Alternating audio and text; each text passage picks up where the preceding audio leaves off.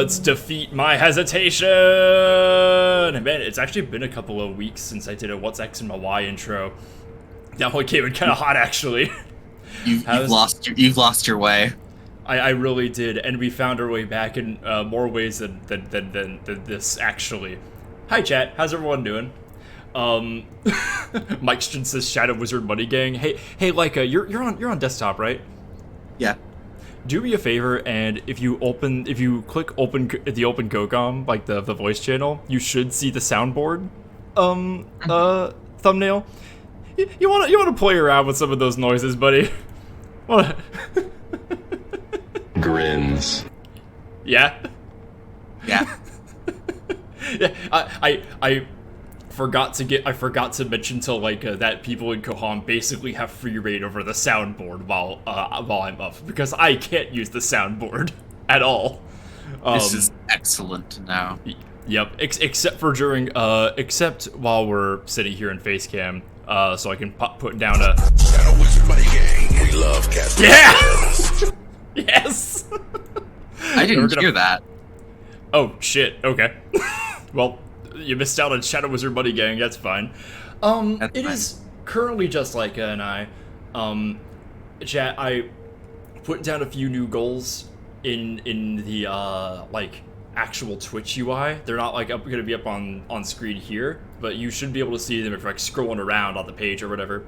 One of them is we're actually coming very, very close to 2,000 followers, and I figured I'd actually put down the marker that once we hit that, I'm gonna... Yo, Polka guys, thanks for the 2 months. Once I actually hit that threshold, I'm going to play every single piece of Undertale media that exists up to that point. So, Undertale Classic, both chapters of Deltarune, and maybe if the third one, if that happens to be out by then.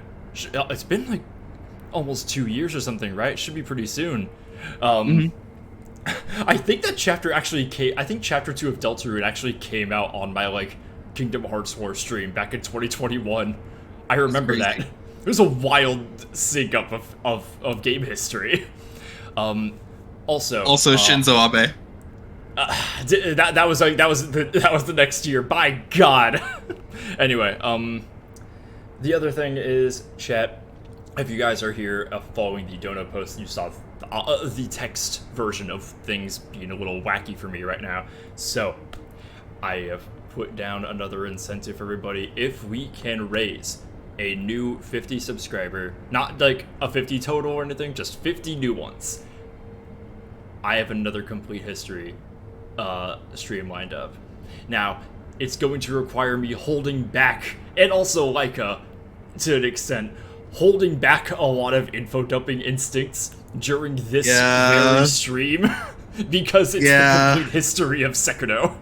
And we are actually, both of us, working on this together, so we're gonna try to keep it close to the chest, but if you guys can hit that, then by God, we're gonna launch that thing pretty soon.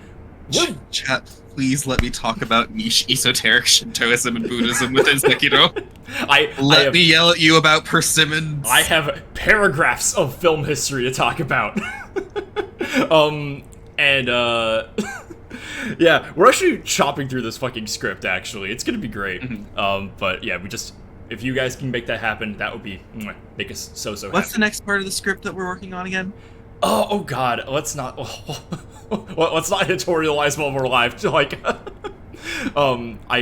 think we will discuss this. But in the meantime, one thing that will probably come up slightly during this lore project, in the same way that the gameplay of Resident Evil came up for that stream, was how fucking good I am at this particular game. This is the one FromSoft game that I consider myself really, really, really good at. Even Elden Ring I didn't get through with skill, right? Elden Ring and Bloodborne to some extent accommodate player customization and player difference, especially Elden Ring, which gives you so many different extra tool sets like Spirit Ashes and whatnot. This game has none of that, and the fact that I've been as good at it as I am really speaks to I am in sync with this game's rhythm in a way that isn't as true. Yes! Thank you, Ted! Now, chat, This is the Mortal Journey boss rush. You get different outfits and different special moves if you beat some of these ones. They're like, you know, different like little bitty chapters of your runs. I believe this is an update that was added with the PC version. I don't know if it's a console thing. The Mortal Journey is every single one, and if you lose, you gotta start from the top. What do you get for completing it? Jack. What? You get nothing. No achievement, no reward, no and nothing. Just the bragging rights. Excellent. So, what better way to do this? Because there's no way I can do this for my own enjoyment, right? There's no, like, personal victory here. There's just bragging rights. So it's being streamed. Ah, baby. If you win, you get to win. You get to say you win. Good to know. Honestly, getting to win means having beaten inner Genichiro, Owl, and Ishin back to back. Do you at least like regen your health, like gourd? Oh yeah, you can replenish your gourds between attempts. Like it is not that. The idea of having to do the entire thing with only 10 gourds. Oh my good god. is honestly, I'm shocked that they didn't do that, because that's about as cruel as this game tends to be. And this I feel like for the entire, I could see them doing it for the single journeys, you know, like the mini chapters, but for the whole boss rush, that's a bit much for them. The Divine Air is just Yobu, Lady Butterfly, and Genichiro, and you can probably get through those. Like, if you've unlocked that one, you can probably get through all 3 of those with only using 10 gourds. In fact, I probably have. I think this boss right here is the only one I've ever beaten. Only Sekiro boss I've beaten on my first try. He's kind of a pushover. He's very fun. He is fun. He's a good. He's the first ever Souls boss to be on horseback before Elden Ring's 8 tree sentinels. Yes. I was like, oh hey, they really did more lessons from Sekiro. Oh wow, they really liked that gimmick. Oh my god. Would you consider Ludwig to be on a horse? I mean, do you consider yourself to be on a wolf like a? Don't answer that on Twitch. Yes. Don't answer that on Twitch. Starts frothing. This violates TOS. Bark, bark, bark, bark, bark, bark, bark, bark, bark, bark, bark. Yahoo! I was oh. This is mostly going to be a lot of us editorializing about like other shit, because like by god, fighting the same bosses over and over can get monotonous. Until we get to Owl, you know. Yeah. Also, like, we're not allowed to talk about this. Yeah, like there's only so much like lore and game design I'm willing to discuss here. But we can talk a lot about character design, which rules. I love that. Oh hell. Oh, delicious. But I was saying to, I was like hanging out with Leica and Spitz the other night, in preparation for this very stream actually. And we were just riffing about like some various like FromSoft design stuff. And also, chat, if you guys were worried the horse was gonna die, don't worry. Yobu dead, and the horse just he just fucks off. Yeah, he's just like, all right, bye. Yeah, he goes kayaking. Goes kayaking. God, that reference is past the zeitgeist. I really gotta stop with that one. Yeah, no, listen, no. I think the farther it gets past the zeitgeist, the funnier it becomes. It's like the fact that I still have the Magnus Archives legal disclaimer in my sound alerts hidden for subs. Right, like if it becomes funnier, because for those who are in the know, it's like, oh my god, that's still. And for those who aren't in the know, they're like, what the fuck are you talking about, kayak? It's like, ha ha ha, that's silly. It's a horse on a boat. How goofy. Silly creature. We were talking about like some various boss design stuff. there's not a whole lot of creature design going on in this game. A lot of your bosses are just some bitch. There are some incredible bitches. Like, look at this one. Love bird. Yeah. This is one of the fights that taught me, hey, maybe it's better to dodge sometimes. Uh-oh. Oh man, Nice. I have been out of rhythm for a little while, so I'm still like, I'm not as 100% with my parries as I used to be. Gunichiro, I can still stomp. I have that guy's pattern like ingrained into my psyche.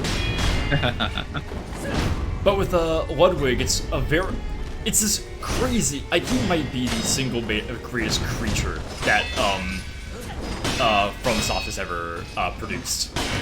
Is an incredible fight, but like as a creature, he incorporates designs of like all 3 narrative threads in all of Bloodborne. Right? You have this kind of like intrigue, church plotting stuff going on. The history of the use of the Old Blood. The history of the Hunters, how the Workshop Hunters ended and were supplanted by the Church Hunters, what the hell is going on with the Old Hunters to begin with, which is why you're even there, and naturally the Great Ones and the extent of the Cosmic Horror of Truth. Ludwig incorporates all of those into his character design. He's got that sword. He has that Hunter weapon embedded into his back. He has that growing eyeball section that spews pale blood. He has like an eldritch mutation, and he's just a magnificent beast. He is truly he is one of God's most creatures. There was this insight by that Noah Caldwell Gervais guy I cited back in my Resident Evil video. He says that so a lot of people ask wait, so was he fused with his horse? Noah simply claims that it's like the horse motif is less like an implication about his past, but it is still symbolic, right? It is incorporating that knight chivalry kind of motif into his mutated You're about design. to die. I'm super about to die, but Wolf can do that occasionally, so we're good. Yeah, it's like, whatever. Also, she didn't... God damn it! I was just about to say she didn't summon her ghosts. Son of a bitch! Anyway. Oh! Are you dying twice, says Smallest Turtle? I haven't died once yet. You are very fresh into the run, though, so like... Yeah, like, it's not too much of a bragging right yet. Once we hit Corrupted Monk, I'm gonna start being on the toes. I don't know why I didn't shuriken her just then. You have shurikened her entire one time this entire fight. That was like twice, whatever. No, it's once. I count. Oh, for real? Whatever. Yeah, you only did it the one time right before the first death blow. The memories are the memories of past fights are all coming together, all overlapping. That was the waste. Whatever. Okay, whatever. The ghost can hang out for this one. Yes. Wait, what's that on her head? I thought she had a kunai embedded in her forehead. Yes! Oh man, I could... I'm planning to have like an entire paragraph just about the Shinobi salute. It's Lady so Butterfly good. makes me so emotional. I could have spilled wine on my tummy. Oops. Ah, hell. Ooh. I forget how good the kill moves are in this game. The kill moves are just fucking incredible. Every single, like, death animation and finishing blow, even on, like, basic enemies, feels just fucking incredible. It's never not satisfying as fuck. Totally! Okay, time for Genichiro. Yes! The twink! Get stomped, Sasuke.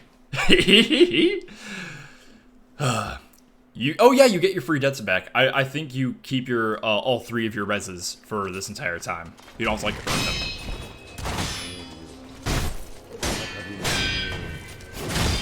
I didn't think I'd see you again. What are you talking about? You just cut off his arm. You didn't think he was gonna come back? You didn't kill him. Oh, I mean, in baby. fairness, like, generally speaking, when you cut off someone's arm and they need that arm to like do anything, it was. I feel like it's a fair assumption. In fairness, like one counter. Getting the Shinobi prosthetic is like But do you think Kudo not has predictable. Yeah, it's fair. Do you think Kudo has been talking about anything else but how much Wolf is determined to go save him the entire time he had him kidnapped?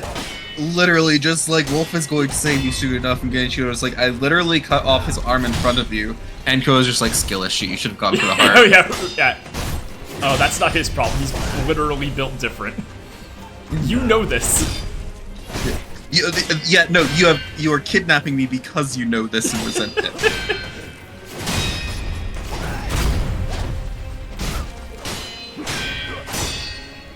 Okay, so I've got this like instinct built in with Butterfly and with Owl to dodge big overhead swings so I can do a counter. But I forget that Genichiro immediately follows his up with the Mikiri, so it's better to tank those.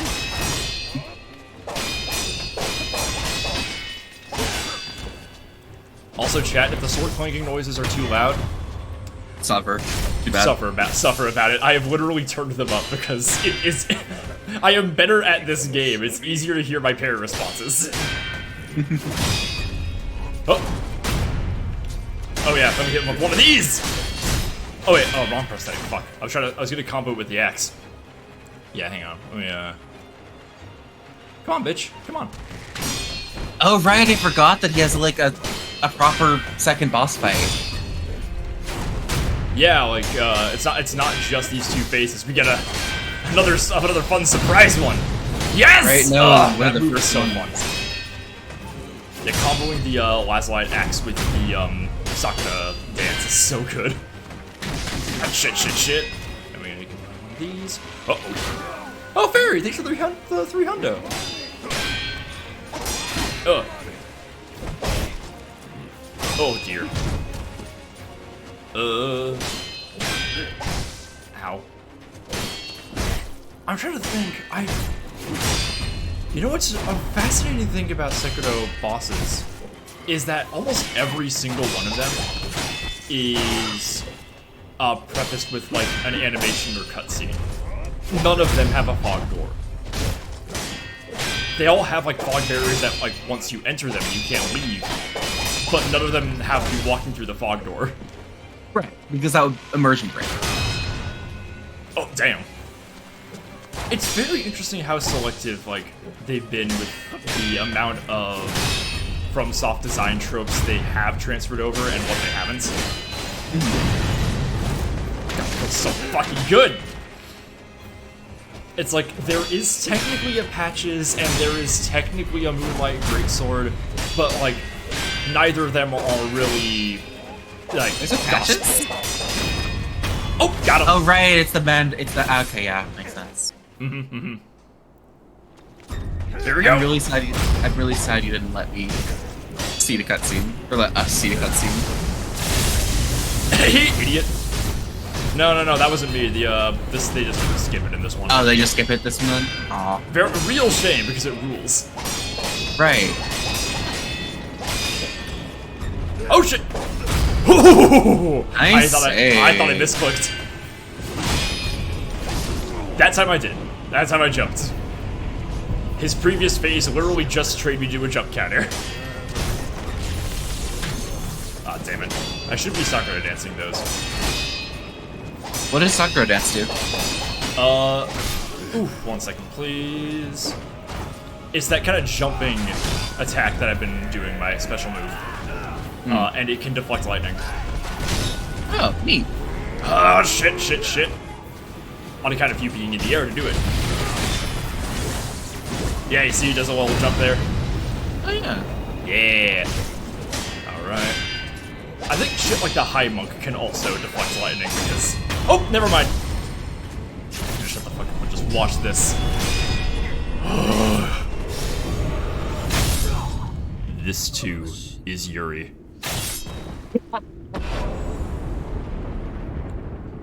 I kind of love that you don't kill Genichiro with a blood fountain ever.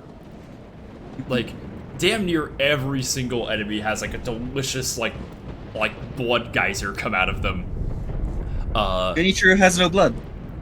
Yeah, well no, he has some. He like spurted some out. But I like that headcanon though. No, like it's quite literally intentional because this whole thing is that Ashina his mother, right? Like, he considers Ashina to be his mother because he was an orphan adopted by Ishin, by the Ishin clan. And yet, the whole reason, like, everything else has the big old blood splatter because, blood lineage, da-da-da-da-da. No blood, like, no family, no, right. No, like, he is not just without family, he is actively, like, denied the honor of shedding blood for his country. He's actively denied the honor of, like, it shows how much he's lost his way, which is his whole entire point. He's the foil to Sekiro, where he's like, okay, but, like, the dragon's blood is a weapon that I must use to save Ashina, and then thematically his whole thing is like, except I'm not doing that. My thing with the no blood fountain was it's always this, like, release of tension, this visual signifier that you have obliterated this fight to its absolute conclusion. Genichiro never does that because you never get the satisfaction of actually killing him, ever. Like, Chad, if you guys haven't played this game, what happens immediately after that fight is he uses the corrupting, rejuvenating waters to resurrect himself, and he just fucks off. He just leaves. Yep. You fight him later, and he doesn't even die when you kill him, or when you defeat him. He just does some magic to summon the actual boss. Yeah, he kills himself. Yeah. Genichiro's story is one of, like, it is denied the catharsis of ending. Because that is the entire point of Genichiro's existence, is that he is denying himself the catharsis and honor of ending in favor of fighting an eternal battle. Yeah. So, like, the only way that his battle can ever end is for him to end it on his own terms. And even then, it's, again, summoning the actual final boss. So if he dies, his battle continues.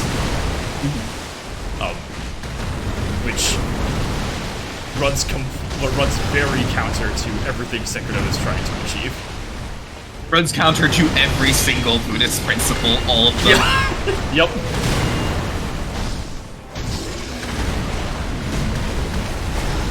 Something I really do gotta mention when we talk about this is how much Wolf's dialogue in this mirrors Solid Snake's. Homie is the absolute king of repeating the last word said to him as a question. He does this constantly. I remember you saying this. Yeah, especially when he meets a couple of characters who talk about, like, hey, would you stand against someone who opposes the Buddha, who's turned their back on the spiritual path? And he'll just go, spiritual path? It's like, I don't think he knows shit or fuck about this. Great, like, I don't think he knows what Buddhism is. No, I really don't think he does. Oh, shit. Which honestly makes, like, a genuine tragic sense. Kind of, yes. Just, like, Owl just looking at this incredibly important village and going, a weapon doesn't need to know this. It's like, who cares? I already figured this out, idiot. Right. I'll be like, I believe I shall escape Samsara. I think I'm gonna transcend Samsara today. I love that kill. So, who do you think wielded that sword? Kingfisher. Like, oh my, she must have been fucking huge. Okay. Yes. Let me make sure. Oh my god. Either she was fucking huge, or it's just pure anime bullshit. I mean, both are good. Look at Owl, I just want to imagine Kingfisher, Sculptor's old partner, to be, like, an equally hulking giant like he was. Mm-hmm. God, let me have that. Let me see the concept art, Miyazaki.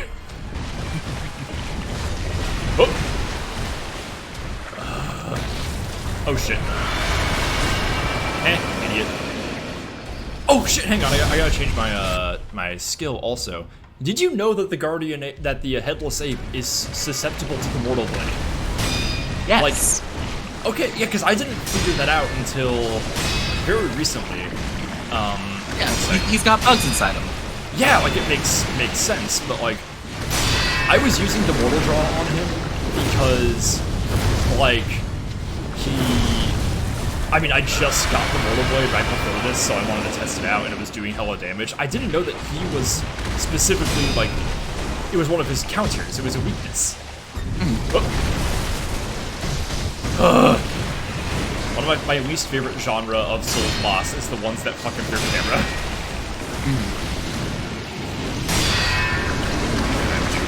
Spiral. Ow! What just happened there? What did we do? What did we do? I also didn't know about this trick until not too long ago.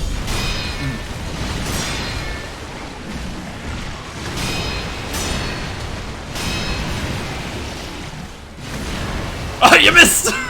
Idiot. Ow. The amount of anti-climaxes in this fight alone have been very, very silly. Let's go finish it. Ow! Damn it, never mind! Damn, Every time I start talking shit. Wait, no, you're still alive. Yeah. Come on, try it, idiot. Yes! Alright, and... Yes, get him! Ooh, and one of these. Fuck. Yes. Pull that thing out of there! Yummy. Got him! Fuck. Yeah. Dies with that ass out. Got that everyone is so mean to me pose. No, it's that I have no quarrel with you pose.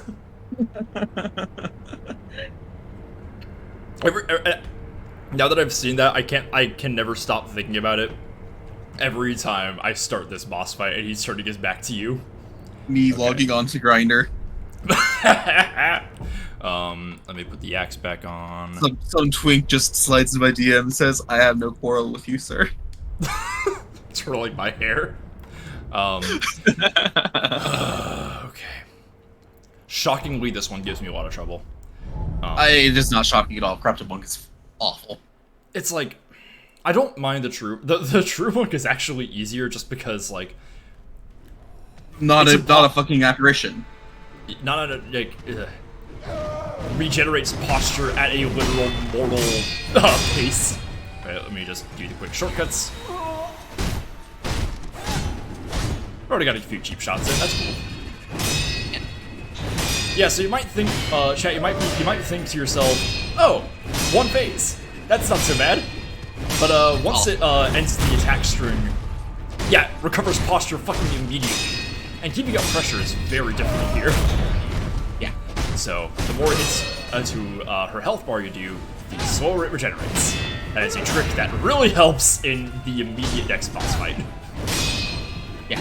Like, the whole goal of the Corrupted Monk boss fight is to be very patient in learning her attack patterns and specifically how slow they are. And just very, very slowly beat her the fuck down, health-wise. Like, you are not supposed to try and break her posture. You're supposed to just fight her. Yeah. By the way, how I look with she, her pronouns in my bio. Move. Didn't you literally look like this with she, her pronouns in your bio for like 6 years? Me? I was making a joke to reference to the old Innkeeper character. Oh my god, yes. me making my online persona a trans woman. Surely this has no meaning. You know, I think it just means needs. Like, you literally did. You did the thing that people like joke about, like playing as a female D&D character because it'll quote be fun. But like, you literally skipped that step and said trans woman. Yeah. I think that would be neat. Right, listen, it's been interesting. I've been investigating my gender even more after that. Because here's the thing, I am very rapidly realizing how much I do not like being assigned girl, if that makes sense. Oh like, no, I understand. Like, the best way I can explain it is that if someone calls me a good girl, that sets my hackles raised. If someone calls me a good boy or a good dog, I'm just like, yes, gender affirmation. Same shit. The thing is, like, I feel kind of... Oh! Oh wow, okay. That was shockingly really good. That was shockingly fast. Okay, cool. Yeah, awesome job. Yeah. Hell, the last light axe is actually really good against her. What was I saying? Right. Like when people just straight when people like call me girl or whatever, it's always coming from people who know that it's a little bit more fucked up and evil than that. So like it's fine. But yeah, like it's like when y'all call me he, like it's when y'all he him me. Like I know for a fact y'all are not doing it as cis. I mean, what's your favorite prosthetics against Owl? I usually do. I'm gonna do Sabimaru and Fire. I like to inflict as many statuses on him as possible. I really like using the shield. Honestly, the umbrella. Okay. I'll do it this way. I'm like slowly coming around to using shield a bit more. My thing with video games in general is just an aversion to blocking, which is why Sekiro is so tough for me to learn. Yeah, see, like my general loadout is the what's it called? The axe, the shield, and the fucking what's it called? And yeah, no, not actually on Owl because he has a counter for it. Oh, I didn't know that. Yeah, he actually does have a thing to counter your misrate with others. It's very fun. Yeah, Chad, this is the same exact principle. Owl has a giant posture bar, and every time he attacks you, he does these huge, like, leaping motions to get distance. Also, he has a bomb that keeps you from healing if it touches you. And its cooldown, like, on the AoE is finicky. Like, it's hard to know when to step back into that space and know when it's not going to trip you. Yeah. Also, the best way that I would describe fighting Owl feels like is that it feels like fighting against a better version of you. Kinda. Oh shit! Oh my god! I had a frame skip. I didn't know the one. I saw that. Was scary. That like never happens when I play this. Jesus. That's the Sekiro on Stadia experience.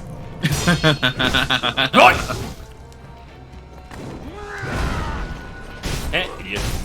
It's like I want his hair so bad it's unreal. His hair weighs more than me. Look at that. Like I gender fucking envy. That is literally the braid from fucking Tangled Rapunzel, you know? Like imagine how long that thing is when it's untied. Whip and nay, but like an actual whip. Actually doing pretty decent here. My I think I was having so much hesitation about going into Owl it's because the last couple times I fought him was on my new game +5 file where I'm super underleveled. No. And he's mean in that one. They scale him up very, very rough. Having the confidence to to straight up attack him before his sword connects.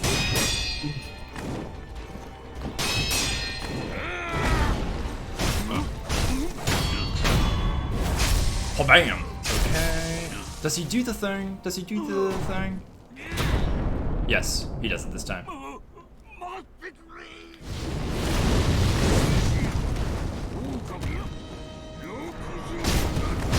Ah, fuck, he got me. Shit. There he is. Hit. Yeah, fine advice. So far it's been working, actually. Never mind. Oh. Yeah, close the gap, idiot. Yeah, jump over your little poison pool.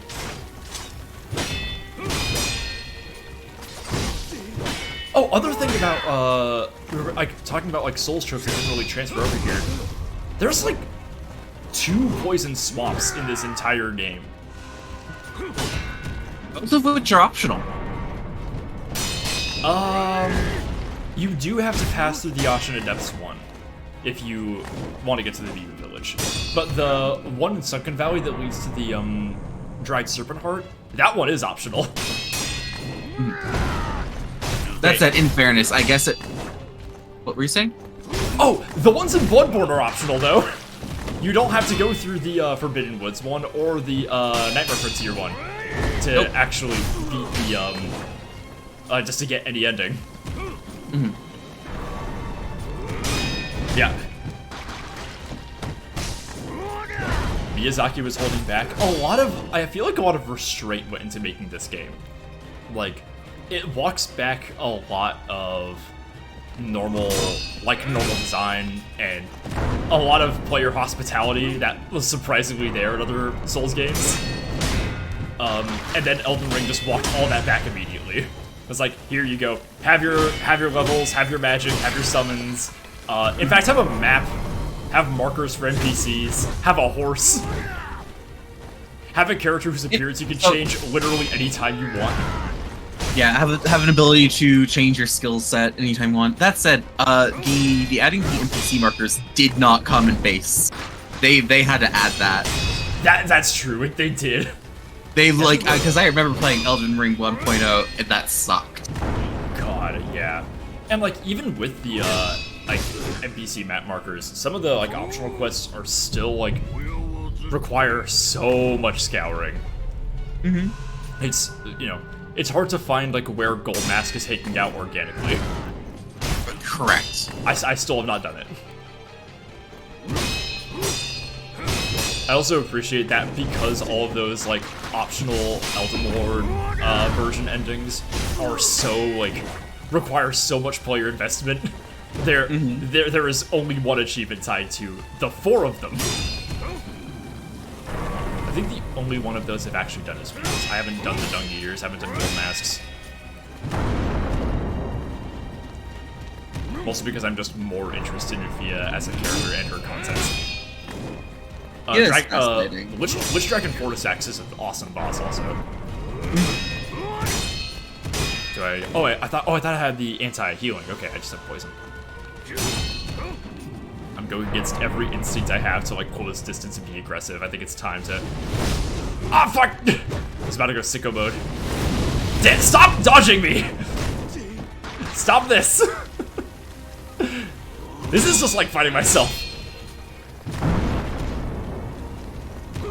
I hate that Sekiro doesn't actually get a smoke bomb. He just gets the fucking smoke bomb ninjutsu, which sucks.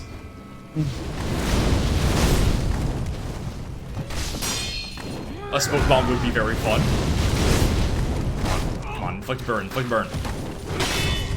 Or die! Ah, man! Yeah, I got impatient. All right. Yeah.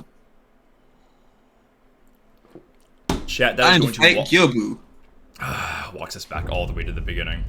I'm actually going to... So the nice thing about Sekiro is not only are there all these gauntlets, you can also just fight any boss at will at any time. So we can just go back and do that fight with no consequence to like some kind of run or anything. Let's go ahead. Let's learn from our mistakes here. So first phase I have down pretty well. Avoiding his poison pool really sucks. He has a couple of moves that have like pretty specific dodge responses in the second phase that I have kind of forgotten my timing for. You know how a bunch of these moves have like a kind of like a super parry or whatever. You kind of like drag your sword into the ground from the impact because of how hard they hit you, and that does like more posture damage to them. He has a move with that kind of parry. It's that one where he like throws the shuriken, then that big sweep. You can dodge through that sweep and just get like a direct attack on him, and it doesn't stagger you, and he doesn't have the time to move away from it. However, it requires pretty fast. Yes, that one. As you can see, it looks a bit like another. Okay, you can dodge through that firecracker, so you're less afraid of it. Mike shit in chat says giggles menacingly. Idiot. Ow. Ow. Fuck. There are people who can play bosses in this like perfectly, just no hits, perfect parries.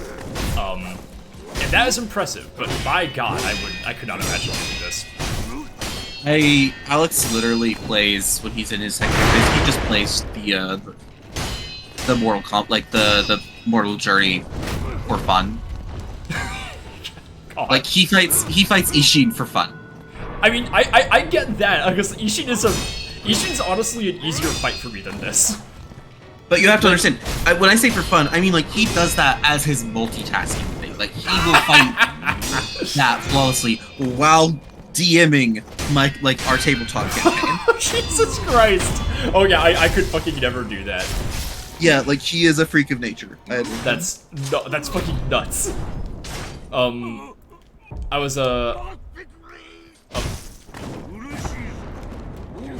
because like there's a mod for this game that replaces every single boss and enemy with Sword Sage Ishin, and I kind of really want to try that. That's awful. That sounds so fucking mean. So like you watch people play that and they're just like running through the first like tutorial section without fighting any of the Ishins. Right, because why would you?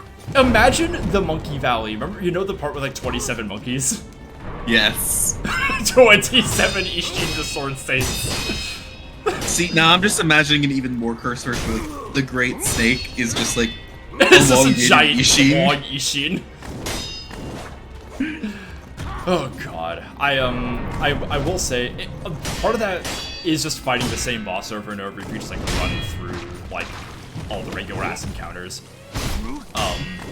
But like I would kind of like to fight Ishin on other terrain that isn't the reservoir, because like it's in some ways it's like a pretty tough terrain to fight. He gives you there's a lot of the rocks where you can like go back and get cover from all of his gun blasts, give yourself a second to heal. But all the uneven terrain makes pairing him a little bit more unpredictable. I would kind of like to fight him in the Guardian Apes arena, a bit more of a flat zone where you can grapple, so like give yourself some distance. Fighting him on the Fountainhead Palace Bridge. Now that's a annoying arena to have to deal with him, but it would look beautiful. Gorgeous. That would be fucking insane. That's where it should have been, actually. Oh, you know what a good idea would be too? The dragon arena. You aren't fighting both of them, dude. The dragon is just like in the background, you know? Oh, that'd be beautiful fucking set dressing. I think I just want a Sekiro fighting game where you just like mix and match like different encounters to different arenas. It is kind of weird to me that the true monk boss fight is like that Fountainhead Palace Bridge is wasted on the true monk, which is kind of nobody. But like I can't say anything because I know the actual literal lore reasonings. Like she is based on a very specific folklore character. Oh dear, oh boy. Ow, hell. Yeah, like I can't. Oh, I can't talk about it. I've mentioned it to you before. You did. I think even fucking Bell mentioned it the night where I beat this game immediately after beating Bloodborne. Ah, he coming! We were talking earlier about so this game has some very fun bits of choreography. There's that Shinobi salute that Owl can actually do in this fight if you can do a certain command grapple on you. What is the Shinobi salute? Oh, you know that little two-finger like thing that we'll see it when Wolf kills Owl actually. I think it's when Shinobi and Owl will actually do it to you if he does that move. I think it's just a thing that Shinobi do when they kill other Shinobi. So like there's a lot of choreography that builds character in this, and one of the things that this game does is it makes less awkward all those moments in FromSoft bosses where it kills you and its AI doesn't really know what to do next. So it just kind of runs at you and stands there. Yes. When Ishin kills you, he like slowly walks away when he says that hesitation is the finish line. And normally Owl's AI dictates he just kind of hovers over your body and shouts that Iron Code tenant, like whichever one he's on. Oh god damn it, not this move. Well, I'm probably gonna get a health victory on him. So the idea that he just the moment he kills you starts running at you is really funny. The way he broke just then. It's like, I killed you once, I'm gonna get your corpse! Come here! Come here, little boy! Alright. Let's get this is just a moral victory at this point. Yeah. Woohoo! Got him! Yeah, Nice. this move, when he does the little salute and flourish. He does that to Winged Butterfly, does that to Owl, and Owl does it to Wolf. Yeah. I don't think it shows up for any other fight. Okay, that felt better. Alright. So it feels like I feel comfortable going just all the fuck out when it's Owl the first time. The second one feels a bit more like a war of attrition. It's almost like corrupted vibe. Like you just health bar it. Yep. Like, don't expect Guardian- it wouldn't be a posture. Guardian Ape, Corrupted Monk, and Owl, both versions, are the only ones where I frequently expect to get a health victory over a posture. Let me check some things. And the headless. I mean, yeah, and headless. I don't think I've ever streamed myself beating one of those. I did it once on this file before I did the New Game Plus cycles, and I really don't want to do it again. Because Lord all fucking mighty. Been just under an hour. I'm gonna give my post a quick bump because we're gonna try the rush again. Also,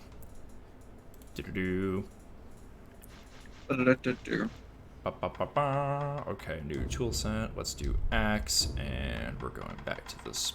Where is? You know what annoys me to no fucking end? What's that? It's that the finger whistle is supposed to enrage beasts, but it doesn't work on Yobu's horse. Huh, that is an oversight. Yeah, but the firecracker does, which does work on beasts, and it makes me so upset. It's like, so you gave me this other tool set to fight this creature, and it's just completely useless in the one fight with the creature. The first one you get out of here. Come on, shut up. All right. I will say though, it has a really funny implication. If you take it as diegetic. Yeah, there's a lot of moments in FromSoft where like there's this is it a bug or is it a feature question, like the bell in the Chalice dungeons. Now, what those things, it's like usually it's just a bug, but like but most things that are features in FromSoft are done very with a lot of intent to how they build narrative. So like the idea that like things like the music box interacting with this random bell in the Chalice dungeons, word on purpose, could have like huge implications. Right, and like you say, it's the same thing with the Briotas. Like the music box staggering the Briotas is not a feature; it's a bug. But yeah. FromSoft has this thing where its bugs just interact so perfectly that you're just like, wait, hang on. But what if there was something more here? Hang on, can we talk about this? So then like you talk about it, and it's like it often is very compelling. Yeah. So the firecracker does stun humans because it's a giant explosive. Except for like like bosses, most bosses. Like I don't think it works on Lady Butterfly. No, it does work on Corrupt Monk. Oh, neat. Yeah. Give that consideration. But what I love is that because Malcontent or the finger whistle works on beasts but not people, it implies that Gyobu's horse is sentient. Yes, it implies that that's a person. That horse is a man. That horse eats with a knife and fork, gentlemen.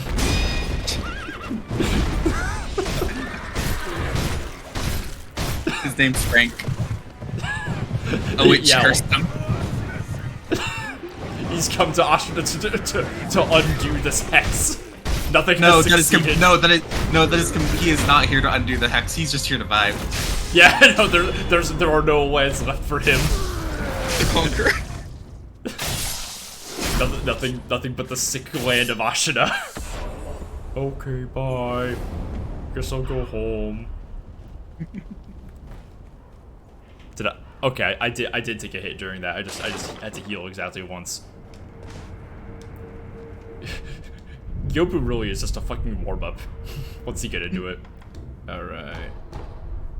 I was gonna say you wouldn't really have it during Gyobu, but then I remember New Game Plus. Yeah, like one of the things about New Game Plus is that its difficulty doesn't scale to match like your leveling or anything, because you do level a little bit in this game, but it doesn't matter that much. It scales more to match the new prosthetics you're gonna have this time around. Like the Last Light Shuriken that I have here is way fucking stronger than the one that you get in the beginning. It is. Ooh. Where'd she go? Oh shit! That's the first time she got me. Alright.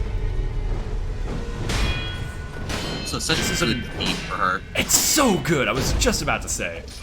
It's like, it's kind of tragic because this is the first of many betrayals Wolf's gonna experience. But I also, like, it's kind of haunting. You know? Everything about the Lady Butterfly fight, from the like music, her, the arena, all of it is just like, this is what Sekiro is. Yeah, it's... I have a whole conversation about, like, how character is built through the boss fight, and, like, it all comes down to here, Owl, and Ishin. Uh-oh. Nice touch. Felt a little janky, thank you. It's kind of a panic. Got her. Ow. I love that. I love when enemies kick you and your sword makes like a clang against it. Mm-hmm. Her, the monks, the Ministry Shinobi. Ow. It's like, what's she got in those boots? They're made for walking. Come on, try it.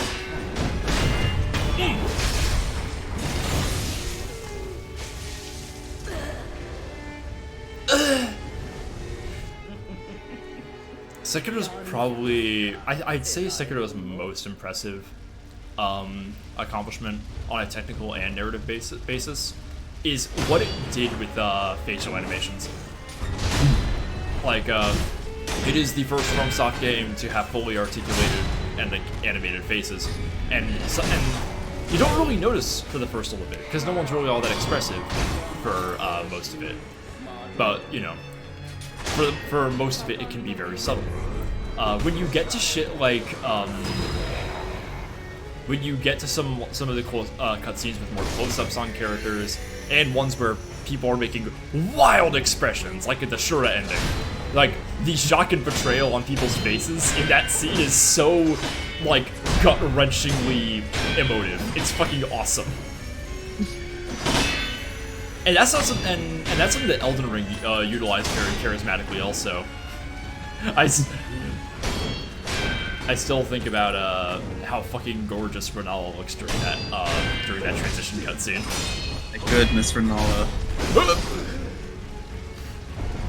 Renala and my main man Horolu. Now, let's talk about Horolu a little bit, chat. Now we fight as him. Yeah. Oh yeah. First of all, now you fight as him. How do you think he's been doing as a heel lately? I feel like it was a little weird the way they made him turn face, change his name and everything like that. It's just been such a jarring transition in his storyline. I feel like I feel like it's very telling that Vince McMahon could only think of him as a heel. It's like something about Vince's impulse to just like look at big guy and only have one real like narrative like idea. Like, only has like one creative idea about big dudes in his brain. It's just like, I can make this guy a good heel. Well, I will say, having him drop the axe was pretty good. It's hard to have him be a face and like seem so overpowered, right? Right. What's the whole lion thing? Yeah, like the whole nature of facehood is like it. No matter the fact that they're supposed to win, the perpetual story is like of an underdog type vibe. Totally, yeah. Like you are supposed to root for the face. Part of why you like root for the heel isn't just because like, you know, they're fun to root for. It's because like, you know, on some level that the heel is gonna be the one who loses. Like at the end of the day, heels never win. And so you don't feel bad rooting for them because you know that they're going to lose. You know, there's no real consequence. Which is why Radon was such a good heel and a good face, because even as a face, he was kind of this underdog. Like, by God, that fucking Melania storyline.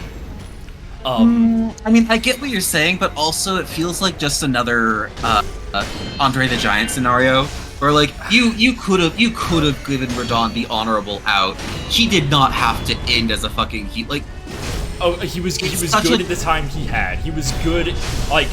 He had a good shining moment as a heel. I agree that it was unjust. Right, like he literally just got shafted by the story because Vince McMahon could not imagine a world in which Melania loses. Like, that's her whole entire character. Despite the fact that it would make narrative sense for her to eventually lose to some fucking butt-fuck random nobody. No, it's fine. I'm not bitter. I'm not bitter. There's like... there's an understanding in this business that no one stays on top forever. That's the entire reason with Horo lose face like heel turn, right? It's because like he has to get taken down a peg and beaten by somebody eventually. Someone else has to take the belt. But like something about like his weird like boner about Melania, it sticks out like a fucking sore thumb, you know. Oh Jesus! Oh my God! And like you could make the very definite argument that it's something almost like a disability porn type thing. Like, look how this a little fetishist, yeah, because all of her storylines always revolve around, like, even if they aren't directly like based on her disability and history, they are all like fundamentally rooted in the idea that that's such a core part of her character that you can't. She isn't allowed to stand on her own 2 feet. Fucking literally. Yeah. She has to be like, just, you know. Anyway. It's like I don't enjoy looking at you know, representation in entertainment when it comes at the cost of like taste and class, especially when it's like this is very clearly just some scumbag using this to like drive, like some cynical scumbag using this to drive entertainment value. Right, and that's why Ronnie is such a good neo-kayfabe example. Because, like, yes, she is very, you know, she is literally disabled. Her whole thing is that, you know, her body died, but her soul lives on. And yet, she is still the girl boss to end all girl boss in the women's league. Absolutely. Incredible, yeah. I think it was weird to put her up against Stone Cold, but I understand. I understand why. Yeah, it's like that's a fucking once in a lifetime match there. That is some like weird, insane bullshit that you just never are going to see again. Right now, like that said, I am really, really confused by like you know wrestling more than me because I do not know much. Admittedly, do you know why Ronnie's like has such a large fan base of furries? Like what happened? I wish I could. I mean, the whole like tag team with Blythe arc that like probably put something down there, like just kind of by association, you know, as kind of this like de facto like champion of the community. I would assume that's where you and our eyes knowledge differs, because I understand the business, like all the wrestling stuff. You get all the furry stuff. I don't like how that implies a lot of things about Blythe the Half-Wolf. Like, listen. He is not just a furry. He goes back to a long tradition of, like, raised by wolves, like Romulus and Remus type things. He's not just a furry, okay? I understand that. That said, I do want his knot shoved deep into my vocal cords. And the bit's over. Man, we Chad, that was excellent streaming. Good bit, guys. And scene. That was not planned. That just happened. I just I will say though, I really want to now, like, whenever I do my complete history of Elden Ring project, I am going to talk about how jarring Horolu's moveset is with everything. I find him extremely funny. But, like, imagine this reveal that the Greater Will was actually Vince McMahon. No. The Elden Beast is just Vince. Ah, baby. The Elden Beast, that's a man who covers up a child molestation scandal. Oh my Listen, god. we can't talk about Godwin like that. No, I was thinking of Nicola. We are not touching that topic, We are not talking about Nicola right now. We're not talking about Nicola, no. Incredible what Elden Ring contains, like, the worst LGBT representation possible. Listen, here's my hot take about the Nicola Moog thing, okay? Yeah. Here's my hot take. Everyone who has an opinion about the Nicola Moog thing is wrong and needs to stop having that opinion. It doesn't matter what opinion it is. The moment you log into the discourse, you lose. Correct, like, it has to either you let it wash over you like water off a duck back, or you just have to, like, either like it or hate it, just, like, you know, on its own principles. Like, just like, yeah, it's not like, this is something I like versus this is not a thing for me. If you make it part of, like, an actual opinion you have, you lose. No one wins this. Oh, God. And let's not forget Radigan, Elden Ring's first Elden Daddy. The first ever trans-mask absent father. Elden Ring, not just trans-mask absent father, but also, like, first ever anyway. Okay. Anyway, I'm so happy for Marika to, like, represent the girl boss squad. Oh my god. I think Elden Ring might have more girl bosses per capita than any other FromSoft game. Which is impressive, because Miyazaki does love his girl boss. Yeah, it's like it's not like Miyazaki has, like, finally figured out how to write compelling women, you know? It's not like a Kojima situation where, like, somehow he finally got it right. It's like, where did he get it right? Oh, is it in Death Stranding? Yeah, shockingly. Some of the women in that are pretty good, like, even though they're named Fragile. I really want... I want to try to get into Death Stranding. I have, like... Oh my god. I feel like I want to stream Death Stranding eventually whenever I'm... My idea is when this Master Collection of Metal Gear Solid games comes out, there will be a consensus on whether or not the remake of 3 is good. I will either play it or not, and if I don't, I'll just play Death Stranding instead. What is the whole plot of Death Stranding, by the way? Like, what kind of game is it? Oh boy. It's a walking simulator, but watch out. Okay. That is, like, for the sake of being concise, and also I haven't played the game in a couple years, and I also haven't beat to completion. That's the best I got for you. Okay. And what do you mean Enrages Beasts? Hang on. Okay, hang on. Enrages Beasts making them unable to discern between friend and foe? Does this only work in, like, mobs? Hello? Yeah. Okay, well, fuck out of here. Never mind then. Take back the horse is actually a man bit. Joke canceled. Imagine getting a posture victory on Guardian Ape. That'd be fucked up. I don't know if I've ever done this, ever attempted to. I've, like, barely ever, like... This is, I think, the boss that I've spent, like, the most amount of time ever. Really? Yeah, and not just in Sekiro, like, across all FromSoft, this one gave me so much trouble. Even more than Millennia? Yeah! Crazy.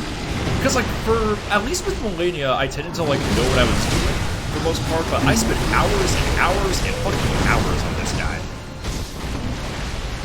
Just bashing against it like a brick wall. Kinda. And more like him bashing me into the fucking ground. Look at that. Yeah. I think it's very much like the Ludwig. Like, Guardian Ape is the ultimate, like, the better Ludwig. Because What do you mean by that? In that, like, the differentiation between their two, like, modes, you know? Like, Ludwig's first phase is all about that horrific fucking non-stop, peaceful, terrifying aggression, right? Yeah. Whereas his second phase is all about, like, that sort of waltzy languidness. Oopsie. Like, Guardian Ape's whole thing, by contrast, is, like, first phase, very much that whole bestial rage vibe, but then the second phase is just such a turn face. Yeah, it's like, he picks up the sword, which is a trope that if you're a FromSoft player, you're familiar with by way of Ludwig, but his, like, the way he moves is just so fucking weird. Right, like, he is actively not just hostile to being learned, but genuinely frightening. Incredibly unsettling. The music's doing a lot, the terror damage especially. Like, everything about that transition between phases is, like, it's a really great, it does so much to show just how, frightening the corrupted immortality of the centipede is, also. It's like, this is you, but worse. DJ, a friend of the show, says, this boss fight is really fun once you nail it down. One of those huge arena fights that are really legit. Yeah, like, weirdly enough, this will become a big arena fight later. And the two are very much in sync. God, fucking Demon of Hatred. In fact, I feel like Ishin and Demon of Hatred take me pretty close to the same amount of time as Guardian Ape.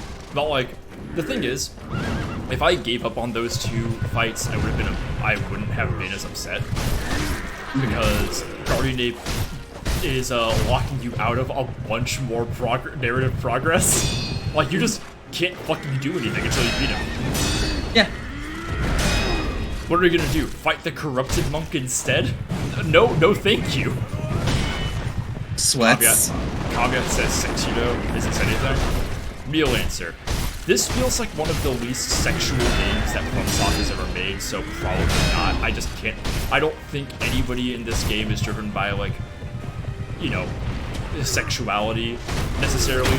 People are driven by, like, things that are close to romantic interests, like the way the sculptor is, like, you could interpret his bond with Kingfisher as being a romantic bond. But no one in this game really fucks. Joke answer. That is everything. Because Sekiro himself fucks like a beast. Sekiro would have Sekiro's dick game is insane. Oh my god. That's that gift of the Divine Dragon right there. Hey! Got him! Dragon's blood inside that. Anyway. He knows the difference between the Divine Dragon and the Bad Dragon. Oh fuck! You know what? I deserved that one, Gyobu. I'm not actually. That's a bit much even for me. I don't support that. Ishin Ashina has definitely fucked with bisexual chaos within his burning spirit. You know, I like the idea that if Ishin comes back as the Sword Saint, he just, like, goes on, leaves Ashina, and just goes and fucks like a beast. He's like, back in my prime, hell yeah!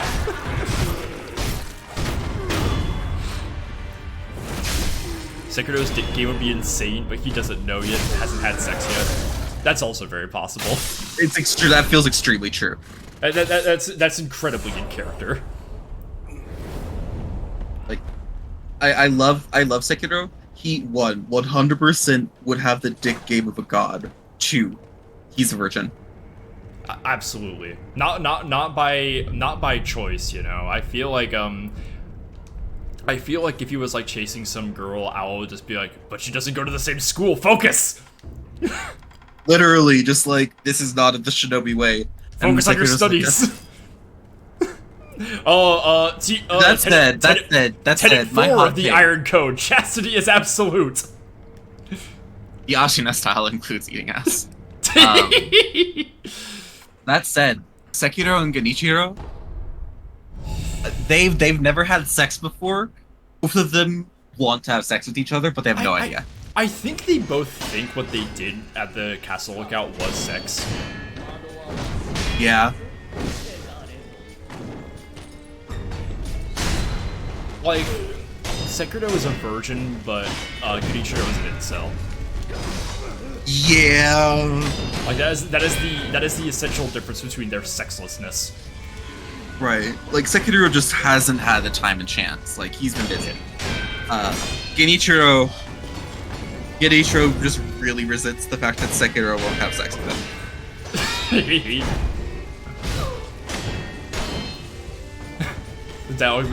Show me your mortal blade, please.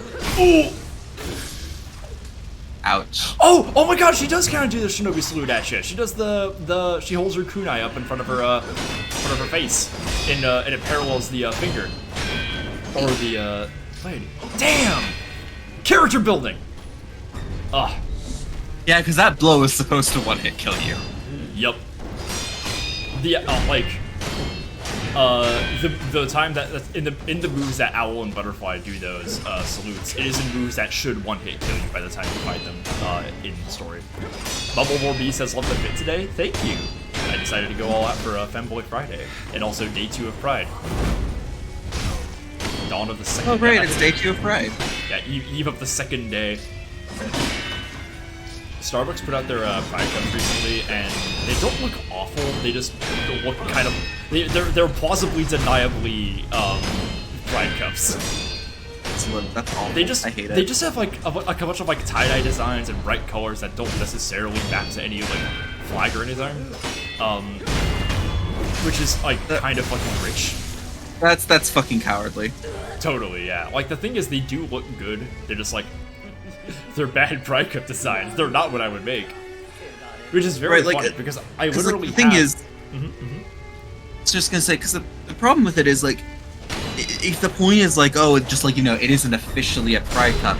Like, but yes, it is. You have released it on the first day of June.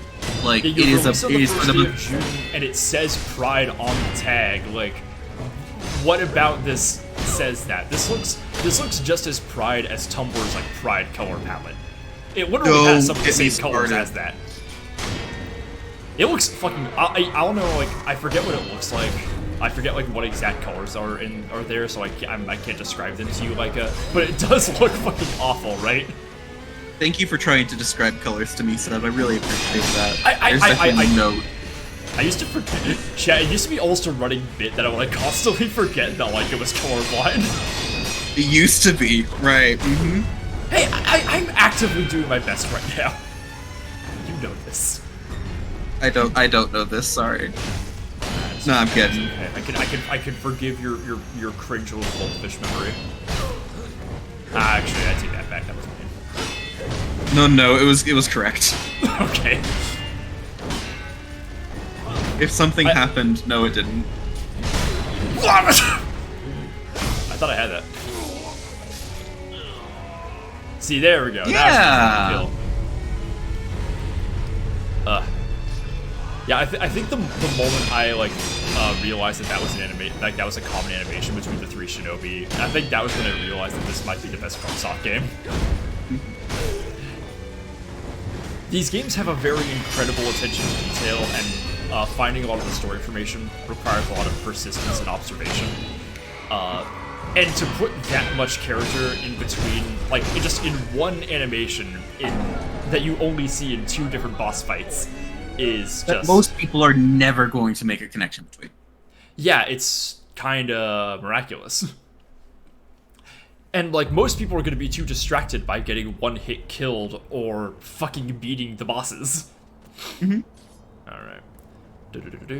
What's good, Mojave? Not much. I'm doing a we're still doing a sub drive for the complete history of Sekiro. We're doing a lot of like game design podcasting right now because like we have this whole boss rush ahead of us. Might as well talk about it. Immaculate. Hang on one second. I have to pin a message in chat real fast. Let me just All right, chat. There we go. Unpin after 20 minutes. There we go. Alright, chat, can we post immaculate tit as always? Thank you.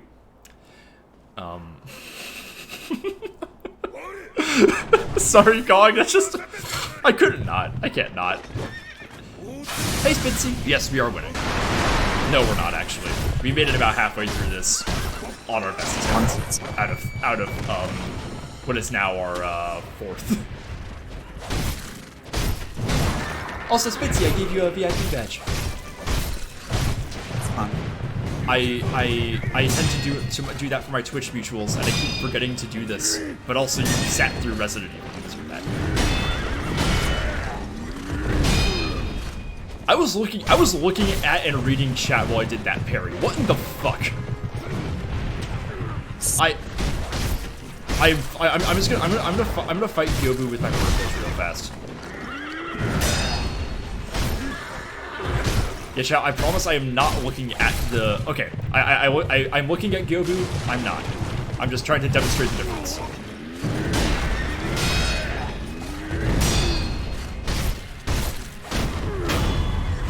Alright. That's one. Oh, on my health bar, so I'm just gonna panic heal. Damn it. I saw the, grapple bar might take. From the Florida firecracker, yes I am.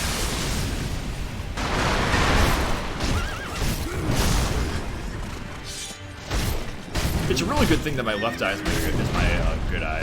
It would really suck if I was trying to use the peripheral of my bad eye to do this.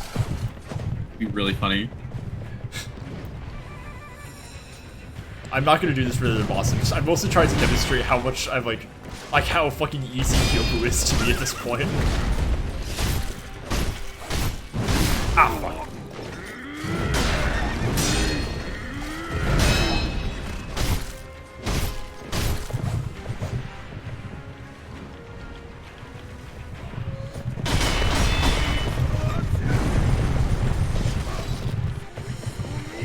I haven't heard him say that line in a little while.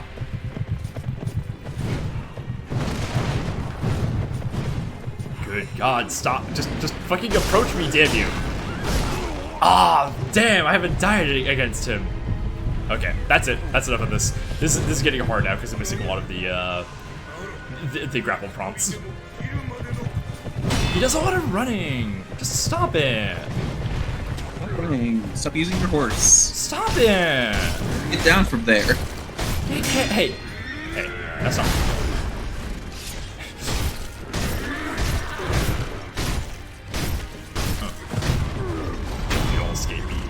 Take this. Gong, is Street Fighter 6 any good? Street Fighter 6 is marketing itself to me with a man who I do not recognize as being a Street Fighter guy. Later, Poltergeist, enjoy your call about wearable wildlife trackers. That actually sounds interesting and That sounds enjoyable. really cool. Yeah, yeah, it sounds cool. Lady Butterfly. Let's go. Street Fighter 6 is probably the best Street Fighter game there is. Cool. I like a good fighting game. I do like a good fighting game, but like, if I get too invested in it, it is going to be all I will ever do. And I'm going to miss out on the other games that I like with better stories than a fighting game. Because fighting games just straight up fucking fun. But there's not a whole lot of narrative criticism I can do with those. Also, as a streaming situation, I've noticed that whenever I do fighting games, it's hard for me to have people on like mic when I do them, because I'm too focused on fighting to like engage with them and make moves together. And when I'm by myself, it's just me staring at my screen fighting and not being funny. Right. It is quite a shame. I think like I tend to sequester off certain video games to be like, I will not be streaming this. This is for my enjoyment exclusively. Like Breath of the Wild, right? I'm not gonna bother getting an actual Switch just so I can play that game at my leisure whenever I want to watch Lena do something silly. On the other hand, I can't really play fighting games off stream because they require too much time investment, and that I actually am sad about. Because I like them. I like Punch. I like all the character designs. I like Guilty Gear Testament. I like Dragon Ball FighterZ a lot. That game's still really good. God damn. Hey, get down from there. I was gonna say that's not where you go, but that is literally where she goes. This is just bullying her at this point.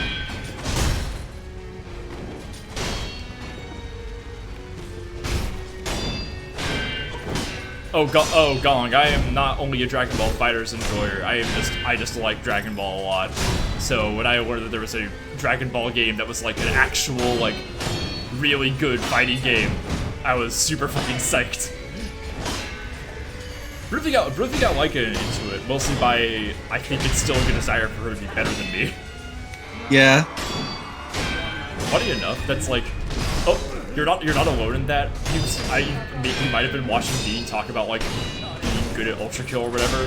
Her entire reason for that was like, I have to be better than you, Mojave, at this game.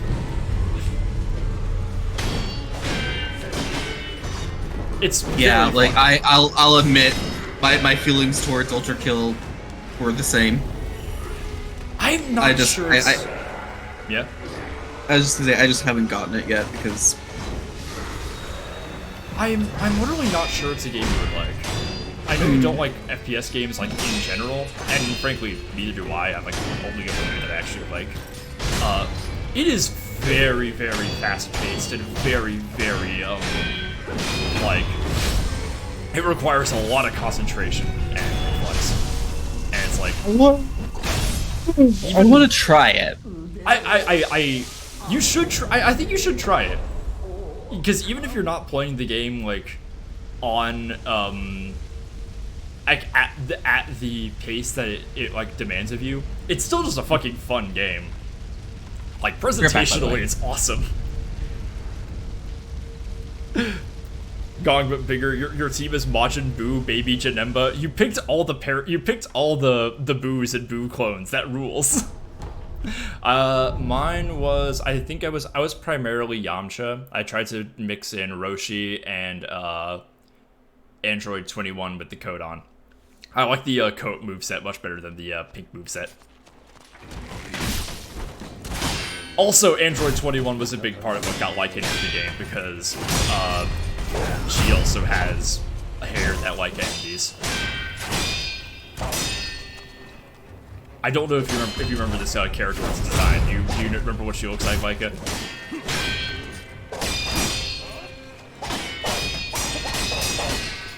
Are you Googling this character?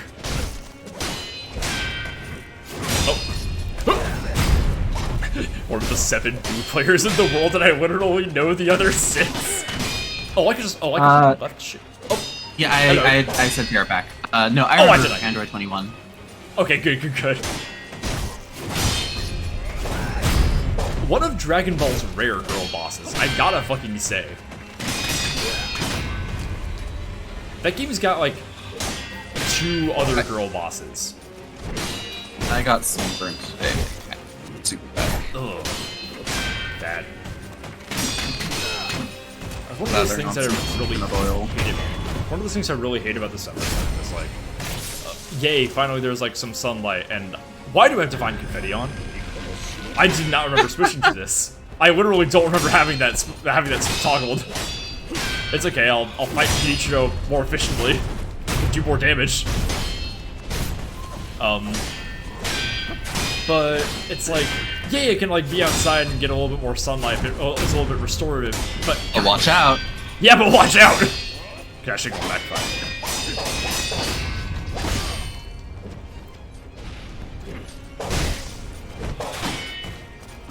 I'm actually really proud about how this wedding gift is coming out already. Oh, yay! Oh, that's a needle that's in there. Uh-oh. Oops. Yeah, I blocked it earlier today. Have I ever, like, do you know what blocking is in the context of Fibercraft? I feel like you've explained this to me before, but I don't think I know. Yeah, so it's essentially what you do is you pin it. It's usually done for like lace work or doilies or that kind of stuff, or like clothing, like stuff. And what it is that you're essentially just setting up the resting state of the fabric by make sure of pinning it into the right places and proportions, and then misting it with water. So that when the fibers dry, the way that they're pinned is going to be like their memory state, as it were. Yeah. So I had to block it earlier because it was quite wavy. The tension was kind of a little weird. But it has been solved. Yay! Oh my god. They didn't need to have your kill animation going for that, like, going for that close-up of the two of them. They didn't need to do that, but they're giving us so much with that. I disagree. They did need to. Fair enough. Alright. Oh god, I can feel a kink or sore coming. It's a good thing I don't have any Takis. Taki? Taki! Yeah, Chad, it's a huge tragedy for, I'm sure all of us. I'm sure all of you are, truly devastated by this knowledge, but I am out of this right now. I do not have any salt and vinegar chips. I do have red wine, though, which is the closest thing to an anti-cornflakes like substance that I have right now. See, now that just makes me want salt and vinegar chips really bad. I know! Ugh. Yeah, not in April, like, really killed me on salt and vinegar chips, like, a couple months ago. I'm a big salt and pepper chips enjoyer. That's, like, my, Oh, wait, hang on, Turtle, are you talking to me? I think Turtle was talking to me because I mentioned not having any Takis. Yeah, see, I got confused because, Turtle's like, do you have any straight white vinegar? And we were just talking about, sunburns. Have I told you about my, my sunburn, like, home cure? Oh, no, you have not. Please do. So I learned this from my grandmother. Yeah. But basically a really, really, really good, sunburn, like, itchy or, like, tightness or burning feeling. Yeah. Is you take a rag, like just a regular rag, and then you soak it in white vinegar. You just slap it on wherever the area is, and because of the chemical reactions between vinegar and your skin and the sunburn, it like leaches out all of the heat and histamines. It's really it's immediate relief. Oh, there you go. That's neat. Yeah. So the next time you'll have sunburn, just like put some white vinegar on that. Ow! Ow! Ah! Asshole! This is one of the meaner bosses in this. Like, it is very gross. Yeah, not mean isn't just like he caused you a lot of damage, but this mean isn't like he's kind of rude. Mm-hmm. No one else is farting on you.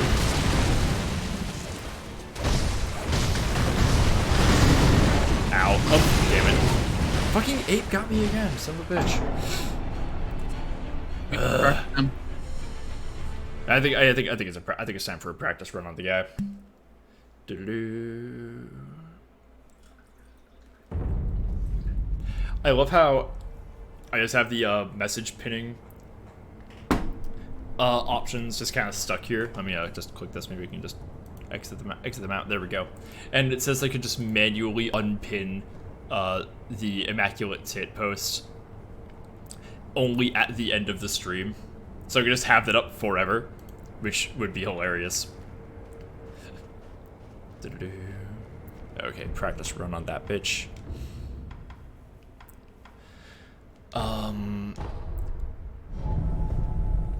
So a little bit about, I guess, let's see.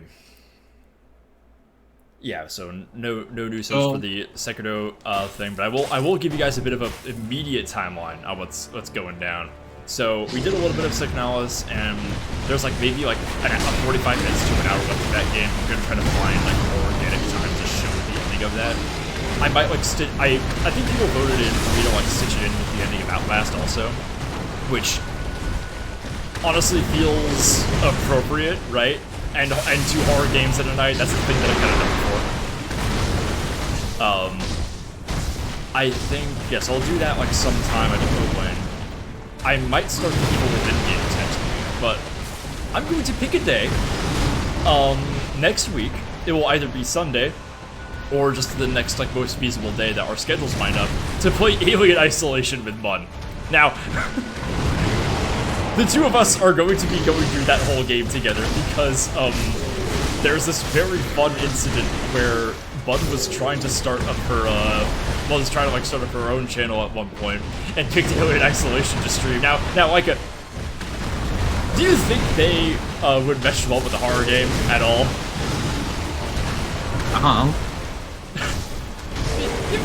You've been around them enough times. Do you envision them getting, like, really, really scared repeatedly? Like... And I mean, think about if it was you. Think about if it was you back in the RE7, that RE7 time we did. Like, I want you to imagine, Bun, one of the mods of the Discord server and this channel, very close friend of mine. Imagine her going through Alien Isolation and playing like the entire game just crouched, even when the scary stuff hasn't happened. Just that's because me. Yeah. So, as in an act of redemption, we are going to be letting them experience that game with me at long last. Because I'm sure because, like many people who watch this channel, she wants to experience horror games but not actually play them. So I am very happy to do that for people. Okay, I'm so fucking close to dying. There we go. Thank God. So we're gonna find like 1 day a week to do that because we live in very different time zones and our schedules need to line up more amicably. Potato, I will be showing Gabe right the fuck now. Let me get this guy up here. Let me get this freak up. Yeah, there he is. There's my guy. Doo-doo-doo. Oh. Okay, what's it for this? Mortal Blade? I might just do regular Mortal Draw. Empowered Mortal Draw is going to take too much wine. Actually, you know what? No, I'm doing Empowered. Do I have the Spirit Emblem? I have the Spirit Emblem to justify this. Alright, swag. No. This is me being decisive, everybody. There we go. And let me get dog up without actually pausing the game. I gotta say, as strict and as mean as this game is, it's shocking to me that this is the first ever FromSoft game to have a pause. Yeah. It needs it, I think. It super does. There's no multiplayer, so it can justify that. Right. And like more than that, it's kind of like, I don't know how to explain it. Never mind. That said, I am going to get going for a while. I'm gonna go grab something weird that's honestly. Yeah, that's a fine enough reason to leave. Chat, you guys can only leave the stream if you are getting salt and vinegar chips. That is no other reason. That is my eating scroll, and also you like get your chips. Enjoy your day. All right, I'll see y'all later. Bye. Ooh. Cheese and onion, abso-fucking-lutely not caveat. Is that like what you have instead of sour cream and onion? Sour cream and onion is fine. It's not the best.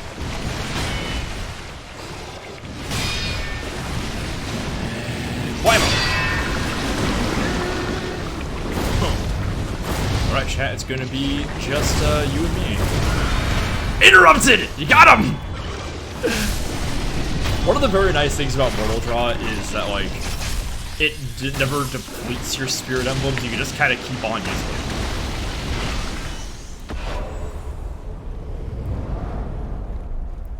Licking the flavor off Zapp's chips till I've had too many and my tongue is raw. I don't know if I've ever had Zapp's chips, but they are accessible to me. Very sad that I haven't done this. Okay, chat. It looks like we're probably going to be going through a bunch of this together now. I think that was the practice run. That's right. Huh. Remember, all of you, this is a sub drive to help make the complete history of Sekiro happen. If you liked listening to me and Laika vamp about this game, imagine that going on for hours at length, for hours on end. And about the entire story and history, and like esoteric connections in this game. Imagine that. And a few other guests. It'll be, you know, won't be as big of a production as the complete history of Resident Evil, but I would really love to keep on doing those kinds of streams. They really, really make me happy. So with your guys' support, that would be just awesome. And also, by God, I gotta tell you guys, I did dishes last night without having any hot water of my own. I basically had, like, my stove filled with pots of boiling water that I just poured into my sink over all my dirty dishes, mixing them with soap. Washing dishes by hand that way fucking sucks. So some food just to, like, help pay for my gym membership so I can keep access to my shower.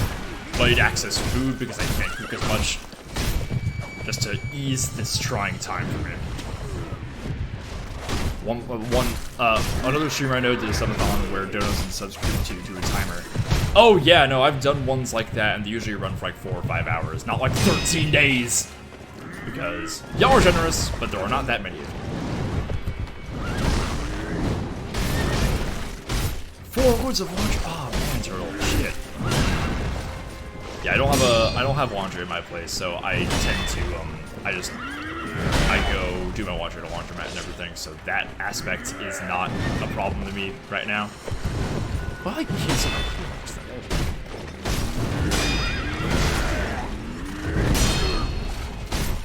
I gotta do one of these runs in Spanish again. We have got to hear El Gyomu again. Oh, I forgot that the horse is in there. Orikage!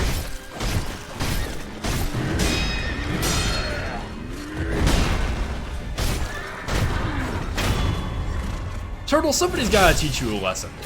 It's not gonna be me, but like you've gotta learn at some point.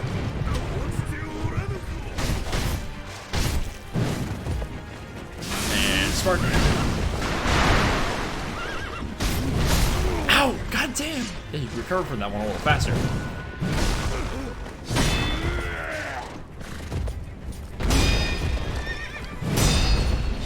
What I love about this, so this boss actually teaches you a very important lesson about this game as a whole.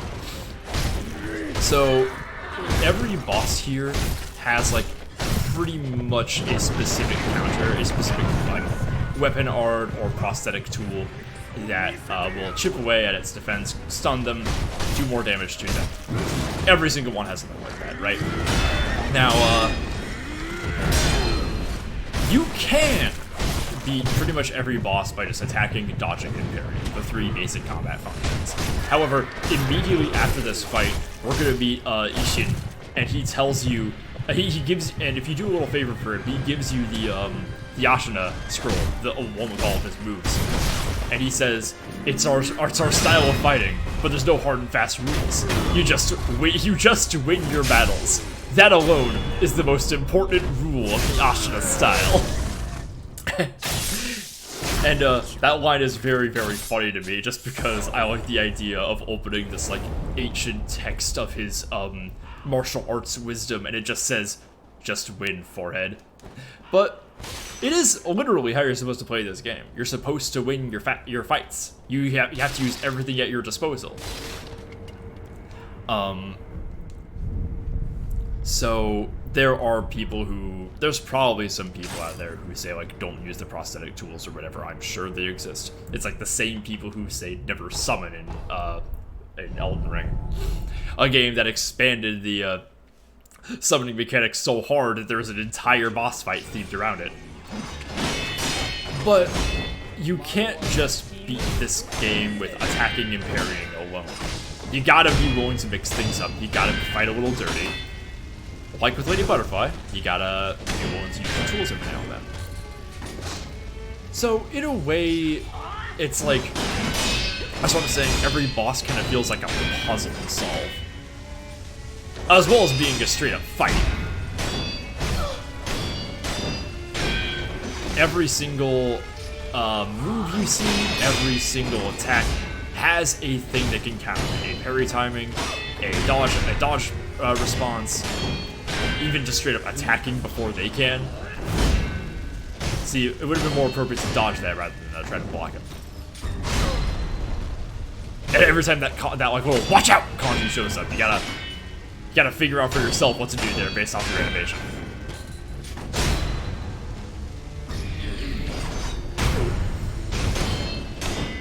Oh yeah, and some of your opponents are not above cheating. It's like if they're willing to bend the rules here, you gotta be too. It's the only way you can win. Oh, that's fucking good. Okay, there she goes.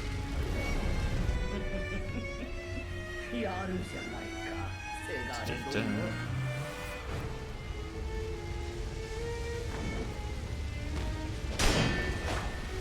Lady Butterfly has such an awesome performance also. God fucking damn. Get down, get down. Heh, idiot. Come on, let's corner walk her, see if we can... I've been trying every single time we get to her second phase, I try and prevent her from summoning her spirits, because that is possible. Oh shit, I still have the mortal draw on. Fuck. Let's try and transition into the Sakura dance. Ooh! Damn. She recovers posture pretty fast too.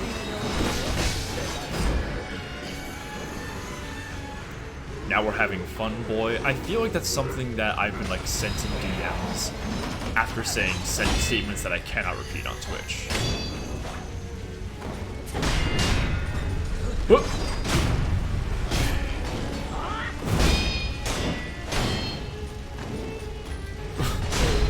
No, I'm trying to prevent Lady Butterfly's transitions, Aaron. No, I'm much more good.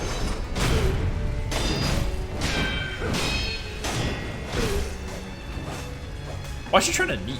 What's that about?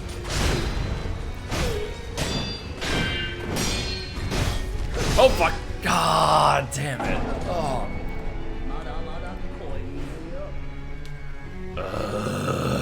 Hell. Go ahead and cancel me on Twitter for this. I don't fucking use the site. God damn. Also, chat, I don't like post a whole bunch of the food that I cook that much, just because like I don't really think that there's a whole lot of value in my cooking as like content. I don't really want there to be, for that matter. I'm gonna give this a quick little bump on attempt 5.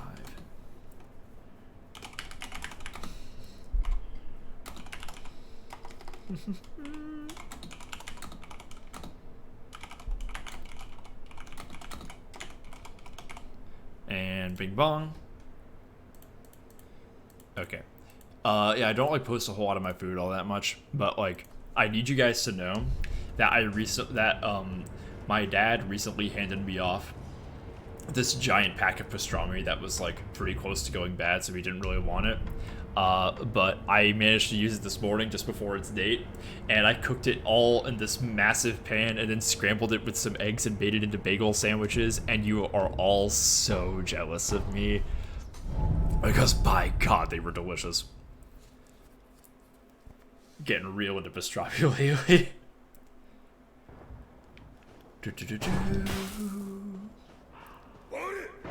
I had some water, my voice is getting a little sore.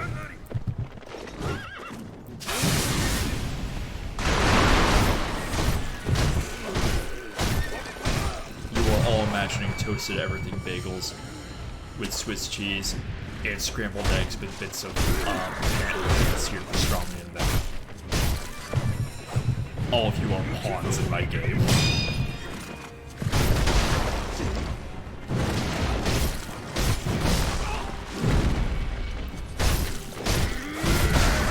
Turtle, I'm not even going to answer that question you just asked because I think it's incredibly polite that you would actually ask what I would, like whether or not I want to wear a hat before redeeming. That's just very, very kind of you. No one ever does this. Hey, I'm willing to. Damn it, I did answer. No, now I'm playing your guys' game. Answer, that's not a hat. Ooh, damn. What the fuck just happened?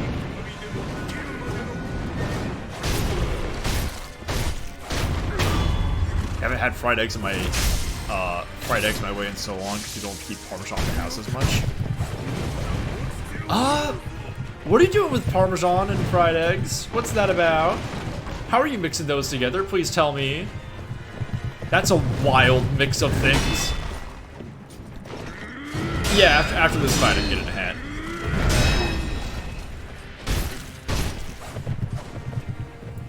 If anyone in chat wants to gift a sub, they can pick the hat. And if not, it's dealer's choice.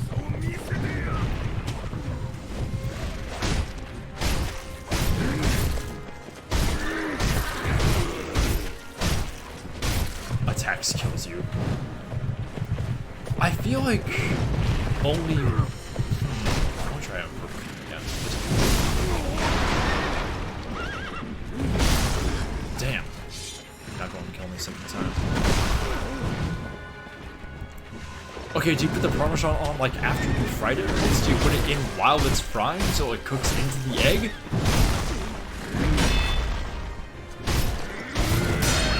I'm not saying it's weird, or just like I've never like heard of that. Like, do you like fry it in the pan so like the like egg white like seeps into the Parmesan cheese and first you get a crust or something? Because that sounds pretty good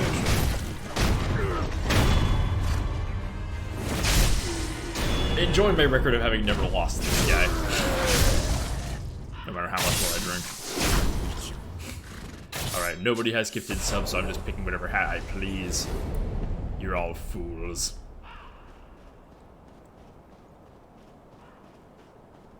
Okay. I think I had this thing out already because this is the one I wanted. Ah, nice. Ooh. Yeah, caveat, for somebody who cooks eggs as much as I do, also, I too have like never learned to make omelets in all my years of being cooking boy. I really should. A little sad that my very first run was my best one and ended with Owl, who I've already beaten once.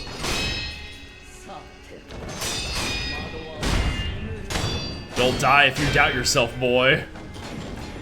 That's a there's some stuff to that line.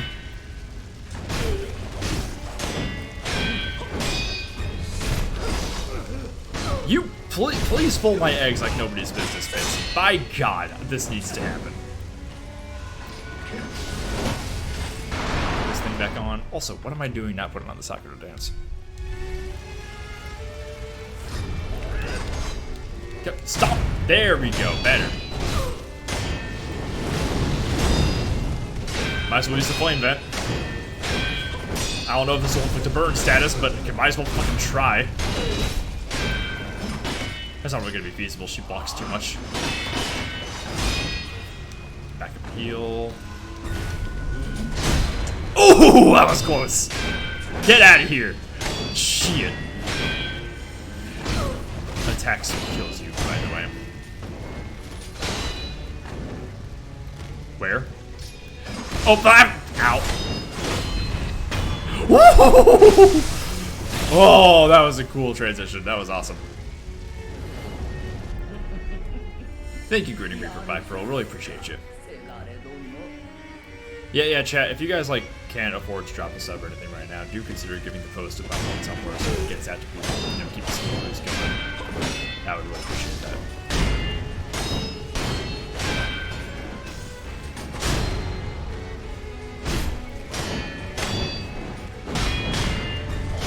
Oh. No snap, yeah.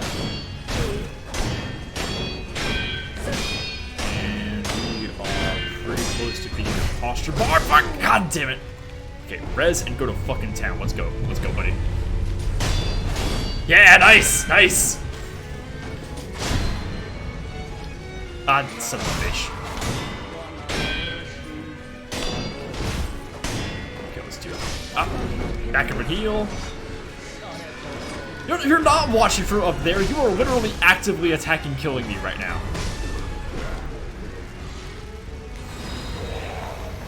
That's not the one I meant to use, but I'll take it. Oh, that same sound cue is the same one for when you do a Dragon Rod restoration. Ow! It has like the same Sakura effect also.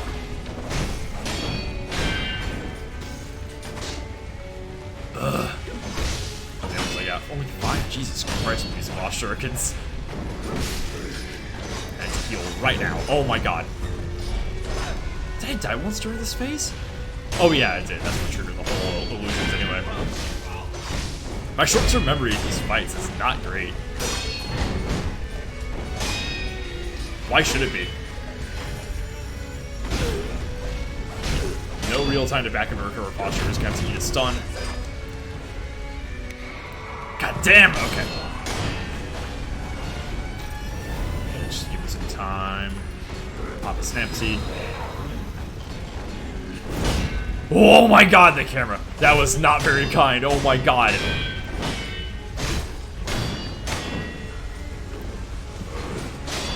Attacks kills you a second time. Alright, there we go. Also, chat, look out. 30 seconds till ads. Got him.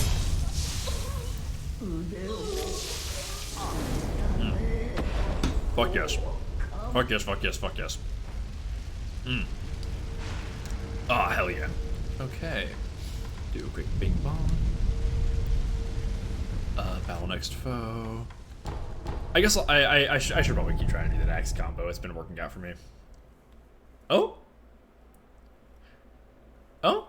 Got a little... There's a little thing going on my screen. Hello? Got the notif just yet. Where is the axe?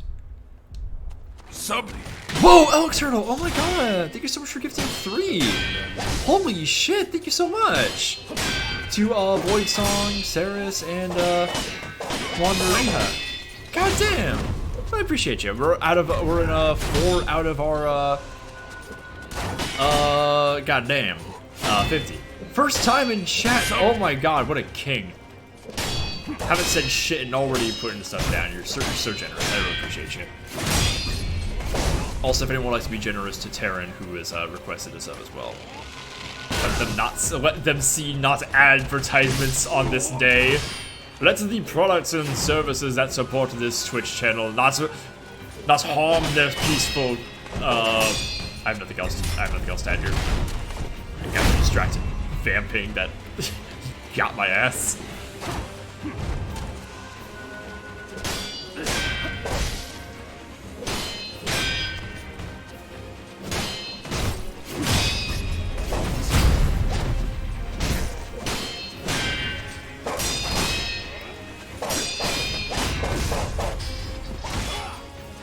That's like the one time that I really thinking about that move.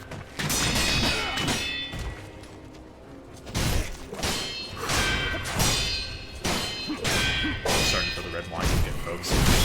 It's gonna have compounding effects on my ability to play here for many reasons. Y'all have seen what a wine drunk Mojave is like, and by God, that is someone who is very easily distracted. I'll tell you that much. Oh hell. Got myself pressing buttons. I know, so that's not very descriptive at all, is it?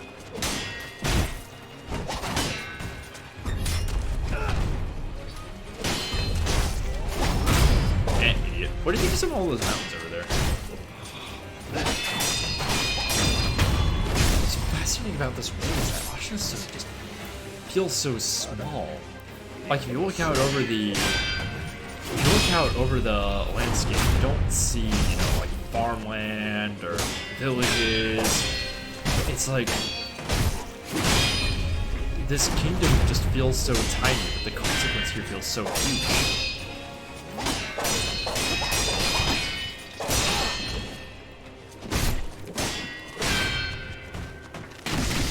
Ow, ow, ow.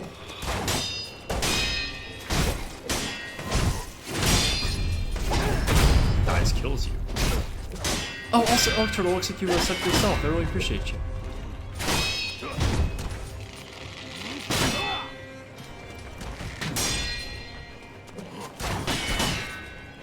Oh, wait, hang on. Let me just make sure I get Oh, yeah, I forgot. Like, based off of the previous sub goal, I had to overwrite that for this. But if we get 2 more, guys, I will add Amnesia. As many Amnesia games as I feel like to the rotation of horror games in the next couple of weeks. I have never played them. So, if y'all wanna see the game that spawned 1,000 screaming YouTubers, I'm your fucking guy.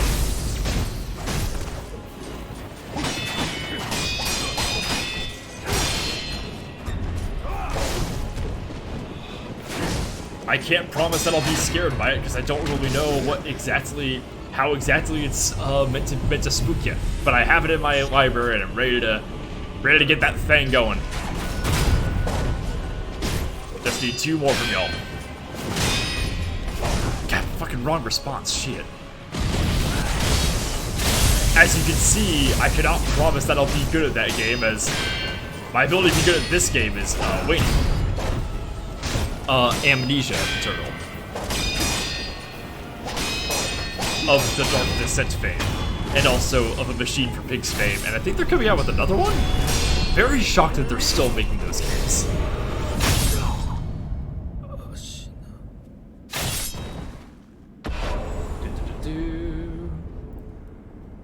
Alright, that's another bitch down. I hear that Machine for Pigs is a mixed bag. I'm willing to play it anyway. It's not like with Resident Evil 5, where literally showing some of that content is like unsafe for the future of my Twitch channel. And with Resident Evil 6, which feels so bad that I would just hate every second of actually playing that game.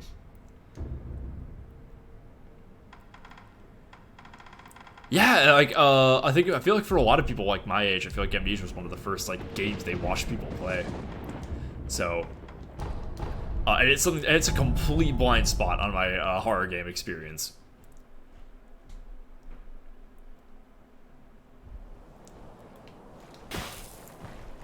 All right, motherfucker, you're not gonna get me this time.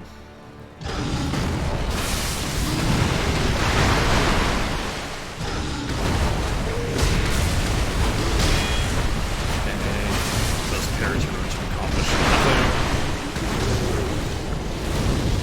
Yeah, I'll just try to rush through this first phase. Right with the purple fuse spark, he also takes more damage right now. God, I was jumping. Dark Descent is decent, Machine for Pigs is not memorable. Rebirth actually ties into Descent in a way I love, and I don't know shit about the bunker.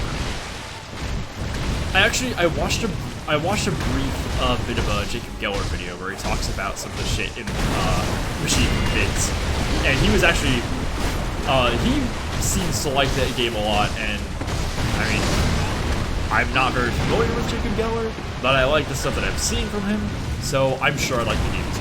I trust some of his opinions. I might not like Resident Evil 4 as much as him, though. He likes that game a lot more than me. Man, I had to cut a couple of my takes of from the complete history of Resident Evil just because I was running so long already. But one of the ones that I was going to say is like one of the things about the Resident Evil 4 remake is like it's good. It's a very good game. Yes, it was the music one caveat. Yes, the remake of 4 is very good. I really enjoyed playing it. I played it many times. Y'all have watched me like that game. But like, I had this kind of feeling that like it didn't really need to be made, and it's like part of that is because the original Resident Evil 4 is just so iconic and so influential that any attempts to recreate the game would have to necessarily reckon with that, and it just wouldn't necessarily live up to that standard in the same way that the remakes of Resident Evil 2 and 3 did, where they can kind of completely supplant the original games. Well, maybe 3 a little less so.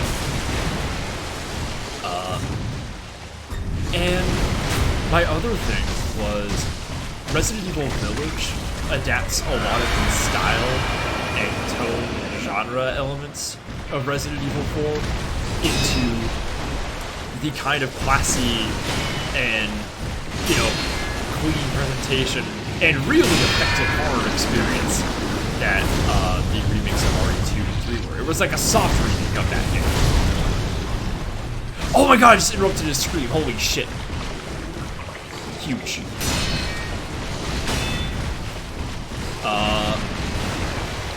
What was I saying? Right. So Village kind of feels like it's a you know, it's just as strong as a predecessor to Resident Evil 4's intent, and it's just as strong as the remake was, right? I think it's a little bit stronger actually, because the thing that Resident Evil Village had that the remake of 4 does not is that like huge influence and iconic aspects to it. And like, I don't know if we'll see like a huge mechanical legacy from Resident Evil Village. I don't know if it's going to like have the same influence across the like the world of game design as the original Resident Evil 4 did. But like, my god, when Resident Evil Village released, it was a fucking moment, right? Like, it really just took up like so much space on the internet for so long, and we're still seeing the effects of that today. And I think it's, you know, we'll be seeing that going for a little while. It also is such a good realization of some of the horror elements from PT, right? Like, every time I talk about the basement puzzle escape, someone is going to mention how it's like some monster from PT. And I'll never know if that's true. I'll never get to play it myself. I've never watched a playthrough of PT, so I don't know that. But like, Village has that like ability to make big changes in like how horror games are made now that I don't think the remake of Resident Evil 4 is going to. Because Resident Evil 4 has already happened, and there's no way to really like do that again. That's just not going to be possible. Did I already rest once? Yes, I did.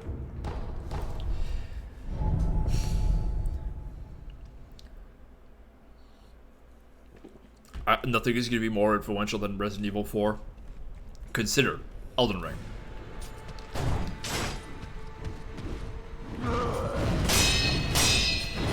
Like, I don't think Resident Evil is going to produce anything as historically significant as they did with Resident Evil 4. But, like, by God, like, it's like, like, if Resident Evil was going to do that again, I would be shocked to see what they would do, because I have no idea in my little brain right now. Elden Ring's influence has already existed. Like, okay. It's like, I understand that the FromSoft formula has already had its impact on, like, the game industry, but nothing has been as, like, huge and, like earth-shaking as Elden Ring has been for that formula and for that studio, you know? Nothing has been the same since.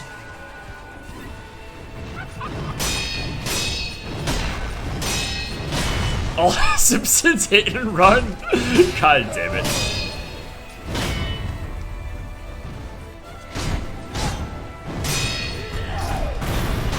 I strongly disagree that Elden Ring is just Dark Souls again. I strongly disagree with that. It has the same combat loop as Dark Souls, but it is there is so much more to its game design that embellishes on that formula and brings it in dialogue with a style of game that FromSoft until that point had no business competing in. It's the kind of like... It's the kind of thing that's shaken up the open world genre of games in the same way that like Skyrim did way back in the day.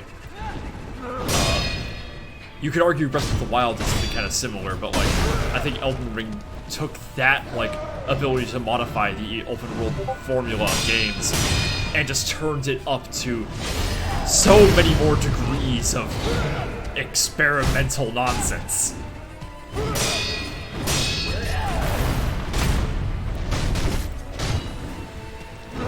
It's like, in Elden Ring, it feels like the ways you can and cannot alter your own experience, your own journey through the game, are also a narrative choice. They reflect the cosmology of the world and the way it works. You definitely have the feeling of like absolute freedom in how you move through the world. But like, the more you learn about the world and like its whole deal, the more it becomes clear that like, you don't... Someone has already kind of set a path for you to follow, you know? You just kind of get to choose how you walk it, you know? How many steps you go between point A and B, and what point B looks like, but point B is always kind of the same somehow. Point B is always seeing credits.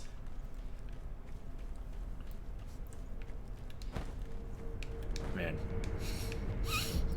Y'all, if y'all want to make this make history of Elden Ring video happen, I will cover all the other FromSoft games eventually, and Elden Rings is gonna be fucking fun. All right. 1 second, please. I'm just muting something here, and I'm checking some notifications, and.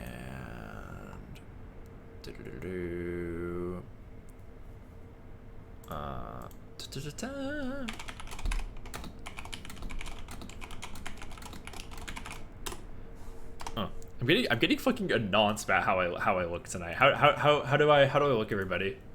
How's the fit? How is that? How is it? Compliment me, please. Hello, you're nothing. Hey Spitz, thank you. I don't like to type this, but Elden Ring truly could be this decade's Skyrim. I understand your hesitation in typing that, but I literally think that's true. Oh yeah, and it's a crop top. Yeah, tell me out. All right, let's change my tool set here a little bit.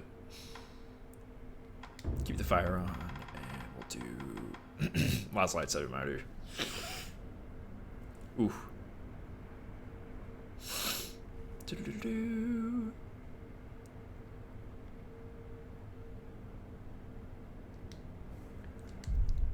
Yeah, let me demo that real fast.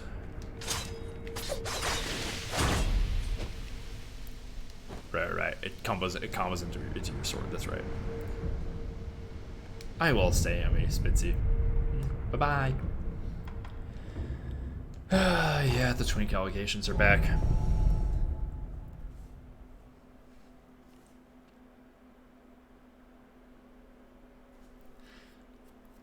I need you guys to know that the, like,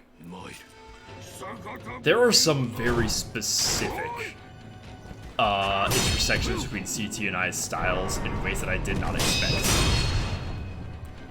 And it's not with the outfit you see here. This is a newer development.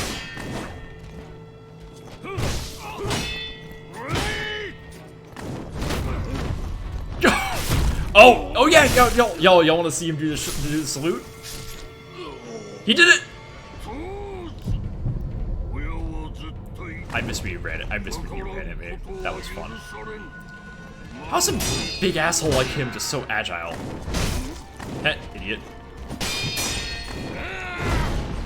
Alright, chat. I might not be as funny for this one, but I'm going to be focusing a lot because if I beat him, it will be the farthest in this boss rush I've ever gotten.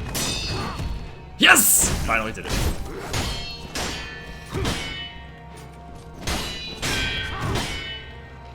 Yeah, the whole point here is to chip away at his health and keep him from regenerating postures. And he got me.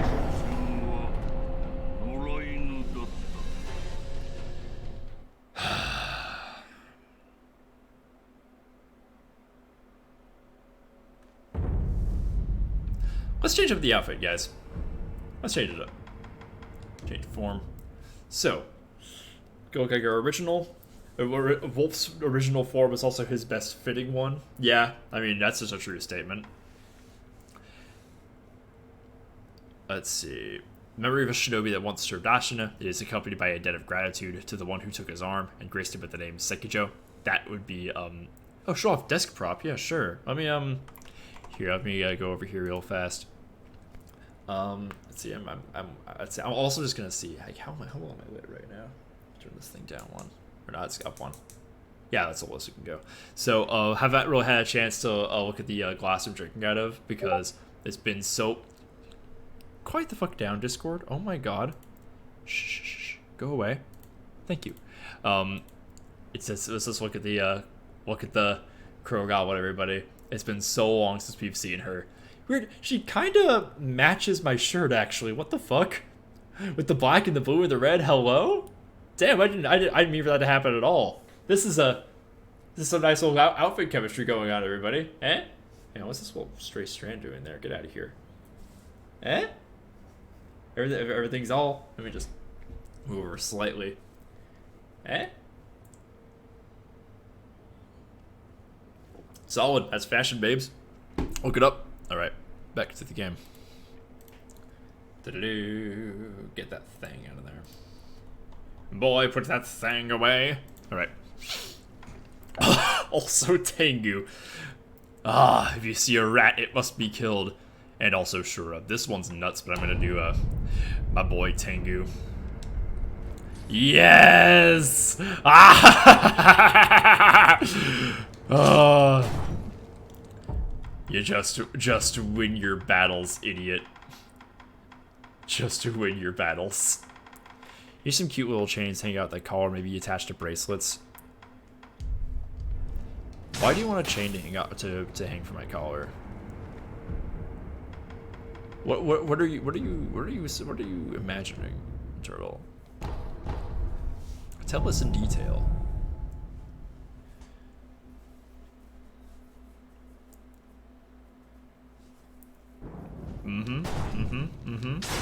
Yeah? Want to see this big with glasses chains? Hello, welcome to the Femboy Library.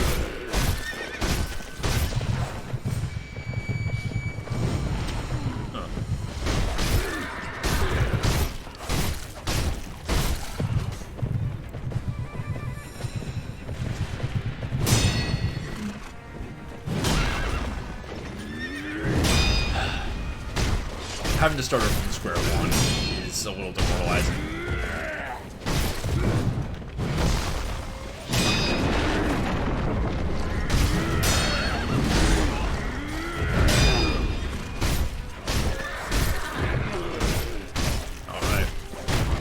Alright, and please die. Alright, first one down. This is so fucking funny with Tengu's outfit, I swear to god, this one rules.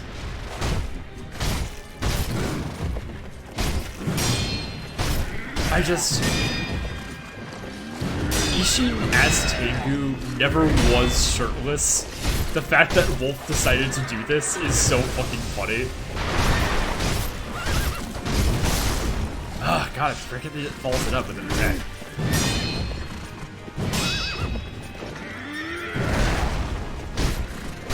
Sometimes that hit is the only one I take every fight, just because, like, I'm usually good enough to just block everything else you got at me.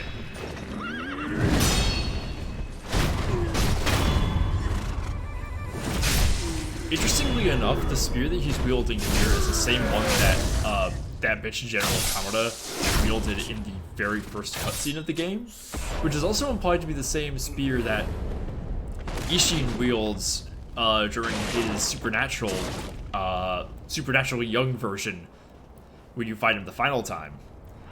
And it is much smaller. So, like, what's that about? Just like body chain accessories? I should just like have a goth moment. But like that shit's expensive, you know? That's a lot of accessories. Also, like, my god, it would take a lot more setup time for stream, I gotta fucking say. If y'all would help fund the goth accessories, I would get them. Oh fuck, I forgot this. I forgot the shurikens. Let me put that thing in there.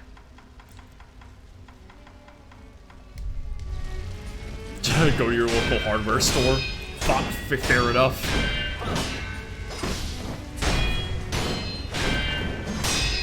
I've been spending a lot of money on takeout lately, though, as you probably all know. Wrong prosthetic.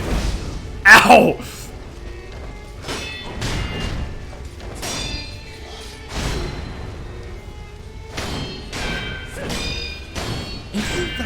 Countered like that. Yes, I dodged that! Man, that would have killed me instantly. Oh man, that's what's gonna do it. Should have dodged. Whatever. Ow! Yeah, she's stopping me. Put a gift card to Ace or Home in your throat, or Home Depot in your throat, and yeah, picking why not.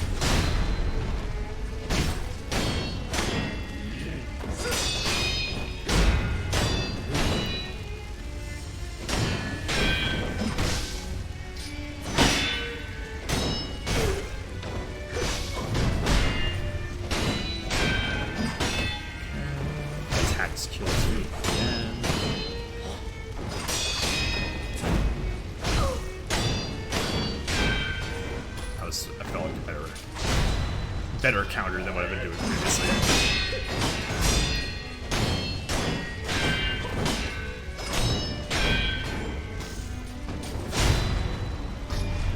Shit! Oh, got her! Yes! Aw, oh, baby. That never doesn't feel good. One of the things that, like, so when it comes to games, when it comes to more completionist, some of my more completionist playthroughs, I try to 100% every like FromSoft games, or trying to get like the crazy unlock modes in Resident Evil games. It's like the things that usually keep me going are, you know, just a good incentive, you know? Like if there's some kind of reward for me at the end of all of my struggle, I'm usually more willing to go through with it, right? The fact that like every playthrough of Resident Evil unlocks some other crazy bonus you can add to your playthrough to make it even more fun and even crazier is why like it's so easy to go back to them. Without that, it's just playing it on a harder difficulty for no added motive or any real reason. With this game though, it's different because you're not really rewarded with anything new to add to your playstyle on subsequent playthroughs, except for like the full set of prosthetic tools, but you really only need to do that after like New Game Plus 1, actually. Like that's really all it takes. If you fight all the optional bosses you need to. But it's wild because like the reason I go back to this game so much isn't because like I want to make the experience even better with incremental progress with whatever reward system is baked in, because there isn't one. I do it because it's a fucking fun game. It's a punishing one, absolutely. Like, you have seen over and over again how it has punished little bitty mistakes. How the construction of this boss rush is such that losing to Owl means I have to fight 5 bosses again if I want to get to him if I want a second chance at him in this chain here. But like, here's the thing about like fighting these bosses repeatedly. It's that and I'll show you. It's that that's It's that this right here, that little dot, and this swing feels fucking great. Like I said earlier, there is never a moment where that doesn't feel just fucking incredible. I've never seen that and not just felt like, I mean, that's just Con right there. Who said that?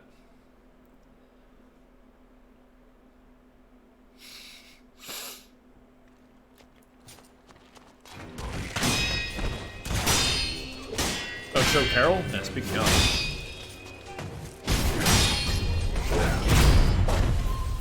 Please. I will want to beat Nisha here. Sorry, you're going late.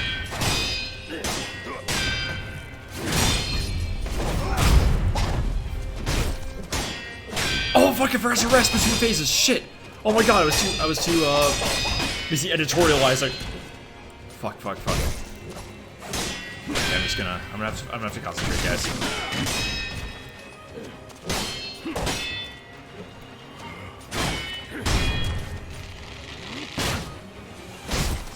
Alright.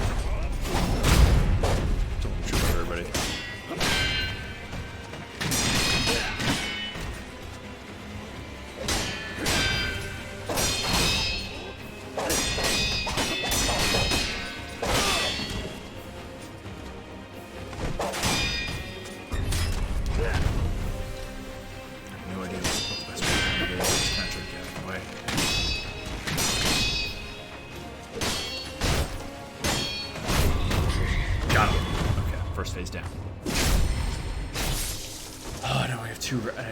Max of 2 reses also.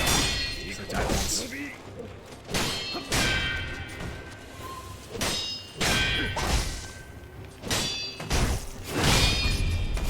Ooh, okay, fuck, okay. So I have to beat him right now. No mistakes, really. I can do it. It is possible.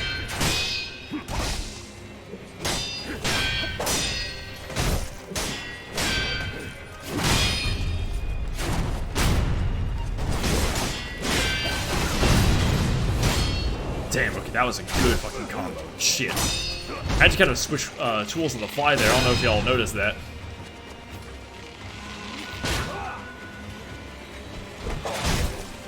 It feels good to block those low shots, but you really don't have to. It gives you absolutely no advantage whatsoever to not simply dodge them. Like, it is no difference. In fact, it's probably better to dodge them because, like, maybe while he's winding up his shot, you can move in and close the distance. That one you probably do have to block, though, once you have the shield. A little bit easier that way. Ah, yes! All of the ones where you do a leaping death blow, oh man, those feel so good. Oh, this is gonna be a fun one for the close-up, I gotta say. Hey, there we go, did this time. Oh man, my jump, fuck. Okay, I have another res though, so that's good.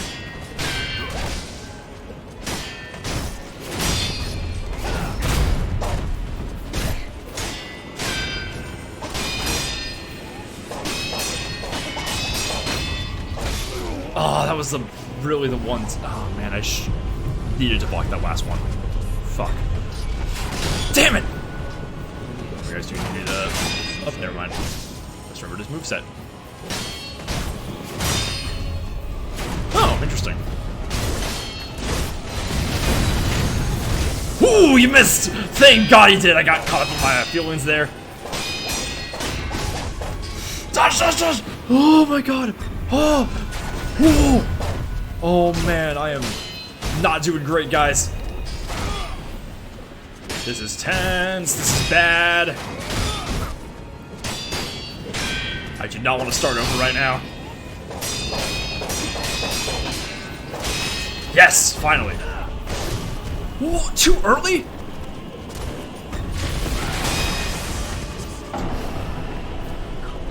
Oh, damn. Oh, that was rough, guys. That was evil. Shit. Ugh.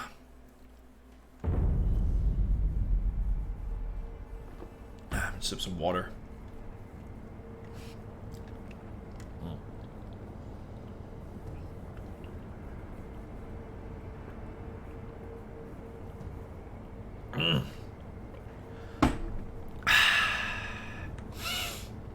Ooh, it's a little better. All right, let me take a little time here. Okay.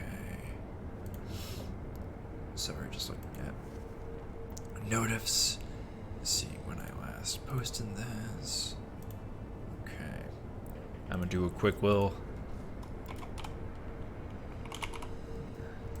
Beep beep beep.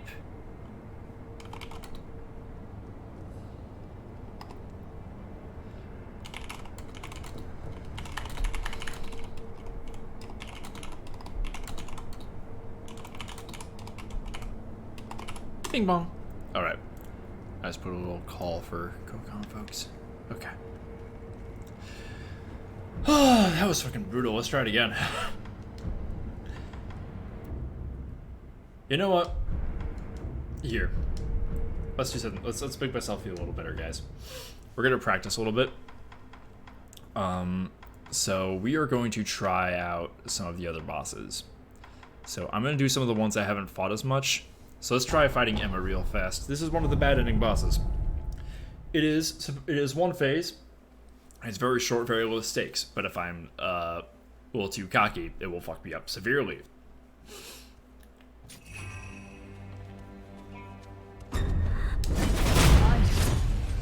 Oh man, that's a good fucking music cue. Very sad theme here. Her sword is very tiny. It looks more like a tool than a... Oh man, that's a fun grab if she gets you.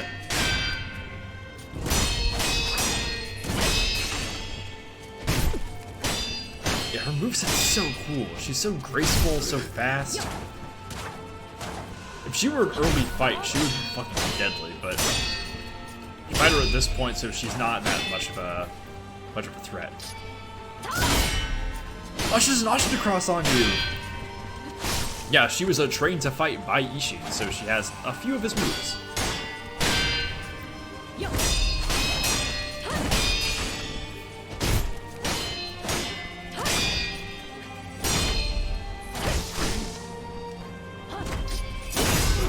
She has a few of the same lines as him during your fights, during your swings.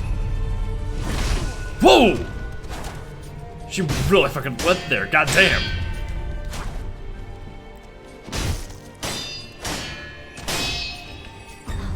No, you're not gonna get me. Not gonna get me with that suplex. Ugh, tragic. Ugh. Oh. Yeah, I don't feel very good about that one, actually. I know, I don't feel happy after doing that one. Whew. Ugh. Not exactly a W. Yeah, let's try. This is the Ishin fight that you do immediately after that. Now this one's technically supposed to be easier than the other one, but I find it so much harder because I have way less practice against this version. And actually, this is the one that I've been training on the most. Yes, that fucking dodge is so mean. Jesus.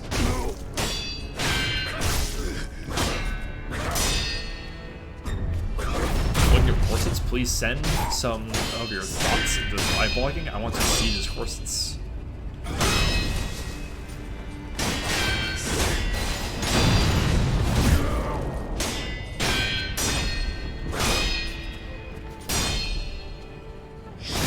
Whoa!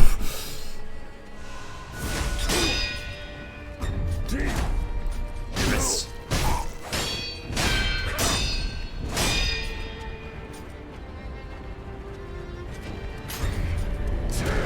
Oh, Jesus. Oh. I love that he does that move as like an old man, but when he turns into his younger self, he doesn't have the fucking suplex grab he does. Okay, I know it's not a suplex. It's just a fun to say suplex. It's fun to refer to a master swordsman as, like, part of a master swordsman's suplex moveset as suplexing you. It's just a very funny thing to picture in this kind of fight. I did not think I was gonna make that. I thought I was gonna get killed like I just was. Oh, he keeps Ichimonjiing you. It's very, very good.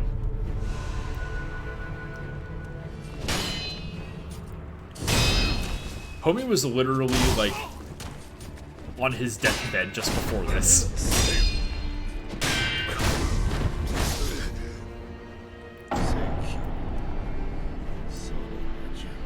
Oh, he just walks away, like, nope, no thanks. No more of this. No more. Yeah, that one, that phase, still mean. Still trying to figure that one out. Let's see, reflection. Here, I'll do a few more Ishin runs. I'll do more Shura Ishin runs. Then I'll do the Sword Saint version. I'll show y'all how I've ordered that guy.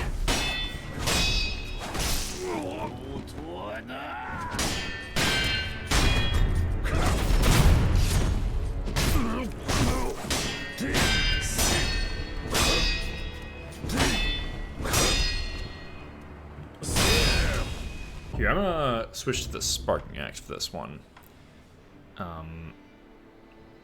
Let's see. So the other one can dispel illusions, but let's try the Sparking Axe because it's probably more effective against actual physical enemies. Oh, hello! Who dat? Are you winning, son? Lucy, I am super not winning. This is this bad. Okay. Have you tried being better at the game? Literally, there is nothing else I can do. This isn't one of those games where, like, you gotta, like, find a different tool set or, like, pick a different, like, you know, level up a little bit. No, you just gotta be good. I'm sensing a lot of quitter vibes from over stage right, from over yonder. Yeah. I mean, I'm still doing the fight. You sure are. You're like, I don't know about this. But it's also like, I am... Good flyers will know that I know nothing about video games, so I am trying to consume as much information as I can to carry a conversation.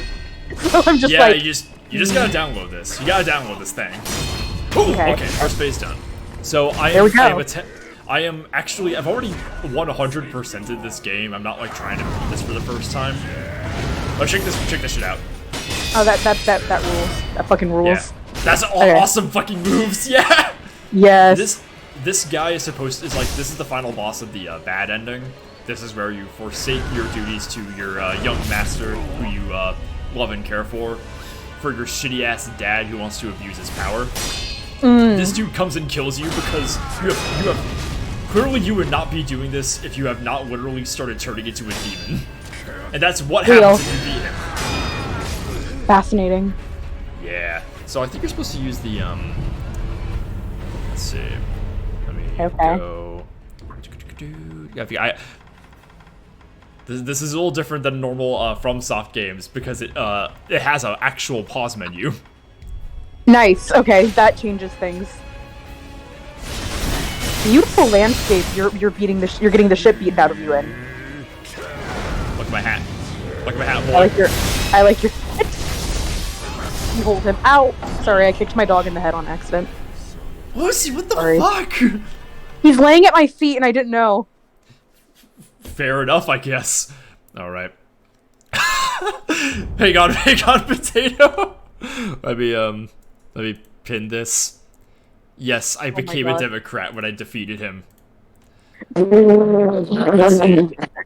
I am going to reblog my post real fast. I'm gonna say, fighting Ishin the Sword Saint.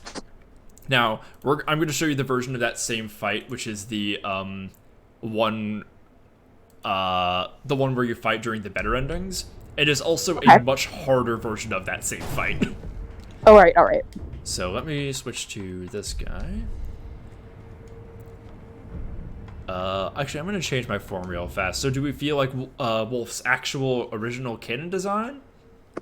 The one of his friends when he was a shinobi also? This one that I got right now with his titties out? Mm-hmm. Or this guy, which has got you on fire? I'm always gonna go for the tits out look. Yeah? That's... Yeah. If it ain't broke. Yeah. Tengu Sekiro, look at this. Ah, yes. Fuck yeah. Boobies. Look at this little beast. Little man. Weird goblin boy. Alright, let's go. We're gonna fight Ishin the Sword Saint. This is, it's this dude, but this is him supernaturally resurrected to, be in his prime. Fuck yeah. This is one of the greatest swordsmen who's ever lived, and we're gonna watch all of his, techniques. Okay. All the different tools he has to fight you. Fuck yeah. Look at Just this first by the way. Ooh. Just first impressions, I love the level design. Like, the environment you're in is very pretty. This is, so in video games, this has appeared in the, ending of Bloodborne, this, like, Field of White Flowers.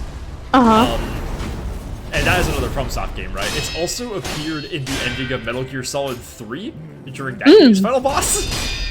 Interesting. Interesting. And as you can see, I've gotten through his first phase without getting hit. Fuck yeah. Now let's see what he does with the second. He has 3 phases. Let's see what he does in the second. Okay. Big ass spear. Let's fucking go. Yes. This is also widely considered to be one of the hardest bosses in all FromSoft. Okay. It's, he's very difficult, especially because of the move I'm about to show you that he has. Okay. Do it. Gun! Oh, gun! Sure, okay. That's, okay. He started blasting! It fucking rules! I love when, there's a very specific aesthetic of, like, a video game, or just anything, and then one of the characters just has gun! I know, well, this is, nears the end of the Sengoku period, the Warring States period in Japan. Right around, like, the middle of this time was when samurai were introduced to guns. And, like, in a lot of popular samurai media, they're always, like, there's that one post that's, like, samurai media would never use guns, such a, not a noble, elegant weapon like my sword. But, like, actual historical samurai were like, fuck yes, these things rule! I love that. I love that I know that now. Yeah, no. So many basic enemies in this game are just like snipers who will just take little pot shots at you. I was hoping that when the flowers got swiped, they would fly away, and I was glad to see that animation just done. Ooh! Ooh. My first death. So the whole Field of White Flowers thing, I'm going to talk about this whenever I do this, the complete history of this, because I will talk about this like I did fucking Resident Evil, if y'all can make that sub-goal happen. So... Well, it's clearly, like, literary imagery moment. It's literary, but it's also a direct reference to Akira Kurosawa. His movies Yojimbo and its sequel Sanjuro. The main character makes up his name on the spot. He's like asked like what his name is.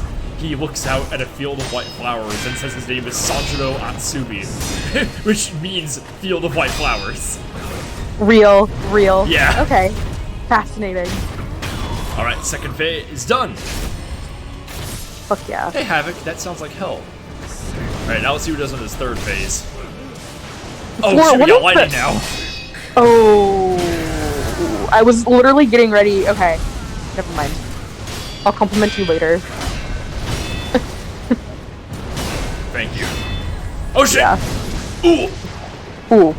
That's my next death. That is the last one I'm afforded. Oh shit! Okay.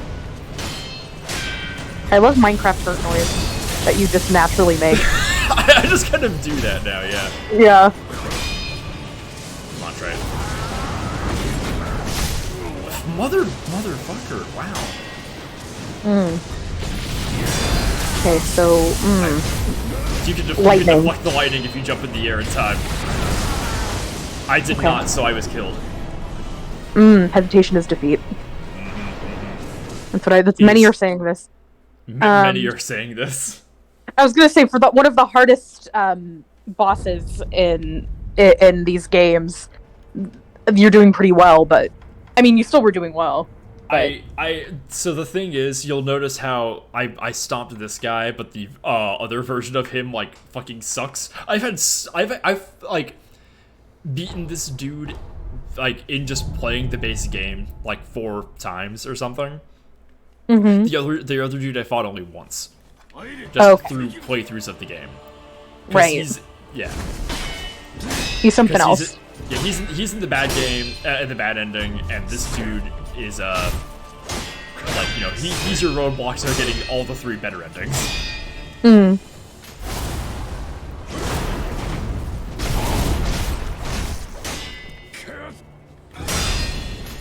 And also one of the things that's honestly pretty easy about this guy is a lot of his moves here, like this one, is one that you can use yourself. It is also one that you fight like mini bosses who have that move. So you're like kind of trained to parry all of these moves in this dude's fighting style. Right. Okay. Like this dude pioneered the fighting style that you can, like one of the fighting styles that you're allowed to learn, basically. Interesting. Okay. Lore drop. Yes, his name, his title's Sword Saint. It's Kensei in Japanese, and Kensei were frequently swordsmen who like pioneered some new way of fighting, and like that's what like had them enshrined in legend. They're often mythologized, like this dude's ability to summon lightning. Fascinating. Okay. Noted. Fucked.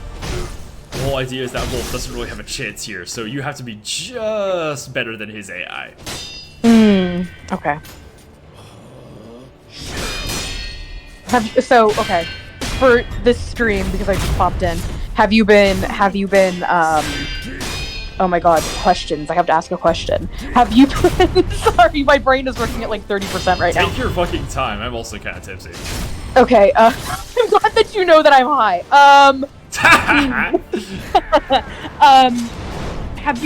Since you beat the base game, have you just been playing bosses this whole stream? Yeah, I have already 100% this game. I'm trying to like play bosses. There is a boss rush that you can do in this game that is every single boss in the game in sequence, and that's what I'm attempting to do. So I'm just practicing some of the harder ones. Interesting. Okay. Make a resource-neutral, risk-free, fight them once and move on kind of situation. Gun. Okay. I have never heard of this game series or game singular.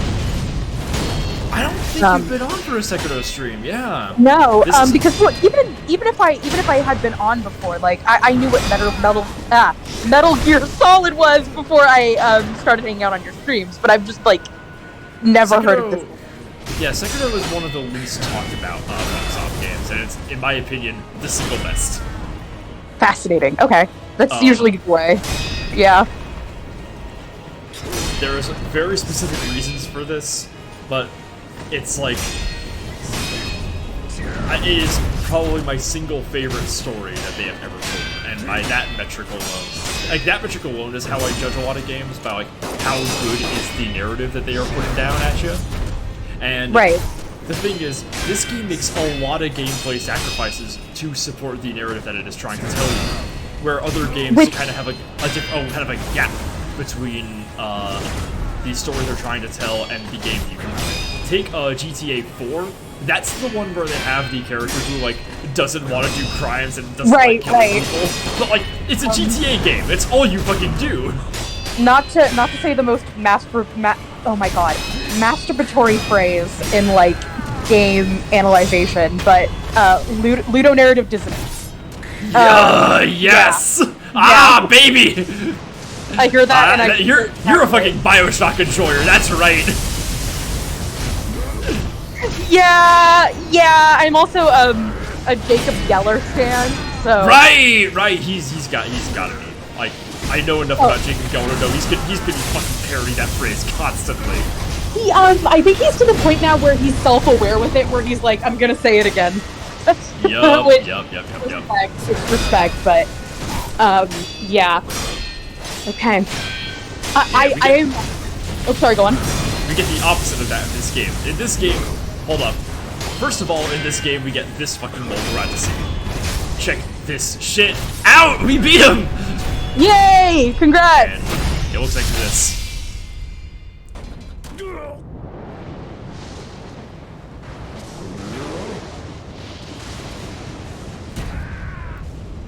That's that fuck it, this might as well happen pose. Real? Yes. Yes. Fuck yeah.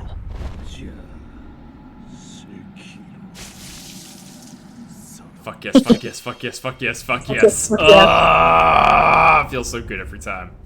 Mm-hmm. Now I'm gonna fight the even. Now I'm gonna fight the even harder version of him. Oh, nice. So it just keeps going. Mm-hmm. Yeah, the thing is, like, this game, where, as you know, Bioshock and ludonarrative dissonance, this one introduces a lot of ludonarrative harmony for the most part. There we go. Yeah, you cannot experience the gameplay and the narrative as two distinct entities. They are really one and the same, and that is beautiful. I love that. Is so rare in games. Mm-hmm. Because usually the best option is not dissonance, but just kind of like they exist by each other. Yeah. Where it's like it's not necessarily in contrast with the character motivation, but it has nothing to do with like the themes in developing like developing relationships with the story. I'm thinking like The Last of Us. Yep. So he approaches you much faster. It also has this move. Oh. You can only block that move with the shield. Yeah, I'd imagine. He is much faster this time around. Interesting. Okay. This is called Inner Ishin. Jesus Christ. How many versions of this dude are there? Oh, he's got 3 phases like the last one. Okay. I mean, there's like the last one, there's this one, how many after this? That's it. This is the last, okay. This is the last Ishin. Okay. It is the innermost Ishin, you know? Oh, I do know. It's like that point in the hero's journey, the innermost Ishin. Fair We've all point. seen it. Mm-hmm. If I was on the hero's journey, I simply would be able to return from the point that they say you can't return from. If I went on the hero's journey, I would simply return home. Yeah. Yeah. Different. Yeah. Yes, Terran. There are 3 different bosses with the inner prefix, and they're all like only challenge mode bosses. You don't see them in the actual base game. Oh shit! Got my ass. Mm-hmm. Come on.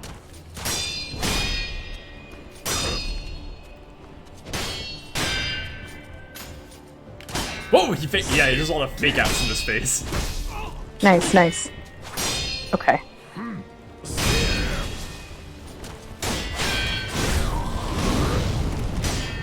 Not what I wanted to do, but that's fine. I made him hurty. Yeah, stopped him! Okay. Now, he's gonna have some moves here that are gonna require basically every kind of, counter input at once to, parry correctly. And, okay. My god, they feel so good to pull off correctly. Yeah, watch this shit. Counter in the air! Nice. Lunge parry! Yes. Yes, you gotta jump over him, counter him in the air, and then lunge at him, all in the same move. Get parried, idiot. Oh god, it feels so fucking good every time. I'd imagine. Ugh. Well, I thought that was gonna hit me. Come on, idiot! Alright, that one you gotta. That one I had to dodge. Shit, didn't do it right. Ah, gun!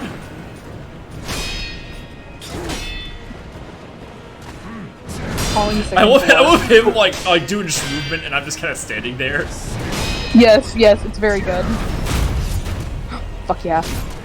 I Get feel his like ass. I feel like I'm the boss now. Mm-hmm. You know me? Oh, me? I'm the boss, California. I'm glad we both went to the exact same place. You know why, Lucy?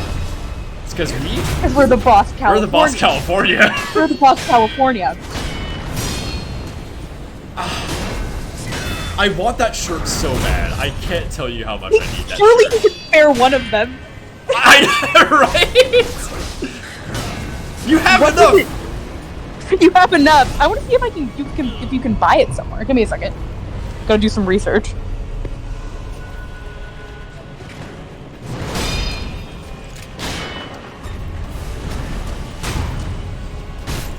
Also, like, how does this dude have, like, a revolver in the year of our Lord 1600 and dot? He literally summons lightning in the other one, so I found the shirt on Redbubble. Yes! Yes!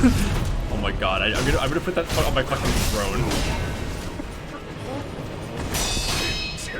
Me? I'm the boss, Me? California. I'm the boss, California. I should have died there. I should have died. I did not deserve to make that. Real? Me looking in the mirror every day? Okay. I should have died back there. You're immediate just... You're immediate just... I'm sorry, I didn't mean that. Damn. Me thinking about my platoon mates back in I shan't say. I should. God, he is wailing on my ass right now. Yeah. I feel like I am within the Cuisinarts. Oh. he has half health left. Well, you see that meter at the very top there?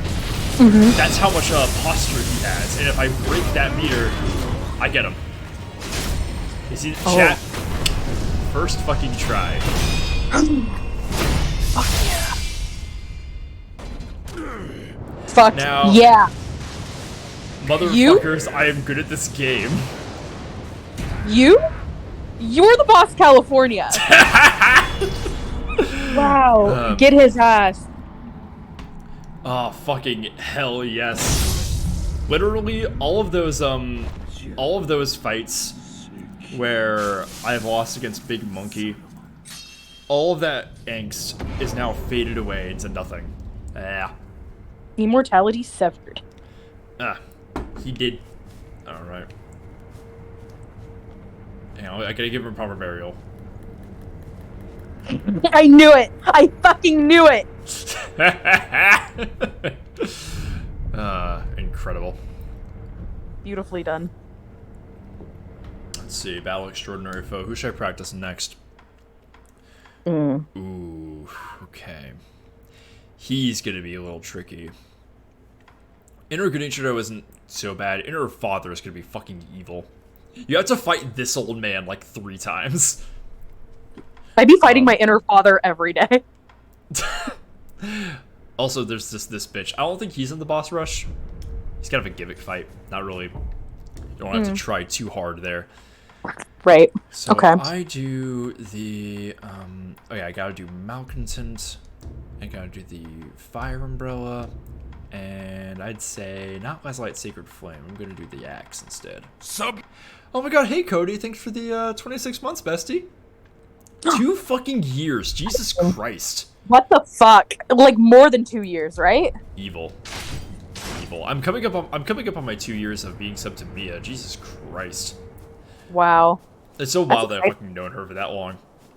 I think that puts us exactly 1 sub away from the Amnesia goal. So if one person can give to 1 sub, then I'll just add Amnesia, The Dark Descent, and its descendants, I guess, to my playlist for the next week.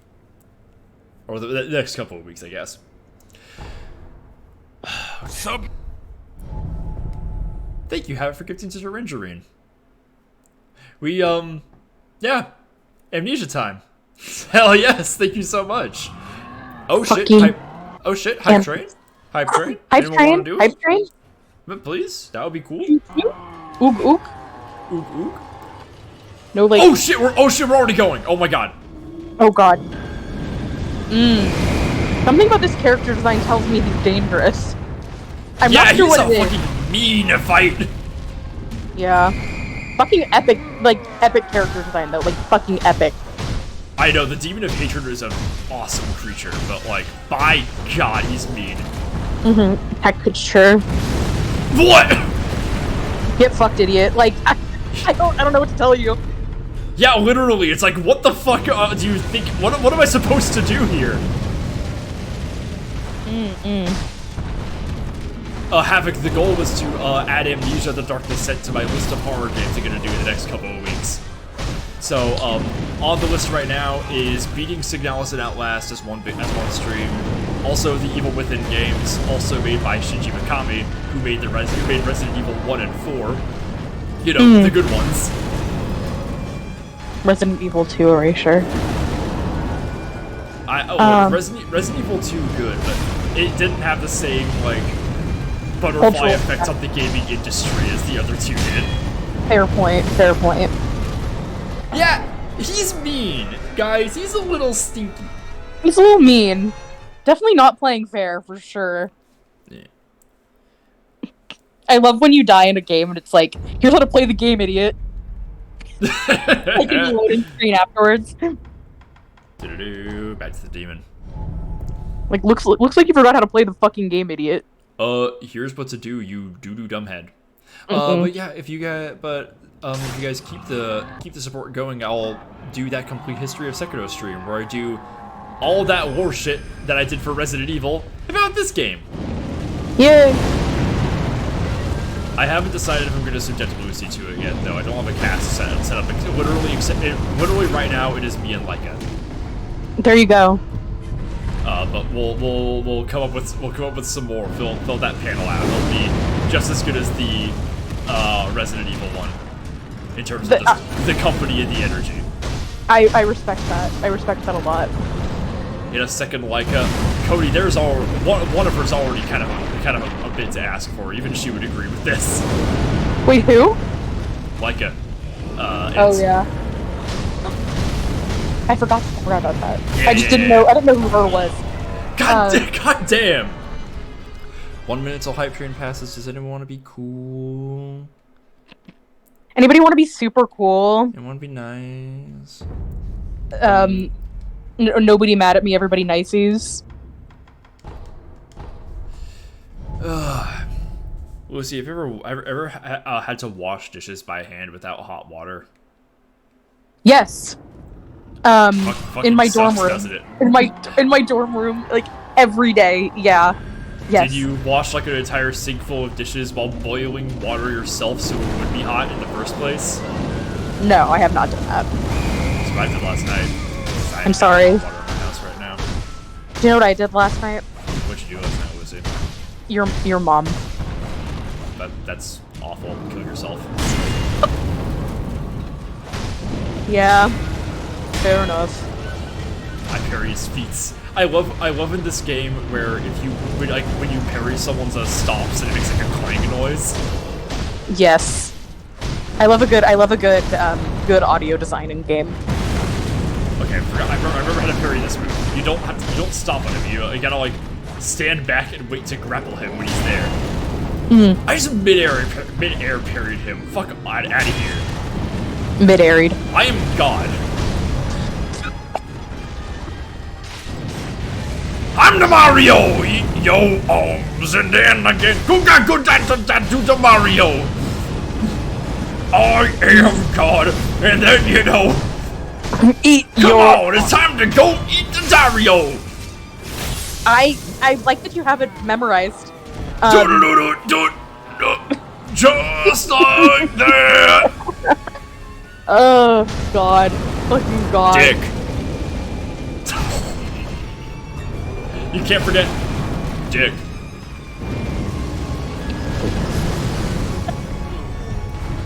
Okay, made it through his first base without dying. I never forget Dick. I will never forget Dick. Me when someone is like, do you remember which president did Watergate. I would never forget Tricky Dick. I would never forget Tricky Dick. Tricky Dick's Wet and Wild Water Heist of 74. Okay, this is specific.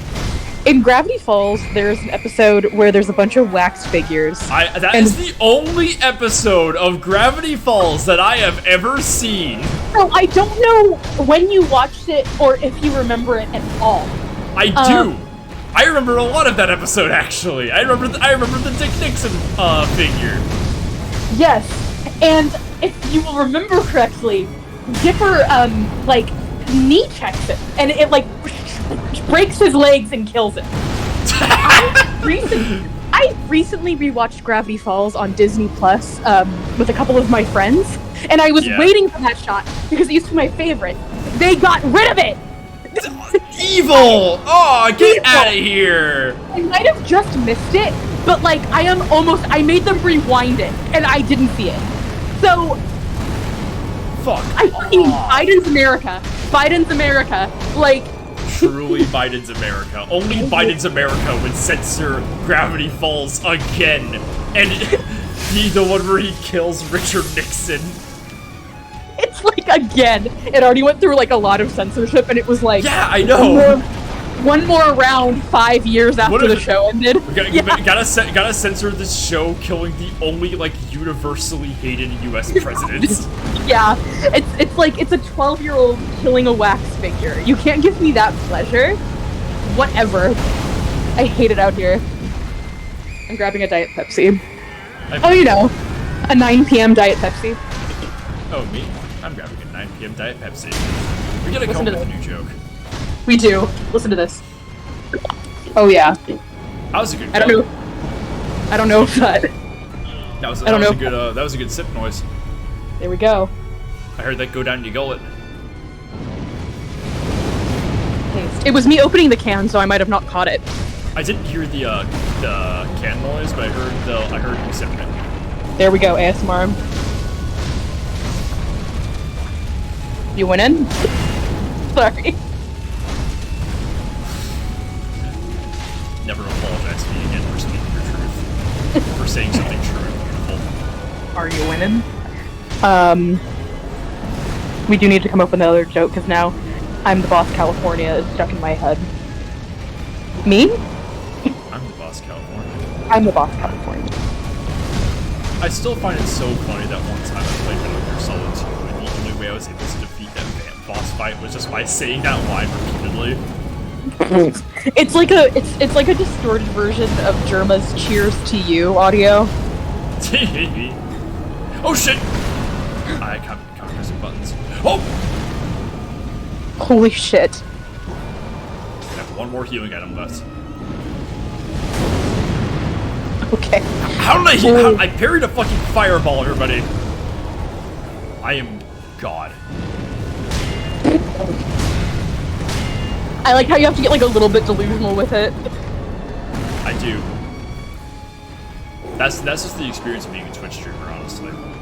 Mm-hmm. Oh shit! Oh my god, there's little guys. There's little guys in there. Mm-hmm.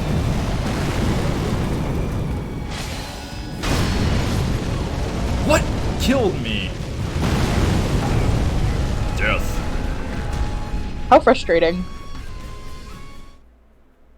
Like, I don't have pellets fast equipped. Oh, hey, like if I did, I might have thought of that. Let's practice. Okay, so we're done. I'm done messing around with this guy. We're gonna try another one. Let me put up Sparking Axe again. And where is the Okanaga's Flame Fans? Go back to Healing Gourd. We're going to Reflection of Strength, and we're gonna fight our dad. I beat him a couple of times in his first form. We're gonna try a second one. There you go. Mm-hmm.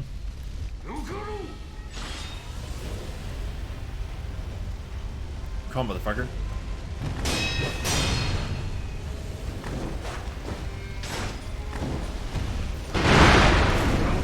Ah, you missed! Yeah, he's got a few new moves here. I wish I had a good idea of like a narrative explanation for why he has different moves in this version. The idea is this is technically a flashback to when he kills you 3 years in the past, and like that kind of in a moment that kind of sets you on your path of immortal service to your master. And like this is like you kind of like learning that this is that he's the one who did it. You get a chance to fight him in this moment. So there's betrayal and catharsis here. But like why he would be using different moves here, I haven't quite figured that out yet.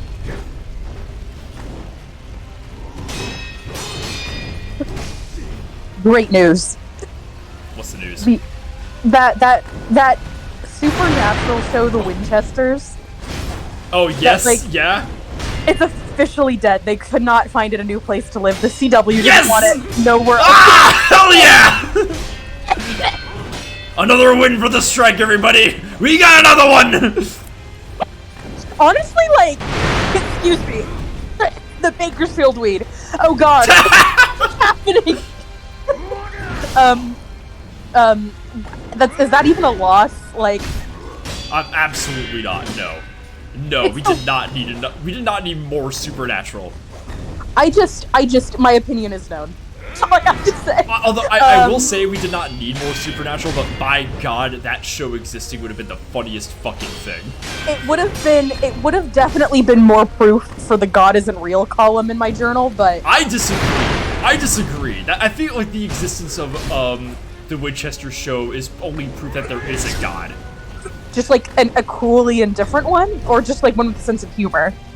I guess Volcano Los Dos. I feel like a sense of humor, considering that Winchester didn't actually happen, you know? Yeah.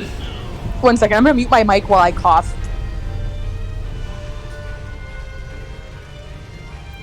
Lucy, I cannot tell you how funny it would have been if you just didn't mute it. It would have been really good. I'm gonna get my. Hilarious. So here's the thing about Bakersfield weed. It sucks. Is that me and at least one other person has gotten bronchitis from it. Why are you still? Oh, I mean, you're at Bakersfield. Yeah. Not much of another choice. Also, if you've ever been to a dispensary in Bakersfield, top 10 things that aren't illegal but feel illegal. Where's my underwear? Crazy. That's all I have to say. You go in there and they only let in like one person at a time. What the fuck? Hello? Yeah, Why? and that's so weird. Yeah, I'm pretty sure because like, I think it's like technically illegal in some places in Bakersfield. It's like weed is. It's like the only place in the country, the like state that weed laws are weird. Weed laws are weird. You heard it here first. You heard it here first, folks.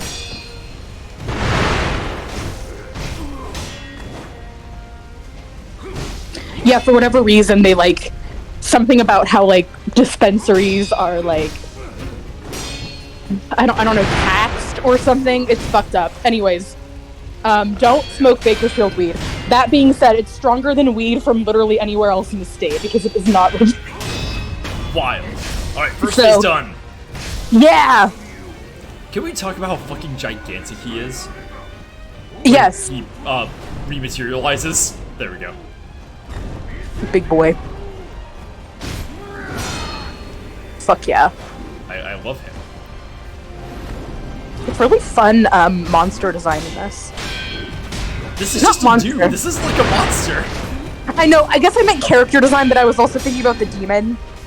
Oh, I mean, yeah, the demon is like very good monster design. You'll notice that, so Sekiro's entire deal, he's got only one arm, so he has all these funny tools that are built into little, funny prosthetic effects. The demon also has only one arm. In fact, the dragon that you fight also has only one arm. And when you fight Ishin in that old man phase, he only uses one arm. Interesting that. Interesting. It really makes you think. It really does make you think.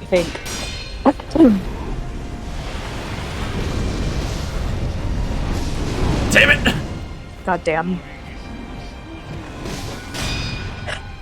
What was I gonna say? I love how he comments on the prosthetic. That's so cool.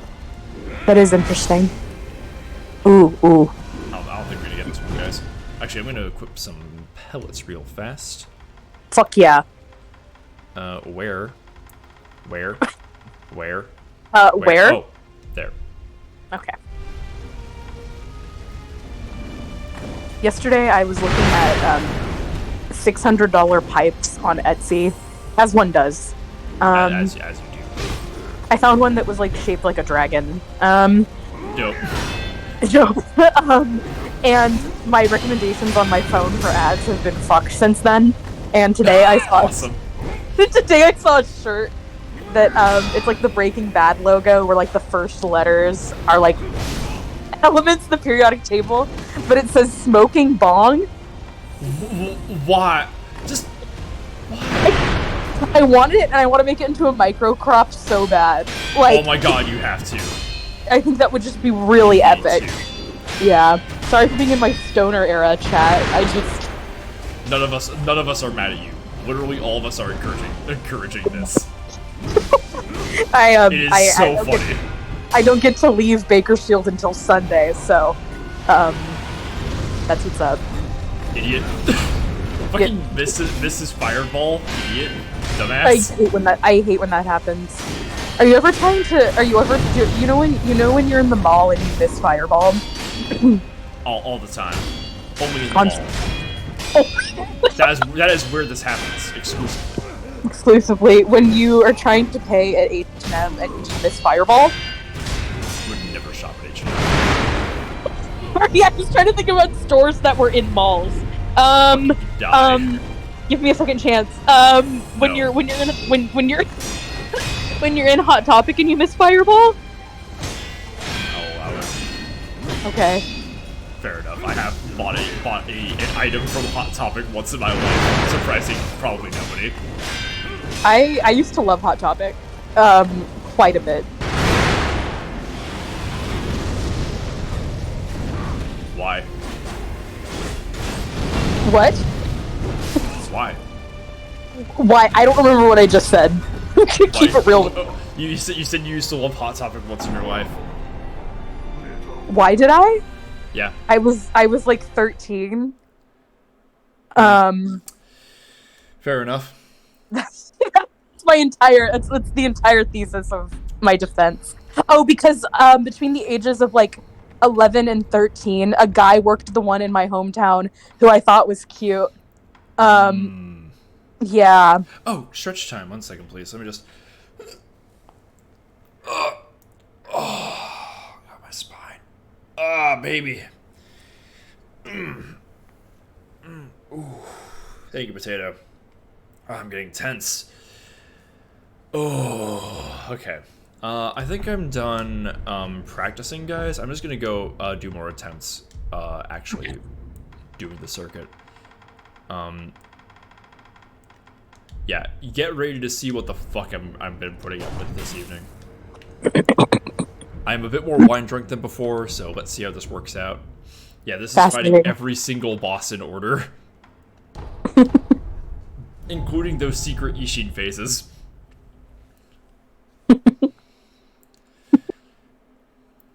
You just send this to...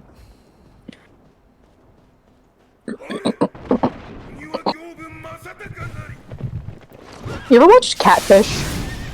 I've never watched Catfish. It is it's one of the most TV shows of all time. Yeah?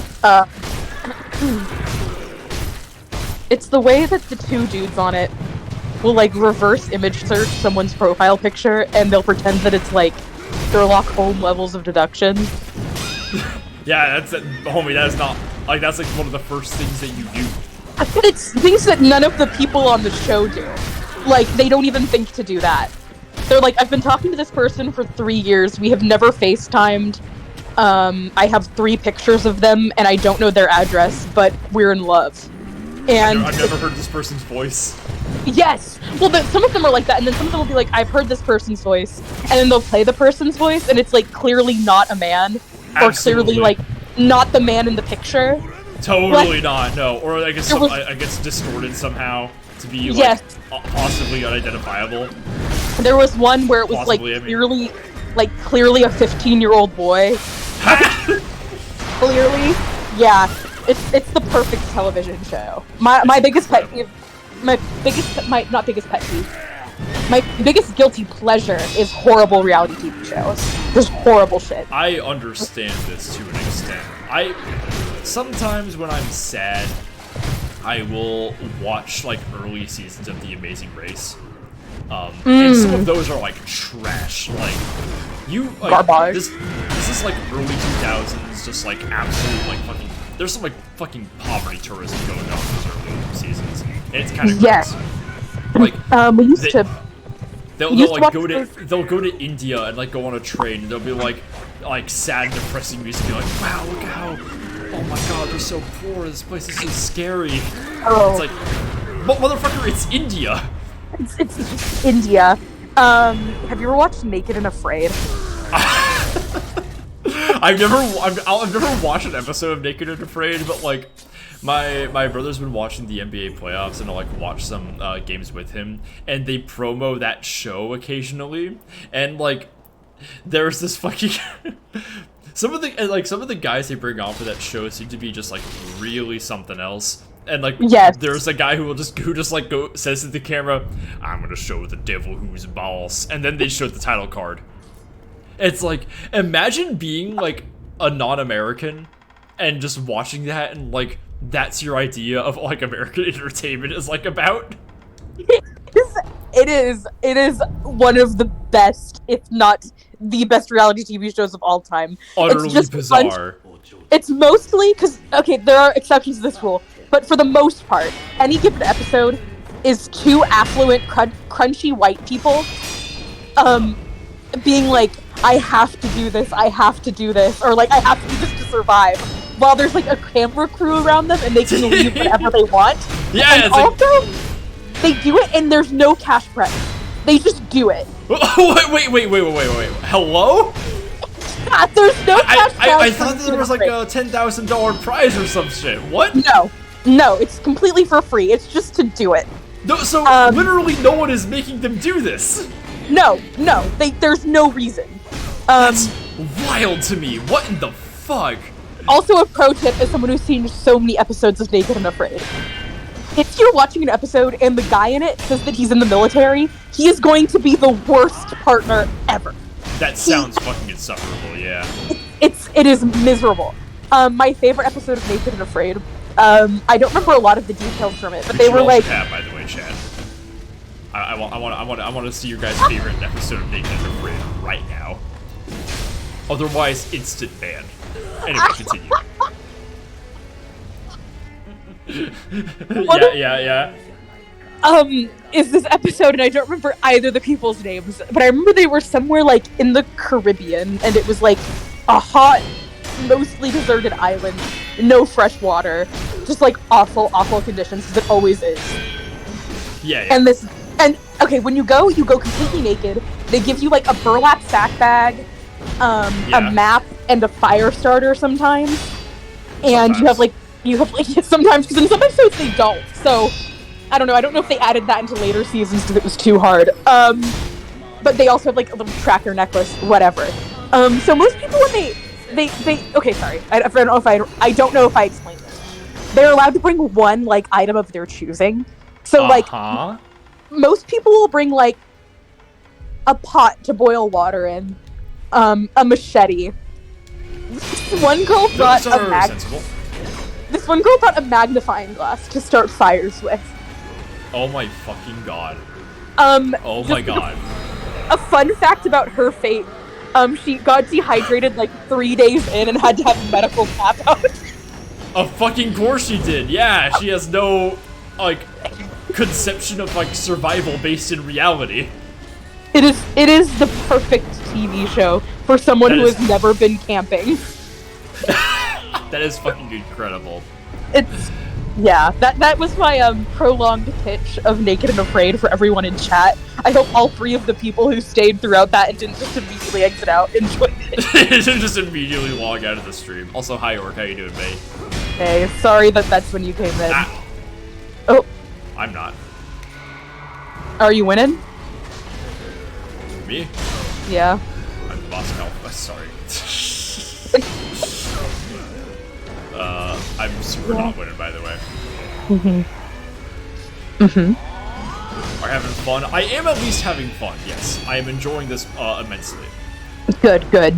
I was a little bummed out during the Signala stream because like I like that game a lot and like I felt a little compelled to experience that game and entertain people. And also just like it's hard to like go into editorial game critic mode about a game that I've just played when I've got other things on my mind, like how I had to shower at the fucking gym and not in the comfort of my own home. I'm sorry that happened to you. Again, I am without hot water for an indefinite period of time. It really sucks. Yeah, that's why this is like labeled sub-drive and everything. That's why this is like kind of an urgent situation. It sucks. It's bad. At least we have this game. Thank God for this. At least we have this game, thank God. Alright, that's 2 bosses out of, oh god, how many? Let's see, 1, 2, 3, 4, 5, 6, 7, 8, 9, 10, 11, 12, 13, 14, more to go. That's no problem. Sorry that I have my phone Orc, notifications on. what if I broke your legs? How would you feel? for that fucking comment. Get out of here. Oh shit.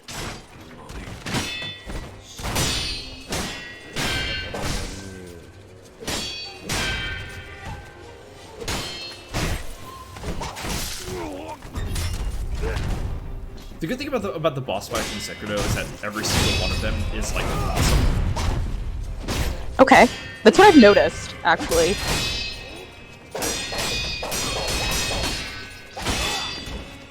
This might be my favorite like boss thing in this whole game. It's so good.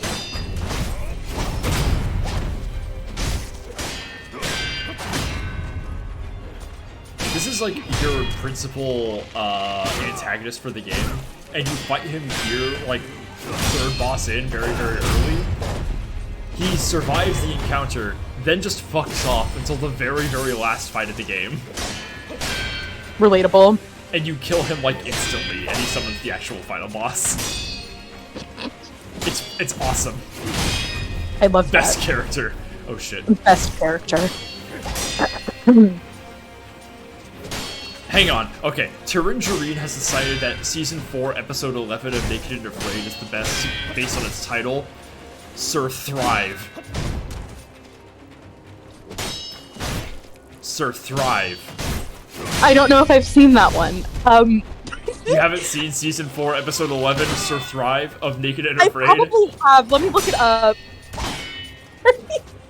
If I see the people, I'll immediately recognize them, and that's my toxic trait. Or strongest asset. Sir Thrive. Is that URL taken? God, I love that that's where your mind goes.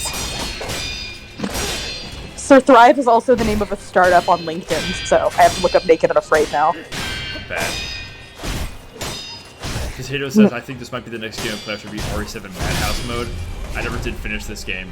A lot of people say that about Sekiro. Also, what is Madhouse mode on RE7? I haven't really thought about going back to that game ever, just because, like, I'm happy with how I experienced it the once. I'm not really motivated to play it again. Although I might. I can tell one sentence in that this is a banger episode. Oh boy. An independent mother and a green beret battle sandflies, venomous snakes, and an infestation of caiman in Guyana. Hang on, an infestation of what again? Of, infestation of sandflies? No, the very last one. Caiman. Oh my god. Oh my god. So here's another thing about Naked and Afraid. So the challenge is that you have to be completely naked and survive for 21 days in the wilderness. Not only do you have to do that, for no money, mind you.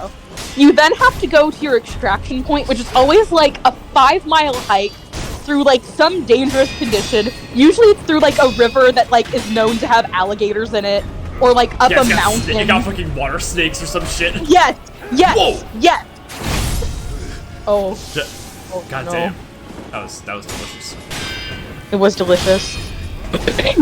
But yeah, it is in many ways the best TV show. It's like if Breaking Bad was good. It seems to match a lot of Breaking Bad's beats 1-for-1 actually.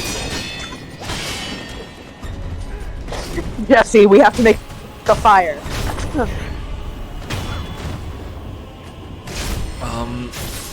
Madhouse Moto's partner small notifications. Okay.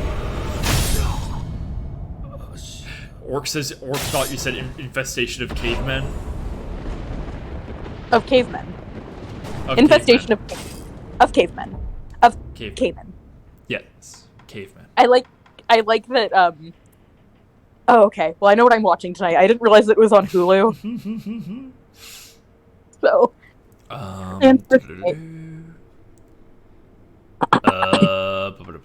What should I do for this next fight again? Oh yeah, I gotta put the purple fume back on, and put empowered mortal draw. Okay. All right, chat. I haven't really asked for this all night, which is kind of a shame. But can I see some monkey, please? Let's get some fucking monkey in the chat right now. Look at him. Oh, I forgot to rest. Shit. Monkey. What? You don't need to rest when. Chat. You don't like gorilla? Oog oog. Oog oog.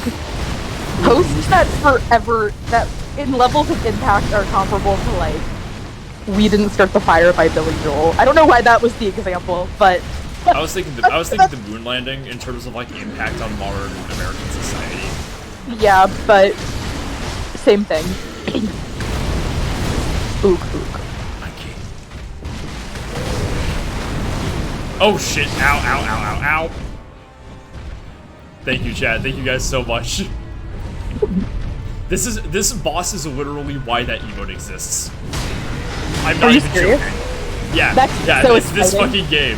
Well, because that means you played this game since before I've ever been on stream, because That's that right, monkey yes. emote has existed forever. Okay. Okay, my stream history goes like Dead Space, Hades, Dark Souls 3, more Dead Space, oh god, what else? Supergiant, just for the other Supergiant games, Kingdom Hearts, and then this. Like, it is very, very early in my stream history, yes. Noted. Okay. Lore drop,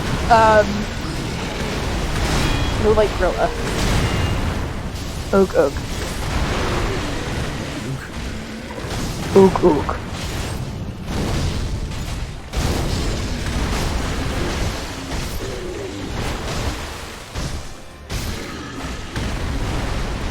My updated choice is season 9, episode 7. Love at first fight. Oh damn, really got me. One guy taps out and gets replaced, then the other also taps out, and the replacement finishes the challenge. Oh my god, that's. I think I've seen that one. That's awesome. I love when people in it have to get medically tapped out because they'll be like dying of infection. And the producers will be like, "We have to take you out of the mud," and they're like, "No, no, I wanted to die of fever here." It's crazy.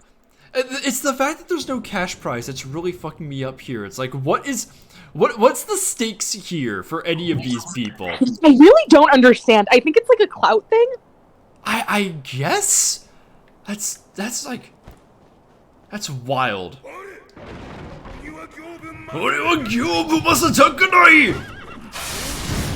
This guy's every single dub of this game just went absolutely hard into this character. They were all given that line and put their entire pussies into it. How exciting. The English one, the Spanish one are all just fucking incredible. I believe it. I like that he also has Big Horse. Me amo! Yo, Bumasataka Oniwa! Yes, No, Ergyobu! That's so interesting. I love when I love hearing. How do I like phrase this? You know exactly what I'm trying to say, which is that like when something is in another language, but like something within that is in a different language. Does that make any sense? I'm not sure. But, okay.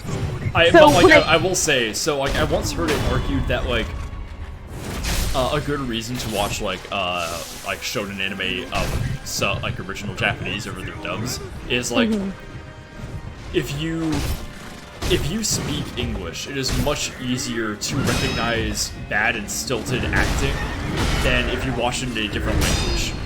Right. But however, that means that the neutral Spanish dub for Naruto is incredible. Oh. See!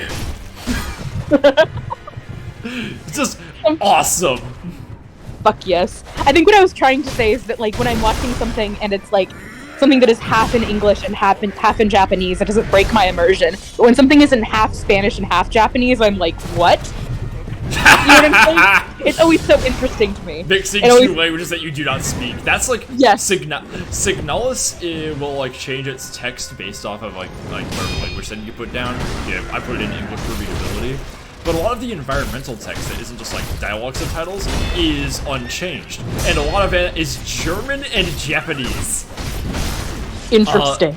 Yeah, and it's such an awesome combination. It's like, oh, cool. So we got kind of a Ghost in the Shell situation going on here. It, for whatever reason, reminds me of when you're watching like a Studio Ghibli movie that takes place in like vaguely Europe. So like, Howl's Moving Castle, Kiki's Delivery Service, and you look at like the signs in the background, and it's just like vaguely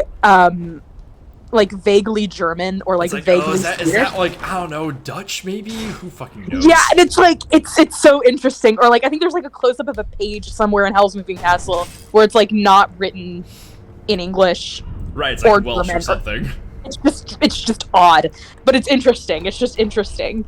I think somebody once described like Howl's Moving Castle and Kiki's Delivery Service as like reverse Orientalism, which I loved. It's kind of awesome. That, like you were on for that part of the Resident Evil stream. That's like kind of like how those games portray Raccoon City.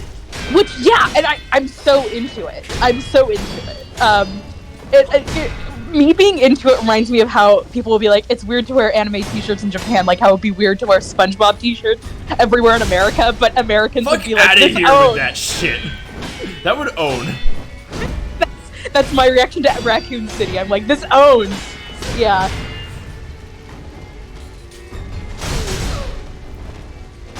Raccoon City is like, it's such a weird place to me. It's like, it's literally it's like, I fully expect to like there be like a gun shop on every corner, like real America. But also, it's like I fully expect to like be able to like go down to the donut shop and get a malt soda. You know. Say that exactly. I love a funky little vaguely American town where something is off. I love that dearly. It's not even like there's something is off. It's like nothing is off. It's like everything in there isn't like based on anything real. It's based off of like suggestions in your mind of the idea of something that was maybe real once. Okay, I like that. No, I do love that. I do love those layers of separation. It's like, oh hell. Horror is based a lot in like, especially B horror is based a lot in abstraction. You know, you have to be able to like be willing to. So, like, you have to, like, separate yourself from the idea that the suffering that you're watching is real, especially in, like, torture-driven horror like the Saw franchise, right? Right. And when you get shit like Raccoon City, it's like, the idea of a zombie outbreak, causing an apocalypse and a societal collapse is existentially kind of scary, if you think about it for a little too long. And that's like what things like The Walking Dead and The Last of Us, right? Both game and TV iterations of both media, they both play around with that, you know. With something like Resident Evil, though, it asks you to take the zombies a little less seriously on an existential basis, and think of them a bit more as a scary monster that lives in the same house as you.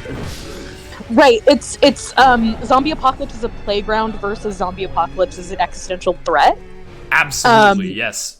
Which also reminds me of it's Dead Rising, right, where you're just released in a mall. Yeah, Dead Rising or Dead Island. I was thinking Dead Island. Yeah. I'm gonna change my outfit real fast. Okay, I'm gonna go. I'll be right back. Okay.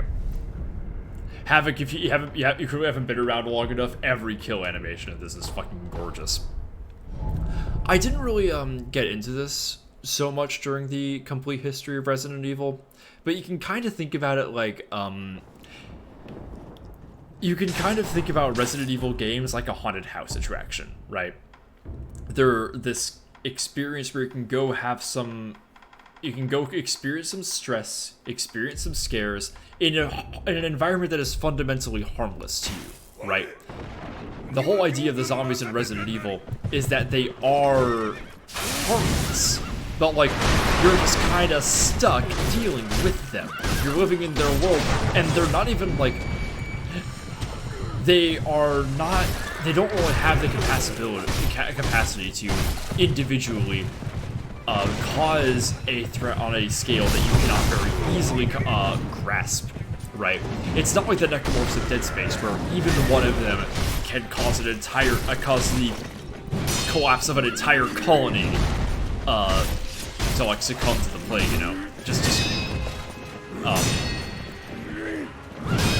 Interesting. Yeah.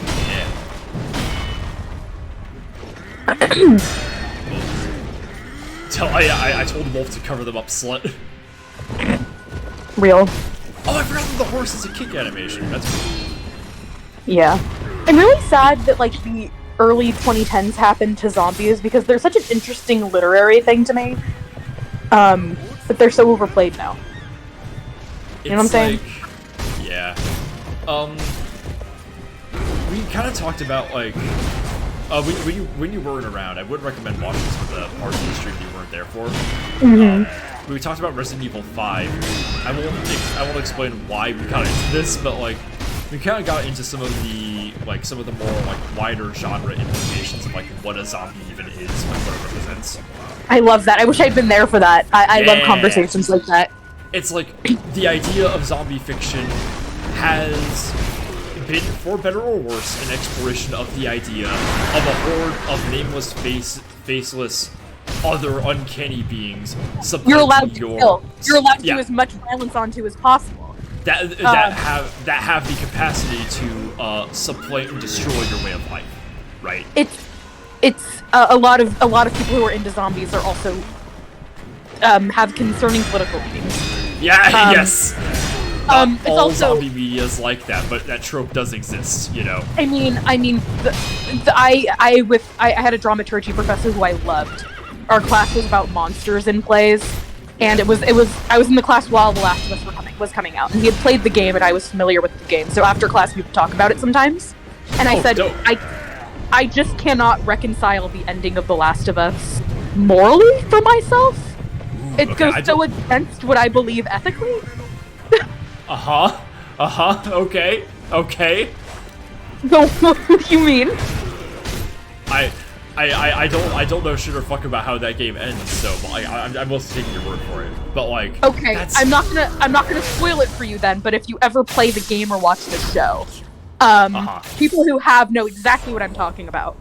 Okay. I think it really feeds into wider things with the genre as well, and individualism versus right, that kind of thing. But we were talking once, and because we were reading plays in class, and he was like, I don't know of any plays that are about zombies. And he jokingly, because I'm a playwright, was he challenged me to go home and write one. And I spent 2 weeks trying to and couldn't do it. It doesn't work. It doesn't work with that genre. Mostly because zombie media needs a horde, and you cannot ever get a horde. Yeah. You cannot do that at scale. You can imply zombies outside of the stage space, but that's just a play. Yeah. that is why the Resident Evil stage musicals were allowed to exist, because that what? The what? You missed the part where I mentioned the Resident Evil stage musicals. There are 3 of them.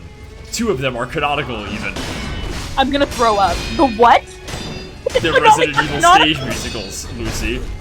The Spider-Man Turn Off the Dark of Resident Evil.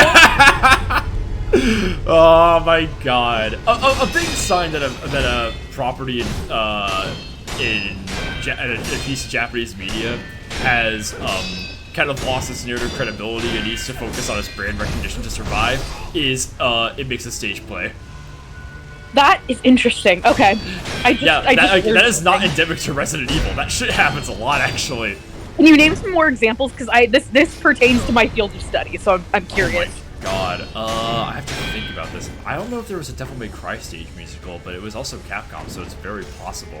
I've never in my life heard of video game adaptation stage musicals. This is interesting. How have I made it this far into being like a theater person who also enjoys some like video essay stuff? That's fascinating. What the fuck?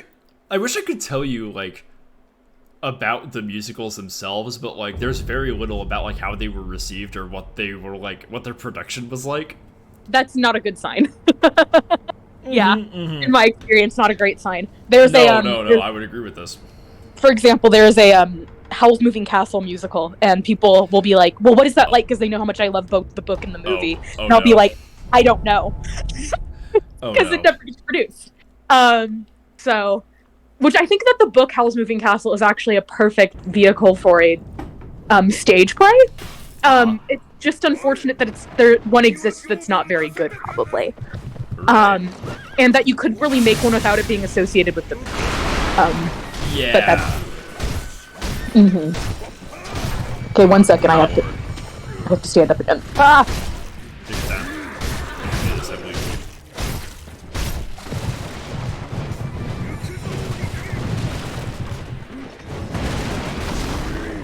I love that we know the name of this horse.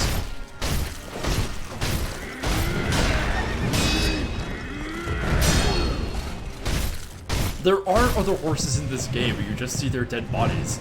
It's like, why do we have to imply that the horses were dead? We've been perfectly happy knowing that they were like, I don't know, but out for a walk or something. They just ran off. Yeah, get out of here. The horses did nothing. They were just horses. They were just standing there. This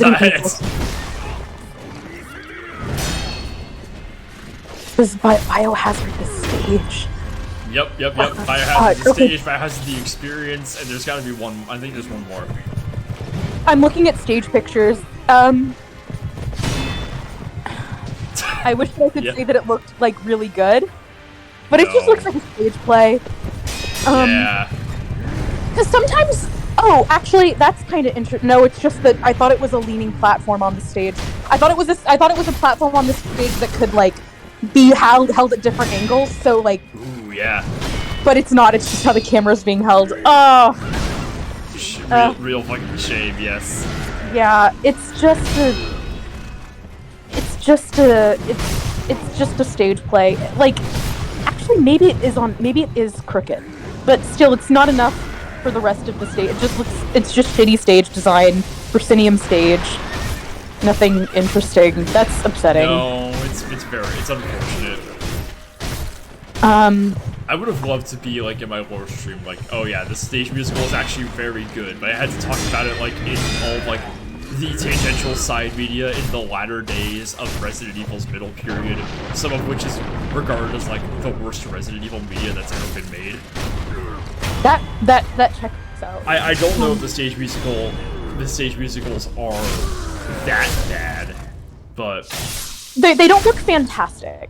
They come out in the same time period as a Leon Kennedy shooting the President of the United States, which is objectively a very funny and good thing to have happened. But like, on the whole, like in comparison, come on. Yeah, come on. Get out of here. If I was there, we would have spent 15 minutes on this. Yeah. But it's just something that I will say a lot is that even if I don't like the script or the book of a show or musical, if the like design aspects are really cool, like the lighting design or the set design are really cool, I'll be like, it existed for a reason and it's for that. But it just kind of looks lackluster, which is upsetting. No, that makes absolute sense. Like I don't know if the Giver stage play is that good, but every God. design that I've seen for it bangs. For example. Okay, that's awesome. Like lighting design wise, they're able to do some really cool. Like I don't know if you've read the Giver, but they're able to do some really fantastic book. But they're able to do some really cool stuff with like color on the stage, that kind of thing. But I don't know if the stage play itself is that good. Okay, that's cool. Yeah. Anyway, I should stop because I will do this forever. Are you winning? Oh god. She killed me the last time I attempted this, so let's see. I think we can get farther on her. Okay. Lady Butterfly. Yeah, I haven't had an attempt where I got past Monkey in a little while, so I'm gonna try to concentrate and see if I can. Okay. Alright. What's Monkey's actual name? Guardian Ape. Okay. I like Monkey better. He's big Monkey. Oh my god, I had a great interaction with my store today. Like, one of my last customers that I helped out at the front register was, like, a couple and their kid. And they were, like, having him order and talk to me, and he was like, we're gonna have a movie night.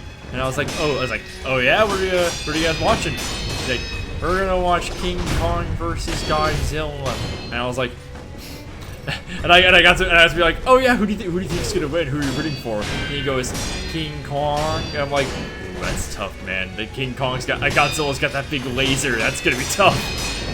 And it made me so happy, just because like I had seen that movie and I do know what happens. Who wins? I'm just like, no, it fucking ruled.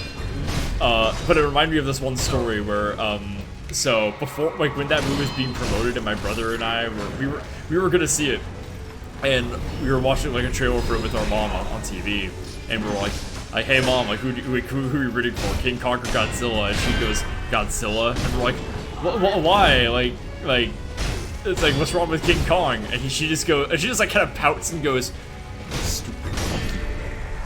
And I have no idea why she said that or what her spite was against King Kong, but that was like the funniest thing she could have possibly said. I have never seen the movie, and I've never seen any King Kong or Godzilla movie. I'm team Godzilla because Big Lizard. But yeah, I don't know who wins. Who wins? It's a stalemate. They both agree to go their separate ways. You're lying. I'm not. I'm not joking. That's literally how it goes. That's the fucking point. I hope that the 2024 election is the exact same way. What if we walked away? What if you forget? What if we set aside our differences and lived in peace? Picture of the American flag with it was all just a dream. What if it was all a dream? Can we get much higher? I want to wake up in like a village in the Basque country in like the 1400s and be like, and it was across the ocean, and it was a bunch of cars, and it was like a colonized place, and my family just being like, it's just a dream, go to bed, like.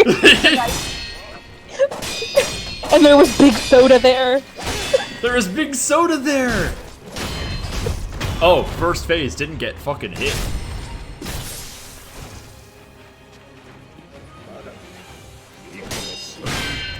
Wake up. It's 1472. Are you okay? Italy just dropped this new kind of art. It's fucking nuts. He even got like realistic proportions and shit. It's crazy. It is killing me because I established that I was like in a Basque village. So how is this getting to me? Getting to me. I'm in the mountains. Wake up! You have to tend to the sheep, or something like that. Like, or something like that's what they said. Theater degree? What are you fucking talking about? Yeah. Those are not the prosthetics I wanted to use, but I have a flaming sword now. Fuck off, Genichino. Oh shit! Fuck yeah. Fuck yeah. Fuck yes, sir. Fuck yes, sir. Fuck yes, sir. Fuck yeah.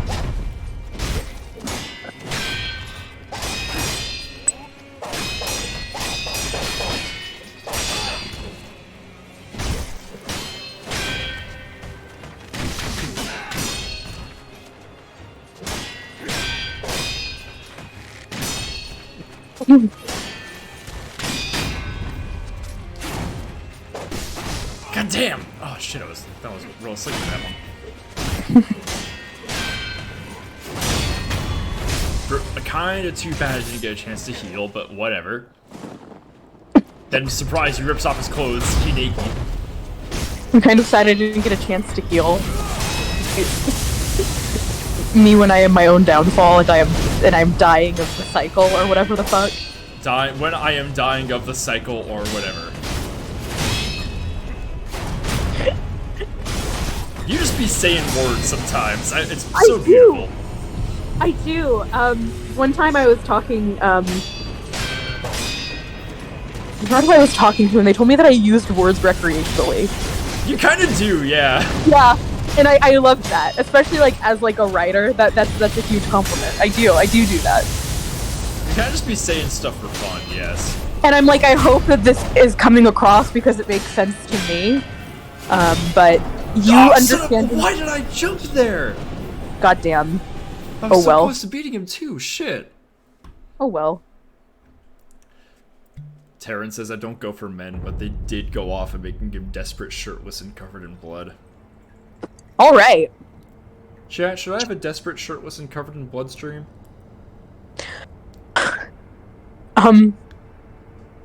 What would you be playing? I'm trying to think of the most like cooking mama.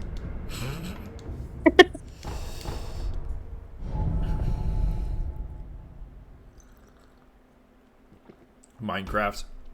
Imagine at the time I finally do stream Minecraft, when Cody and I both finally get Twitch partner.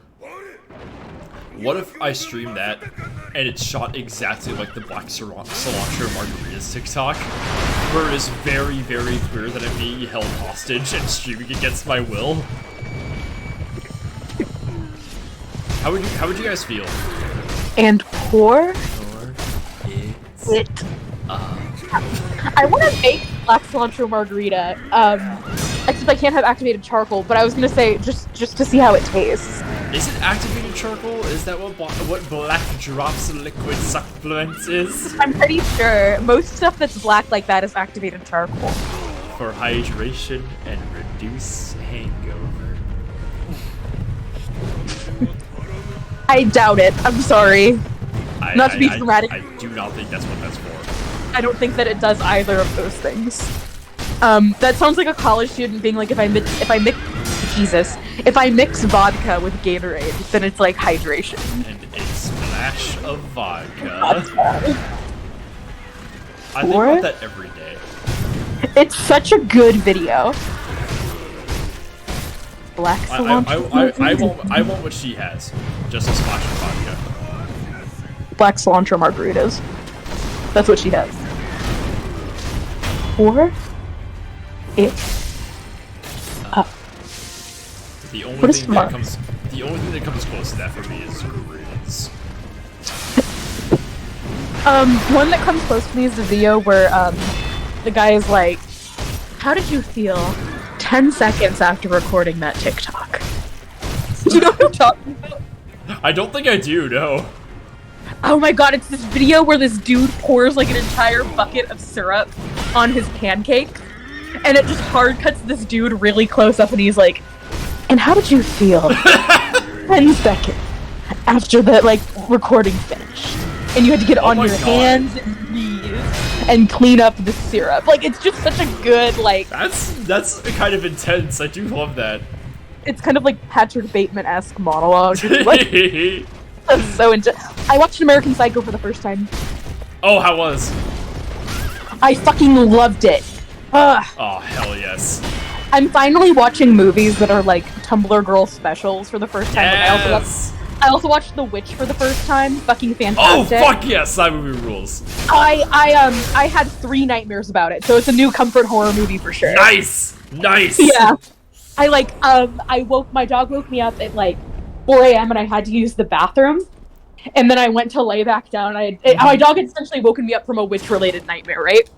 Yeah. And I go to lay back down, and he goes in my room, and my dog just stands up and stares out of my open door and starts barking. And I was like, "Oh my god! No, not this! I don't know what he wanted, but it was so scary, Very scary, bad. Oh, evil. very yucky, fucking yucky. Yeah, Disgusting. Have you seen? Have you seen the? Oh my god, what? Have you seen Hereditary? I haven't. And I know I would love it. Because I saw Midsummer, and I kind of liked it, but it was fine. Yeah, I have not seen that Hereditary just yet. I think I'd probably enjoy it. We should fucking watch more movies together. We should. I want to watch more horror. I'm a pussy, so I can't do it alone. But yeah, I've watched some horror movies by myself. I watched Barbarian alone, like Alone in the Dark recently, and by God, that fucking movie got me. I'm glad. That's weird exciting. movie. Very strange ending twist. But no, it was very good. The whole setup sequence was very, very strong. Like the whole first act is awesome. Just really well done. That's good. Yeah. I want to watch more horror. I can't watch. I just can't watch horror movies alone. Like I said, in reference to just like A24 horror, I did see Midsummer, and I kind of liked it. It wasn't my favorite. Like it was cool, but I still haven't seen Hereditary. Whoa! Oh, she jumped. Oh fuck.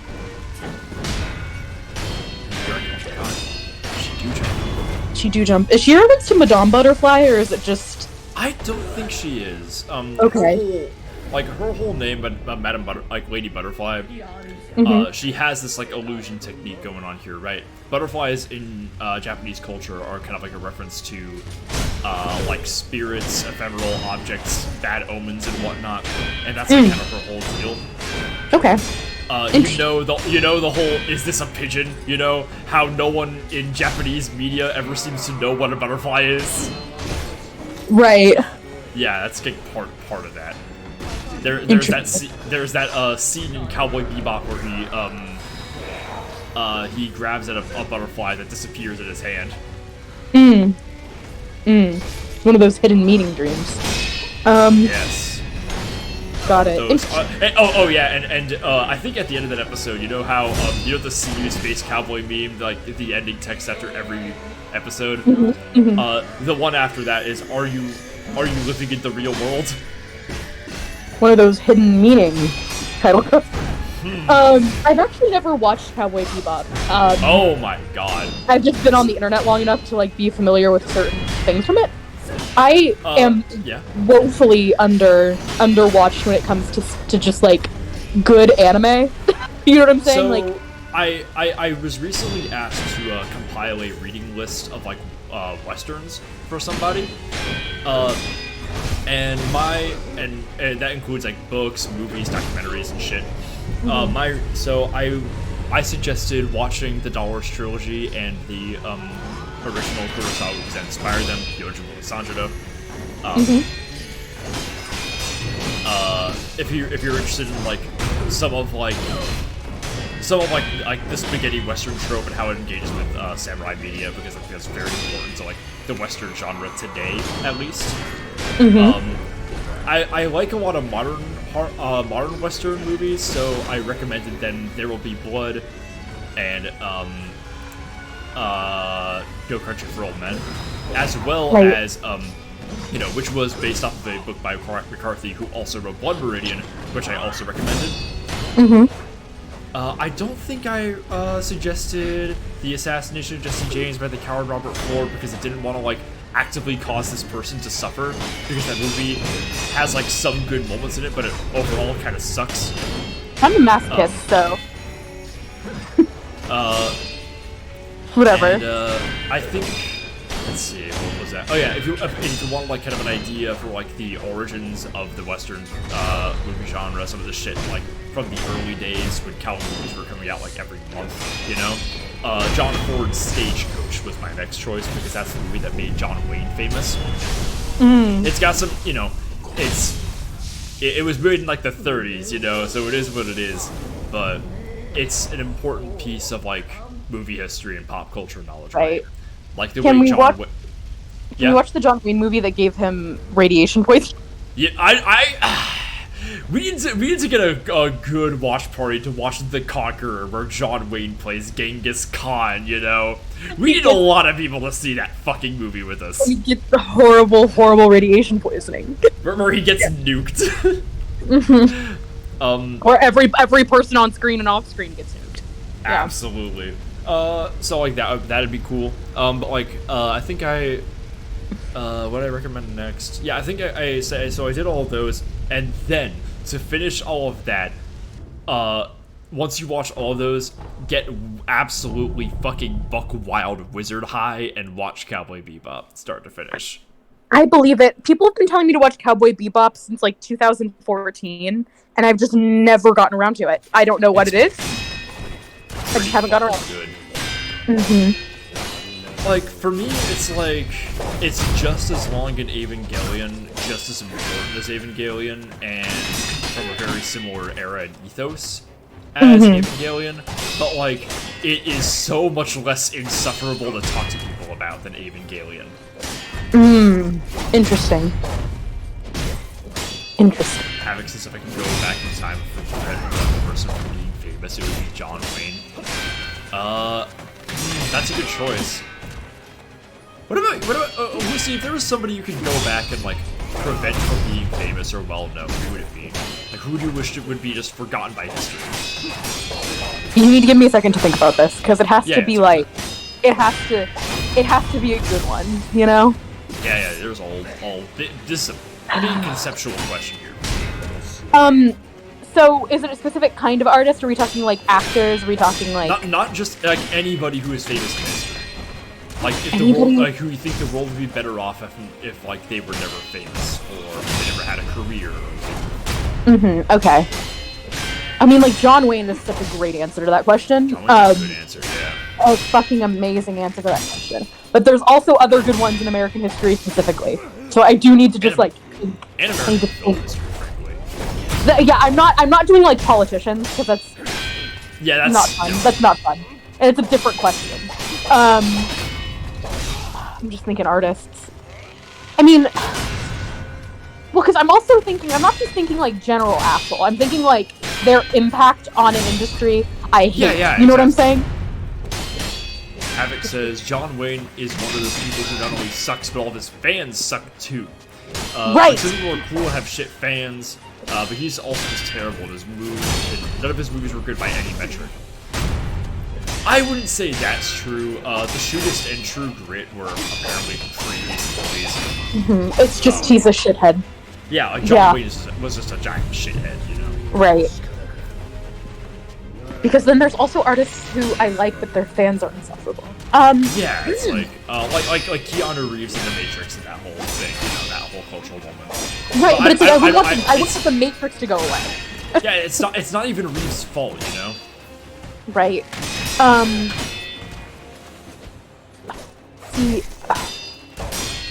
So, my thinking? Okay, go for it, yeah. My answer? Joseph Mengele. Okay. Joseph Mengele was one of the lead doctors at Auschwitz. He is very frequently confused for the lead medical scientist at Auschwitz, and is frequently cited as he performed like horrible experiments on people. Right. Like, a lot of the ones that went down in history were things that never happened. Like shit about like sewing twins together, you know. Right, and I appreciate that answer, but I'm thinking so much less sinister. You know what I'm saying? Because, okay, well, the exact thing about Joseph Mengele is there was an entire psychological phenomenon tied to him called the Mengele effect, where the multiple crimes of a whole institution of people are condensed down to the actions of a single guy, you know, and one dude is given, like, supreme importance over all of the bad things that happen. Right. Right. And it's like Mengele was very frequently confused, like, by people at prisoners at Auschwitz for being the lead doctor at Auschwitz. And many people today still, like, ascribe that to him. Right, but it's not true. Absolutely not.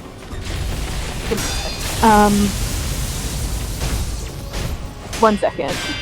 I'm thinking. I'm doing some extreme thinking because that's a great answer in a lot of ways. I'm thinking artists and I'm thinking cultural stuff.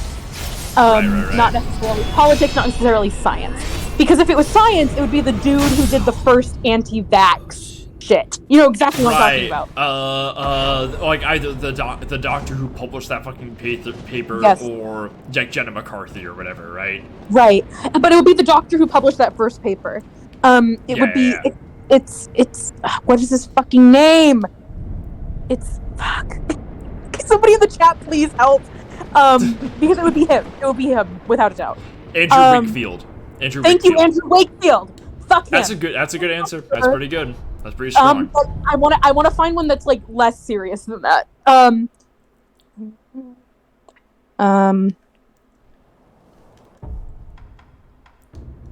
Think like mid-century. Think like yeah. 50s, I'm gonna hurt some people. Lee Strasberg, who founded method acting. Oh man, that's that's a complicated answer because I don't 100% mean that. Because I get you. There are parts of method acting that I think can be used by actors that are good, but like, is it worth it? Gave us fucking Brando, you know, like that's a tough line to set there. Acting, the first picture that shows up is Brando. But I recently watched that Jim Carrey documentary about him playing sorry, I'm still a little bit cross right now, so I need to do some Googling. But I watched a Jim Carrey documentary recently where it was him talking about method acting in what was it? I'm so sorry. This happened. No, take your time. The way that this happened 2 days ago. He was in Man on the Moon, and he was playing Andy Kaufman, and he was method acting as Andy Kaufman, and it's just the most insufferable masturbatory thing I've ever watched. He refused to answer to any name on set but Andy. He terrorized people. He terrorized people on the crew. And like there were weird sections where like family members of Andy Kaufman were like crying around him because he was so much like him, and it was so. My mom weird as hell. My mom was like partially charmed by it for a bit until it got annoying for her too. But like for me, I just fucking hate method acting. I don't hate all method acting. I hate most method acting, or American method acting, which is so specifically like egocentric and like it's just obnoxious. Another possible answer would be Jim Carrey. Jim Carrey himself. Orc says the guys who made South Park. That is a pretty good choice. That's a fucking great choice. That is a stunning choice. Yeah. That's a stunning choice, actually. Caveat says Jared Leto. Okay, no. Jared Leto has enough reach. Jared Leto has a bad enough reputation that like him existing now is just kind of farce more than it is. It's kind of pathetic. Yeah, like Seth MacFarlane. Seth MacFarlane is a pretty good choice, also. Yeah, I'm trying to think of some other. Vince McMahon, I'll be a lot better off without Vince McMahon, I'd say. And not just in the world of wrestling as a whole, but like motherfucker was very avowedly anti-union, you know. And with his like, you know, with his like public platform or whatever, he was very able to like transfer those ideas onto other bitches. That part, Ronald Reagan. If we're doing politics. Well, I mean, obviously we all agree with this. It was like not to be like it all went downhill after that, but it all went downhill after that. Really, yeah, I'm trying to think like specific theater artists that I hate too, because I know that like none of the ones that I really hate had a big enough impact on theater for me to be like to use my one on them. You know what I'm saying? Right. Like I hate David Mamet, but like I don't hate him enough. Yeah. He's a complete asshole. Oh my god, guys, I'm gonna beat Monkey. I'm gonna beat Monkey. So, here's an inverse of that question. If you could increase someone's impact, be it in history or, like, in modern times, like, make them more famous or make their work more impactful, who would you pick? Shinji Mikami. I love how immediate that was. Elaborate. Like, having just been embroiled in the history of the survival horror genre and, you know, Mikami's whole ethos of making the Resident Evil games, I think if his story of how he made those games were more widely known, and if the whole concept of, you know, making a game that you know will scare you, or making a piece of horror that you know will scare you, was a more, like, frequent ethos, I feel like we'd have, like, a much more interesting body of work from this genre of games and just fiction in general. Right. It's like trying to think of, like, I feel like there's this impulse that a lot of artists have to, like, make art that will resonate with other people, when, like, what any of us really should be doing is making the stuff that we want to do and just finding the people who will resonate with that, you know? Right. Okay. I can fuck with that. So, like, just... and also the fact that, like, Shinji Mikami really doesn't like Resident Evil after the fact all that much. I feel like him being more well-known kind of pokes a hole in this whole auteur theory that we all love so much, you know? Interesting. Okay. Smallest Turtle says Marsha P. Johnson. Very good answer. Very good answer. Also, Sister Rosetta. Any of the people who Elvis fucking pinched songs from, you know? Yeah. It's of course. Oh wow, I asked this question and didn't have an answer, so I have to think about it. Because a lot of the people that I would say are still alive, so there's still time. And also for a lot of people, there's still time because, I mean, like, there are a lot of people who get discovered after their death. Yep. This is a deep cut, and I feel like it's not necessarily true. So there's a composer named Dave Malloy who I love so much. Okay. I'm just gonna name some musicals. He made a musical based on War and Peace called Natasha, Pierre, and the Great Comet of 1812. And, it went to Broadway and it was nominated for, like, 9 Tonys and won one of them, and then closed after that. And it lost to, like, Dear Evan Hansen and stuff like that. Oh, evil! And I love that musical a lot, but I also love his other musicals. There's one that's called Octet, and it is a musical about 8 internet addicts, like online internet addicts. And it's a framing device of, like, tarot cards. So it's just really interesting shit like that. Another one that he did is Ghost Quartet, which is I Can't Explain Quickly. It's just a song cycle. It's folksy. And then my favorite one of his is called Preludes, and it is a biography about Russian composer Sergei Rachmaninoff. Ooh, cool! It's so fucking good.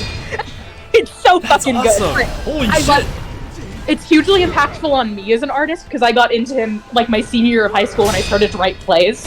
And there's still time for him to be like more impactful, and he's already kind of impactful. Like, he went to Broadway, he got nominated for Tonys, but like I think that he should have more clout than the dudes who did Dear Evan Hansen, or more clout than Manuel Brand.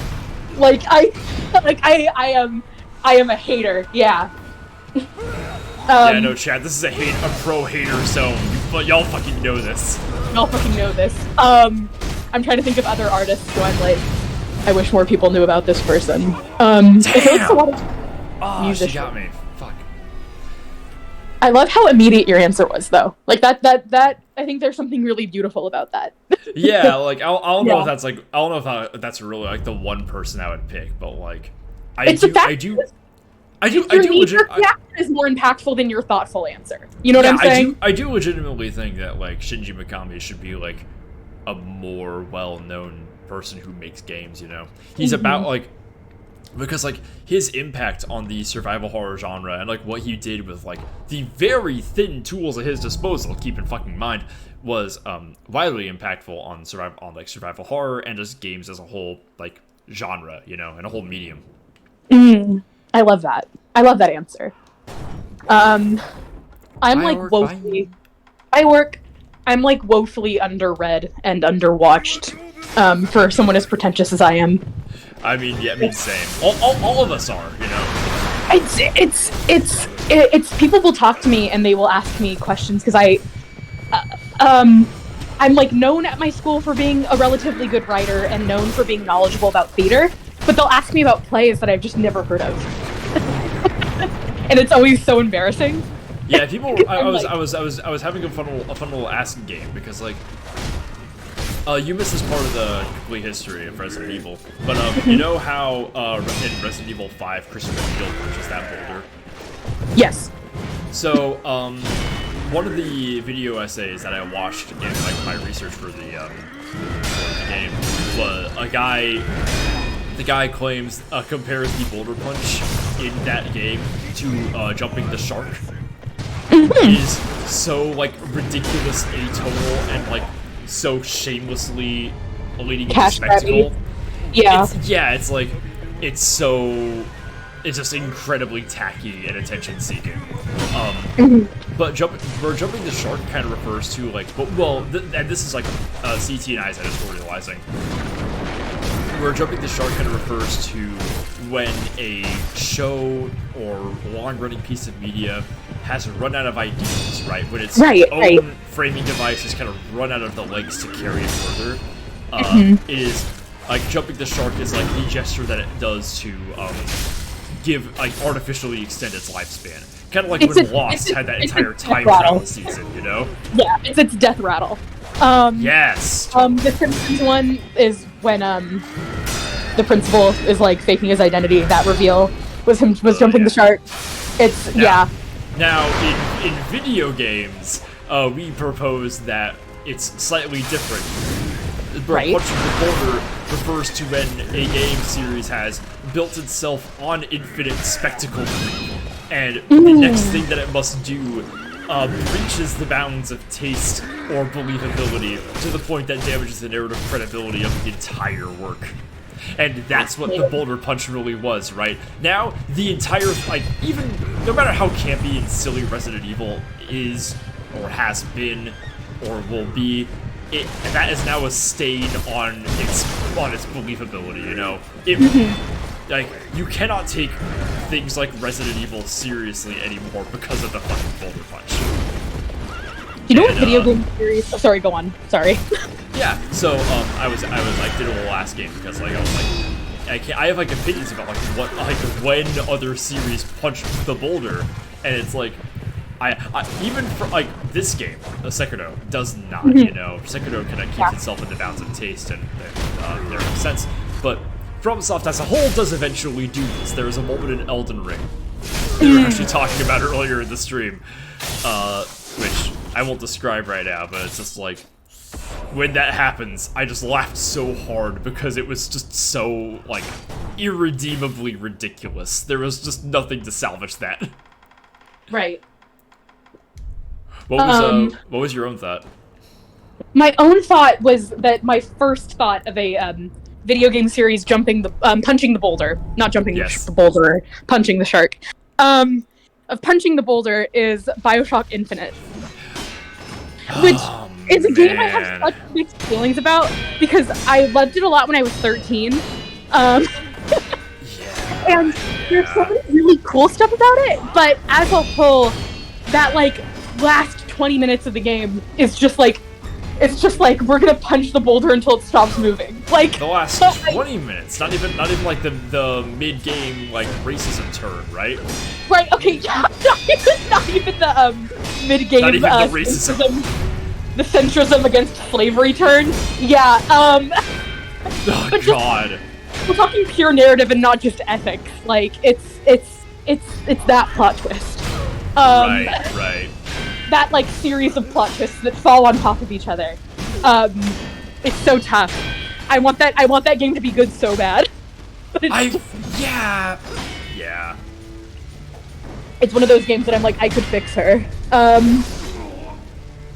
But yeah. Aesthetically really cool. Yes. Mid-game racism turned pretty bad though. Yep. That's not even, that's like jumping, that's like punching the ethical boulder, but go on. Yeah, having a saying that she knows the woman in Elden Ring that I'm talking about, but that is regarded as being mostly positive. Well, here's the thing, so is the boulder punch itself. Like, that is like a meme among fans as being just like, you know, it is something memorable for how silly it is. And like, the thing about now I fight as Horalu, the thing about that is, like, this is the penultimate boss of the entire game. Like, it is the moment on which the entire, like, epic fantasy narrative of Elden Ring hinges, basically. And, and we're fighting, and it feels like something from the days of the WWF, you know?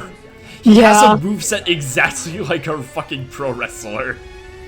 Dear God. And I'm also gonna say that Bioshock Infinite was relatively well received when it was released. Yeah, it's mostly in hindsight that people are like, what the fuck?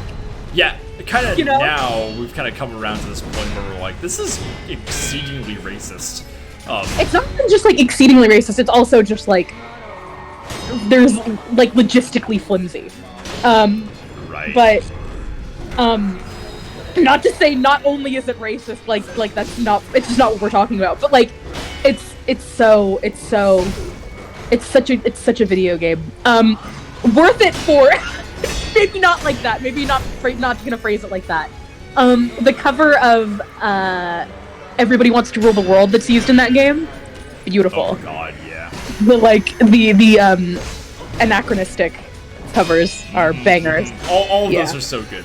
Like, that's like, I hate when there is a game that has just like such delicious and such incredible style, but like the underlying game itself just fucking sucks. Right. The world building in BioShock is lovely, but it's to service not in all of BioShock. What is this for? And like, I don't know. It's tough. And when I say BioShock, I don't mean the first 2 BioShock games. Yeah. Right. Well, maybe the first BioShock game, you know. I've heard nothing but oh god damn it, I lost this one again. Tragic. But I think one of the problems that happened to BioShock is that with the first game, that ending plot twist is so just like iconic. Yeah, it's like. So they had to one-up themselves. Yeah, the original BioShock was just. I rag on Dead Space for having its silent protagonist in the year of our Lord 2008, when that was kind of going out of fashion. And especially it's because BioShock had its silent protagonist a year before, and it was doing it for the exact same narrative reason. It was kind of like to examine, like, why is it that every single main protagonist of a video game is just somebody's chore boy, right? It's just like, I feel like BioShock did that so much better for in that twist, you know. It really peeled back the skin of like how by reducing the distance to in the act of reducing the distance between the player and the protagonist, in creating that slim distance by making your protagonist nothing, it completely drains your main character of any life of their own. So, but BioShock using that as an opportunity to examine like how that would work and what that looks like in the universe of a game itself is so interesting to me. Right. The problem is, in BioShock itself, after that twist happens, the rest of the narrative is kind of like, it uses up that idea and kind of fucks around for another like 2 hours.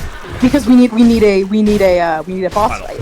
Yeah, it's like a real shame to use up its creative momentum so fast. And that way, Dead Space does kind of do it better because its turn comes much later in the game. It's like the final twist of the game, and like BioShock, the final boss after it kind of sucks. Well, because that's where all of your steam goes. But like, what I was going to say is that the twist in the first BioShock game works because, much like the protagonist, you two have just been mindlessly following protocol. Exactly. Yeah. But unlike, but okay, not to continue to shit on BioShock Infinite, but like it's one of my favorite activities. No, let's go.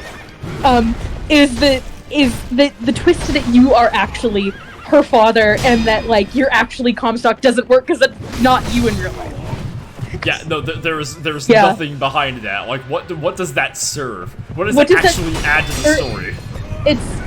it's just video game. But of course, when you're like 12, 13 years old, it blows your penis clean off. That's so cool. It blows your cock clean off.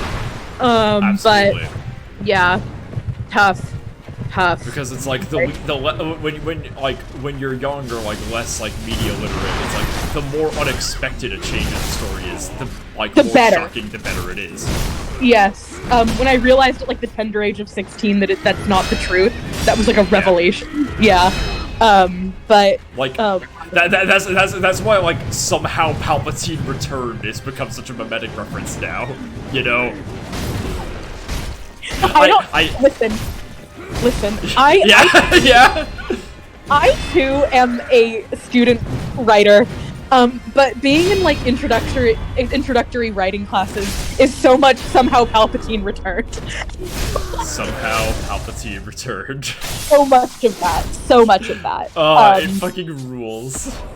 It's so I haven't actually seen whatever the name of the last Star Wars movie. Yeah, you're not really missing much. It's a fucking bad movie. Oh, Return God. of the Jedi? No, is that what it's called? That's episode 6. That's like one of the good ones. That's like the 1983 one. Yeah. It's called? It's called A Rise of Last Skywalker. Okay.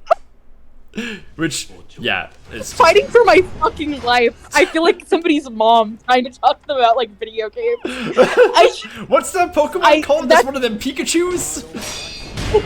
But it also shows how little, like, when did that movie come out? Like 2 years ago? Oh my God! It came out like 4 years ago. It came out like 2019. And there hasn't been another Star Wars movie since. After It's too busy. What I really love about that is like the moment, like literally the moment that movie like came out, Disney announced that like the motherfuckers behind the Game of Thrones series were gonna get their own Star Wars trilogy. Like they were just gonna have them make their own trilogy of Star Wars movies, and then Game of Thrones actually ended. Like immediately after that, they're like, oh, never mind.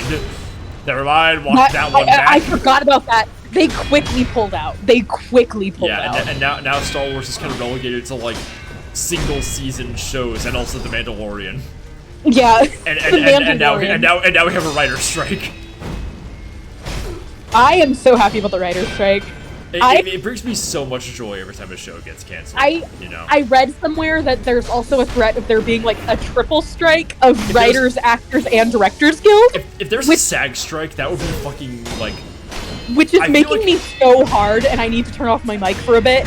Like, honestly, if there is a SAG strike, if like some of the most like high-profile like workers and artists in America publicly support like a union structure, I will say some things that are going to get me Twitch banned. It's like, okay, so the writer's strike has brought out a lot of the worst in me, but also the best. I was reading some stuff on like Instagram on my private Instagram, so I have like a Finsta because I am in many ways a 16-year-old girl, about the writer's strike. I love that about you. Yeah, it was about the writer's strike, and somebody in the comments was like, who gives a fuck what these people say? AI can do their jobs. And I said, the world would not be impacted if you killed yourself, and I got my account for like a day. So AI could have written your fucking comment, asshole. That's about the only thing AI could write. It's just like, it's so exciting to me. Cause I mean, like, maybe one day, who's to say at this point? I'm not really a screenwriter, but I am a playwright, so it's close enough for me to be like excited about it in an exciting way. Because when you look at like the rights that like playwrights have over their scripts, we make significantly less money, but like the legal rights over our scripts are so fucking good, and I would love for screenwriters to have that too. Ooh, oh my god, yeah, absolutely. Like if I sorry, I'm trying to think about how to phrase this. I like to get my script produced, I don't have to sell the rights to it. Oh like, my god, wow. Yeah, That's insane. well, that means I don't make any money off of it, but it means that I have legal and like intellectual rights over it. And it also means that if a theater is doing my script and they've changed anything major about it that I disagree with, I can send lawyers there and they have to stop producing it. That's fucking nuts. It's great though. It's wonderful. Legally binding authorship. That's awesome. Yeah, no, it's fucking epic. Because like, well, like for example, if like my script is getting produced and it says in the script this character needs to be black, and I find out that some theater is doing it, some like I would never do this to like a community theater, but like some like repertory theater is doing it, and the character is not played by a black actor, I can go shut it down, pull the plug. Now, and most theaters do because they don't want to deal with the rigmarole. Yeah, yeah. And you've heard my editorial thoughts on my own fucking book, that you've seen. It's like if some bitch were going to adapt my work, or even if some bitch was gonna make fan art of like some of the characters, and they got whether or not like X character was black wrong, I would shit, I would fucking attack that person. Right, but I can. So the ability to just like have that be like legally enforced is just miraculous. It's wonderful. I mean, like a lot of the times, like community theaters will get away with it because like it never gets back to the playwright, or like it's really like not worth attacking like a theater in like Indiana over. But like it's cool to know you have that right. Like, I'm getting my script produced through the school right now, through my school that I go to. Yeah. And, like, if at any point something hokey is going on, I can go up to, like, the dean and be like, pull it now. Because I have a drama team. Cut that out, please. Stop this. Well, I can just be like, legally, you're not allowed to produce this script anymore. Because I don't like this. Because I don't like this. I think I need a contract, technically, but it's a whole thing. Or, like... Well, like, you don't get a lot of money, but, like, if you find out a theater isn't producing your script with rights, you can also be like, send me that now, or I will sue you for, like, 3 times the rights, like... Incredible. It's crazy. There are so many rights that playwrights have because all of their rights were made when unions were cool. Right. Right. So it's one of those things where I'm like, I would love for screenwriters to, in some way, have that same intellectual property over their movie scripts. That would just be amazing. Yeah. It's like it's not just like the actual material rights that this this grant people in this industry. It's also just like these are people in the entertainment industry, right? These are folks who have probably the most like widespread impact on American lives that any wide-scale strike can cause, except for like any kind of like material supply chain kind of like whatever. Right. Like in like a few months, we're going to run out of material. Yeah, this is like it's bad. Yeah, and it's like this is something that so many people are discoursing against because like so many like for so many Americans, the content that people are consuming is the thing that's keeping people from like killing themselves. And like, well, that's the thing. And like, I don't see that as an argument against the strike or anything. I see that as an argument for like how important this is, what the stakes are. Don't you want the people who are literally keeping you alive to eat? Yeah, like to produce like this little nugget of. Like this tiny little nugget of like happiness in your life, in your like otherwise bleak existence as a medieval fucking peasant, to give you literally. Don't you want them to live a little bit better, to have the rights to create even better content, for the shows to last longer, for like not even last longer, just be better. To be better, And like I don't, and like more original ideas too. And like what's another point that people are making? I think it was The Onion that like first published its opinion, but it rings so true, which is like, what is the threat against? Like reboot number 365? Like I don't like it's man, we're missing out on the 19th Ghostbusters reboot. What I love about game remakes, what I love about the Resident Evil remake and whatnot, is like I do just absolutely adore like what these games do with different technology, having learned from like introducing new mechanical aspects to themselves, right? There is a different interfacing aspect of like player interactivity now that the games are being able to like made with new engines and everything. It enhances the storytelling that way to do it this way. when you're rebooting like a TV show or a movie, what can be added? A bad CG version of a previous iconic monster or whatever? Right. Like, I do not want this. I do not want Harry Potter made as a Netflix show for, like, many ideological reasons, but also that would just materially suck. It's just like, even shows that I am looking forward to like a second season of, if because of the writer's strike the show is fucking nuked, I'll be fine. One thing about me is I got a big imagination. Got a big imagination, and there's just a lot of media that exists, you know? There's a lot of movie marathons to be had. It's like all these people that are complaining about their long watch list, get to it. Like, why do you think one of the reasons why I'm finally watching all of these like Tumblrina specials are? Yeah, it's like, because there's something else, and that's a good thing. Finally. Right. There's already so much fucking content. And it's like, why don't you just make some not Maybe make an OC? Is that what you're gonna say? Fucking make your own movies. Like, no. Yeah, if you think this is so easy, asshole. Well, I guess because for me it is, but it's just like, sit down and write a script, pussy. Have your friends read it.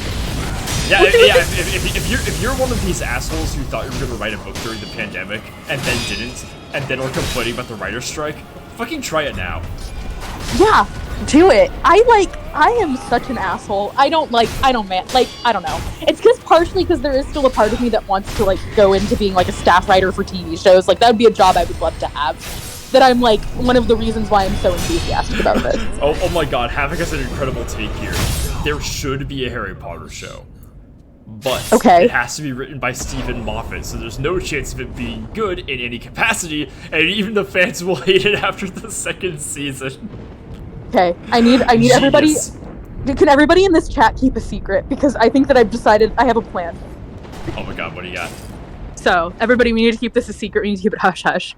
That's right. What if I get good enough at writing that I get on the staff for the Harry Potter show, but I make it so bad? I would owe you my firstborn. Okay, so everybody listen. I've read one of the Harry Potter books like a decade ago. I have seen 2 of the movies and I remember nothing about them. I'm going to go in and pretend that I know a lot about Harry Potter, and I'm just gonna go. Like I'm just gonna write.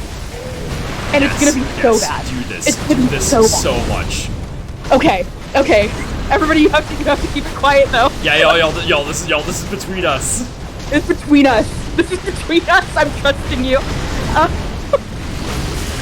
Yeah. Chat post okay. Yeah.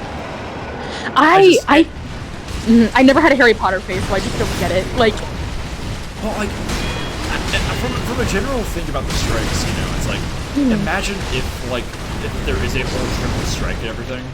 The writer's strike is already high profile as it is, just like it was back in 2008, you know? Or whatever the fuck that was. And it's like, imagine if, like, even more high profile people, like, got in on this strike, you know? And it's like, it's not just... The viewers at home can do it too! It's not, yeah, literally, it's like, y'all can fucking do this too! Listen, I'm so hard right now, listen. No, but like, really, it's so exciting. It's just like a really exciting thing, and I have my own personal like shit with it, right? Like it directly affects the thing that I like to do and would like to be able to do. But it's also just like so exciting for all the reasons you just laid out. Like I will walk into the room and be like, "Mom, have you been following the writer's strike?" And it's like the same answer every time, which is no. But like I will continue to ask because I'm just like, it's so exciting. It's so exciting. Yes, I am taking note of which fucking actors and which like writers and stuff are at the strikes right now. I'm taking close notes. I had no idea that like Adam Conover was like at the strike or anything. I know very little about him besides being kind of an annoying internet guy. But like there was this like very long video where he talks about like how it's like it's not very often that you finally get the chance to like get out and like do something about the cause that you like not only affects you but like you just kind of care about, right? Like you finally get a chance to like make a change in the fucking world that you like want to see, like do something, and it's like being able to do that is like kind of like a blessing, you know.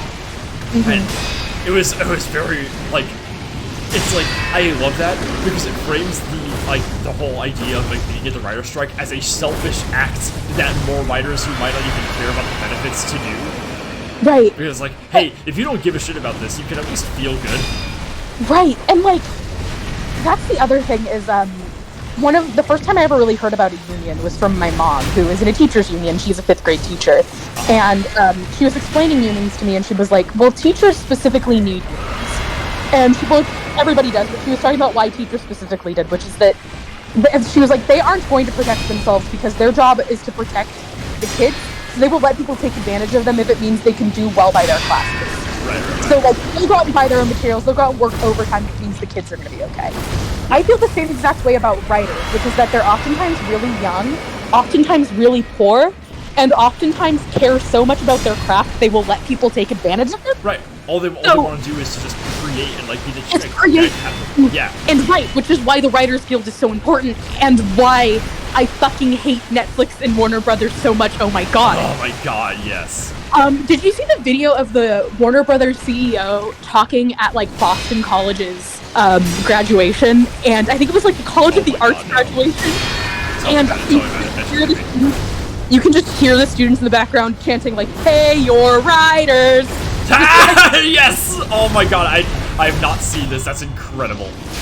Fucking epic. It makes me so excited. Amazing. Yeah, I fucking hate. I hate. You do not know the depths of my hate. Whatever Am from I Have No Mouth and I'm a Scream says. Oh no, that God. The whole like entire state of like just media over the last couple of years is just maybe just exhausted, you know.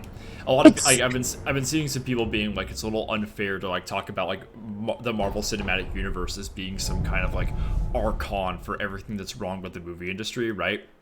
Because a lot of people will just do that, Right. And it's like, it's not out of like some hatred for Marvel movies specifically. Maybe some people do feel that way. I can't speak for everybody. But like, it is, if you're gonna argue that like the Marvel Cinematic Universe has not been one of the most high profile movies to have a lot of these industry problems over the last like decades, then you don't know what you're talking about. Like, you then have you no don't know idea what the fuck you're talking about. Like, there are a couple of Marvel movies that I really enjoyed, but it doesn't mean that they're still not like part of the problem. Like, it's tough. It's really tough, and I think that everything that's good about any given Marvel movie is despite of its format. In spite of its format, right? Yeah. It's not because of it. Like, it's yeah. Don't get me fucking started. I miss when we. I don't. Man, sorry. I miss. No, you're good. I miss like. Now I'm just venting. I miss like high-profile movies that were about original stories. You know what I'm saying? Yeah, that's why the most like high profile, like it feels like we're getting to a point where the most high profile releases of a year are going to be like A24 movies. It's gonna be your Everything Everywhere. It's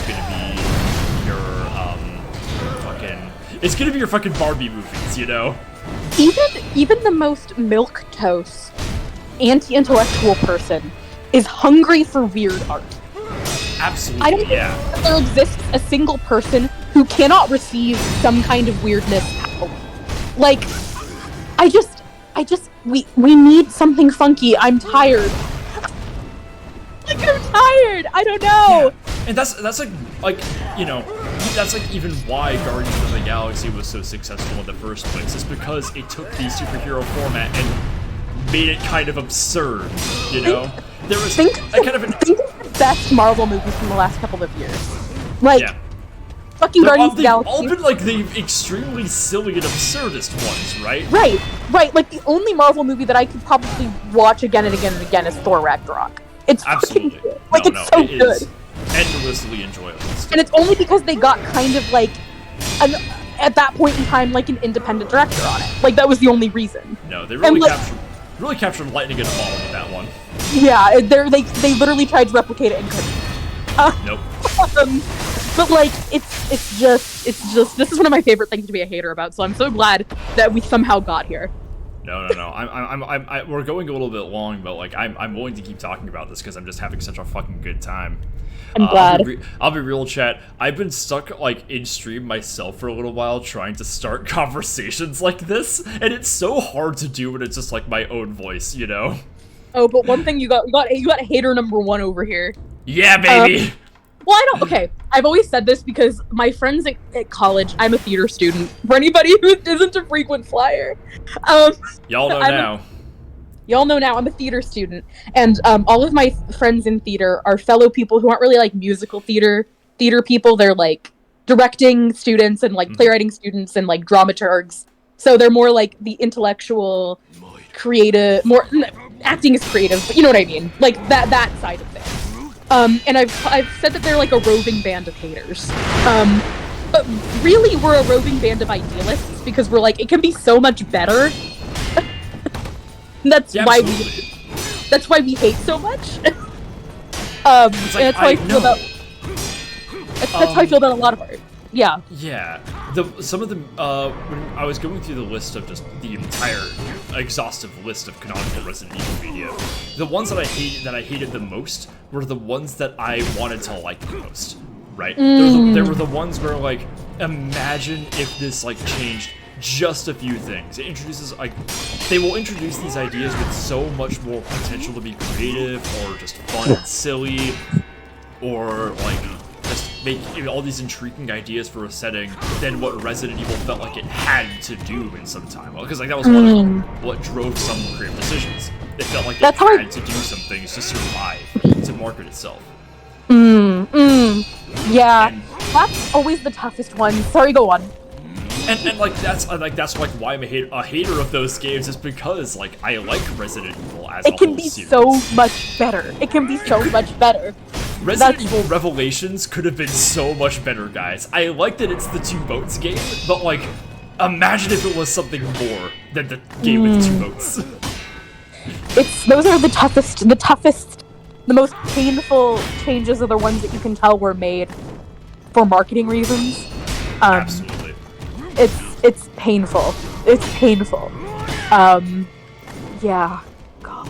Dark Souls 3 could have been so good. Okay, a bit about that for you, Lucy. Dark Souls 1 comes out, you know, it's its own iconic thing and everything. It has its own themes and everything. I haven't played the Dark Souls series, so I'm not going to be as like super 100% about this as I'd like to be. Right.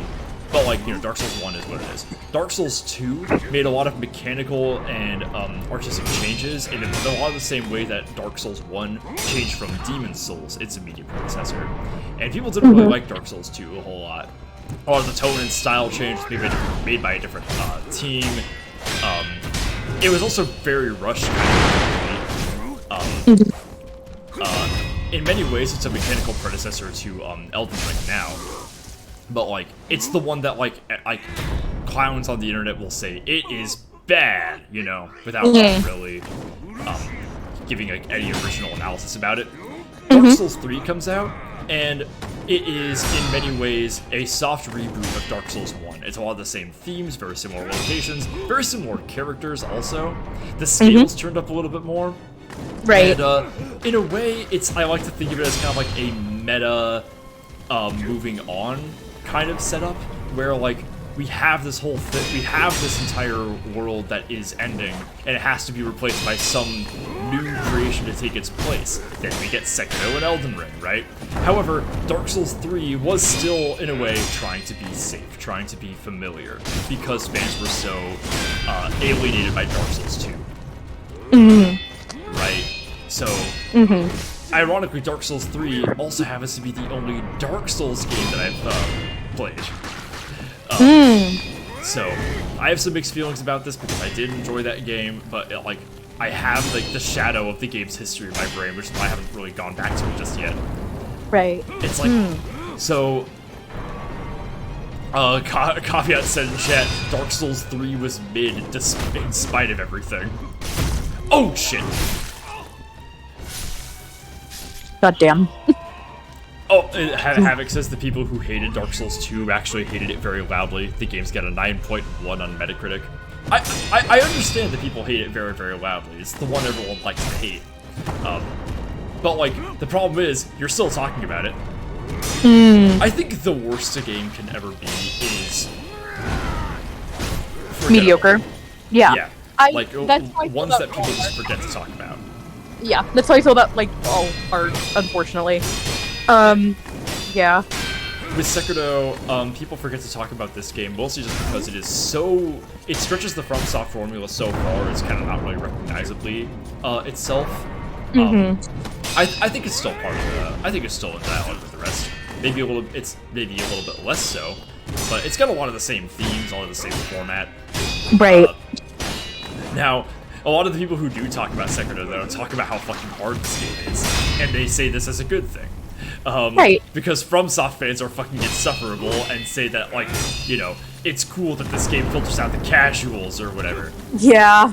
Now, okay. Go on, sorry. Now, Lucy. Oh, Hi. damn it. Oh, I actually got really far. That was really great. It was pretty good. I'm gonna do my last couple of fights against Inner Ishin again.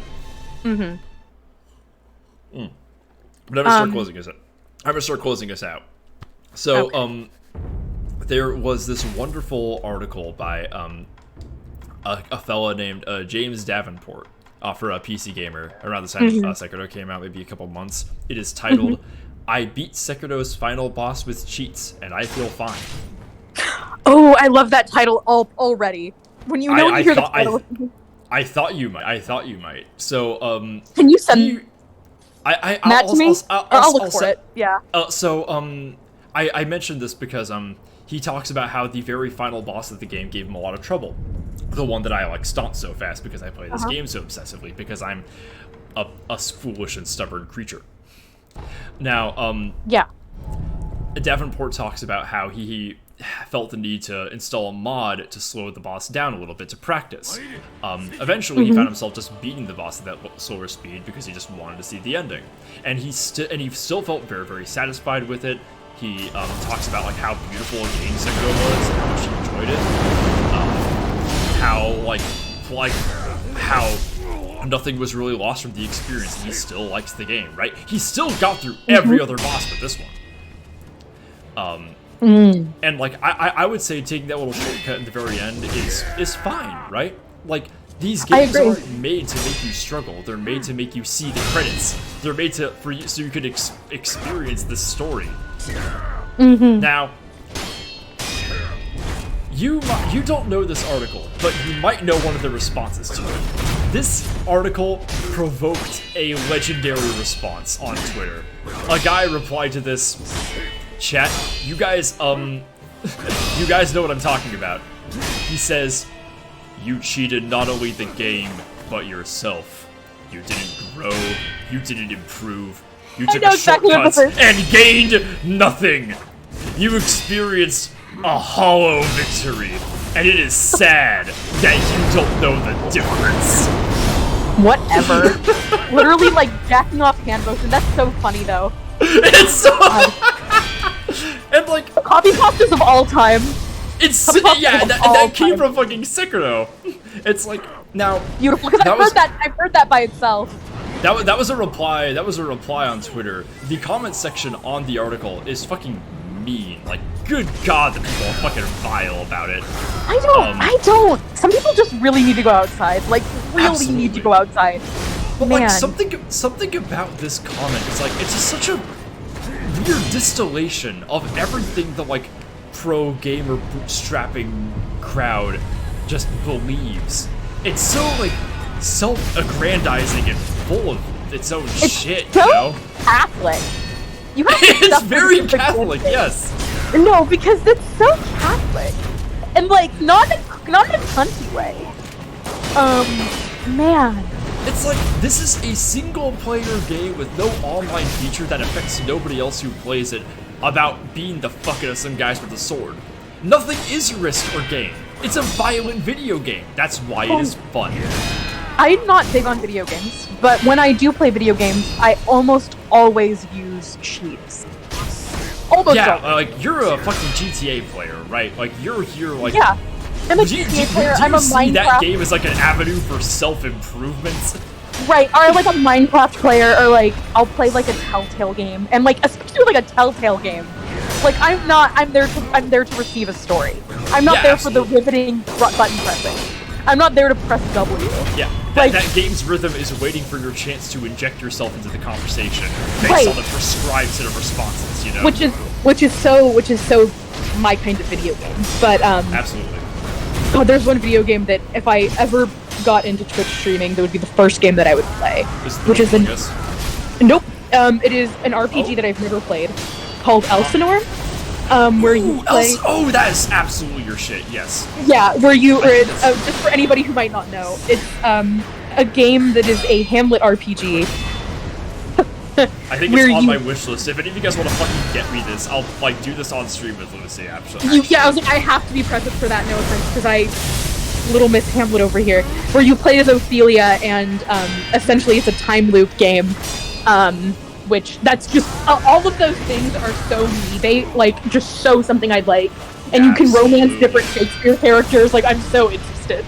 Ooh, I didn't know that. Okay. Yeah, I remember that people on my old blog were trying to convince me to play it on stream for some reason. I've never streamed before. I mean, yeah. Take that as you will, but they know what you're about. Yeah, they know what I was about, and they were trying to convince me to play it, and they were like, you can romance Horatio from Hamlet. Oh, and I was fuck like, off. No way. Get out of here. And I was like, I just fell to my knees. That's my favorite Shakespeare character. Right. Yeah. And to close out the night, the third time I have beaten Machine the Sword Satan this evening. Woo! Again on my first try. Beautifully done. Beautifully done. I've lost to the Guardian Ape and to Owl repeatedly, but something about the hardest boss in this game. You know? I feel at home here. That's, you know, just because something is like technically hard, it doesn't mean that it's technically hard for everyone. Is what I've learned. I spent months on end like trying to like, you know, practice Ishin so I could like, you know, beat him again and again, get the game's repeated endings, and like by God, I feel rewarded for that. Like it is just, it's everything that this game is all in one fella. I'm going to quit battle. We are all done here. So, chat, that 5-hour stream, I know it wasn't the big like, you know, fundraiser that I was really hoping it would be, which is a bit of a shame. But that is okay. I still had a very, very fun night, and really, that's the more important detail here. I really, really appreciate all of you guys who are here. I appreciate you, Lucy, for just like podcasting with me for like 2 hours. It's one of my favorite things to do with you. I love it. I love a good conversation with you specifically. Aww. Yeah. Aww. No. You got perspectives on things. If I was like. I'm like a glass away from finishing this bottle of wine, and if I was, I would like be. If I'd finished that, I'd probably be crying. Anyway, are you serious? Okay. Let me go see who else is live right now. Who the fuck else is up? Let's see. We got about 23, 24 of us. I'm gonna send y'all to Ricky Peacock. Homeboy's playing Street Fighter 6, which we were talking about a little bit earlier tonight. Fighting game that looks very good, and tragically, I probably won't be able to get myself into, on account of fighting games hard for me to get into these days. Next stream will hopefully be Sunday. I'm going to talk with Bun and see if our schedules line up to do Alien Isolation, which will be glorious and so good. But until then, if not, that'll be probably some other time of the week, like Tuesday. That all being said, I'm going to take myself a fat nap. I have work tomorrow afternoon. I'm super not looking forward to that. But yeah, y'all, please send the support my way. I would love to make this complete history of Sekiro happen. I really, really want to keep doing streams like this. Send the love on Tumblr, on Twitter, and on the Discord. And let's see, yeah, for the raid message, if you guys are around, spam the monkey. Spam that monkey emote when you guys go into Ricky's channel. Do that. Monkey. Show him. Monkey. Anyway, I am going to sleep. Bye, everybody. Bye. Alright, raid done. And...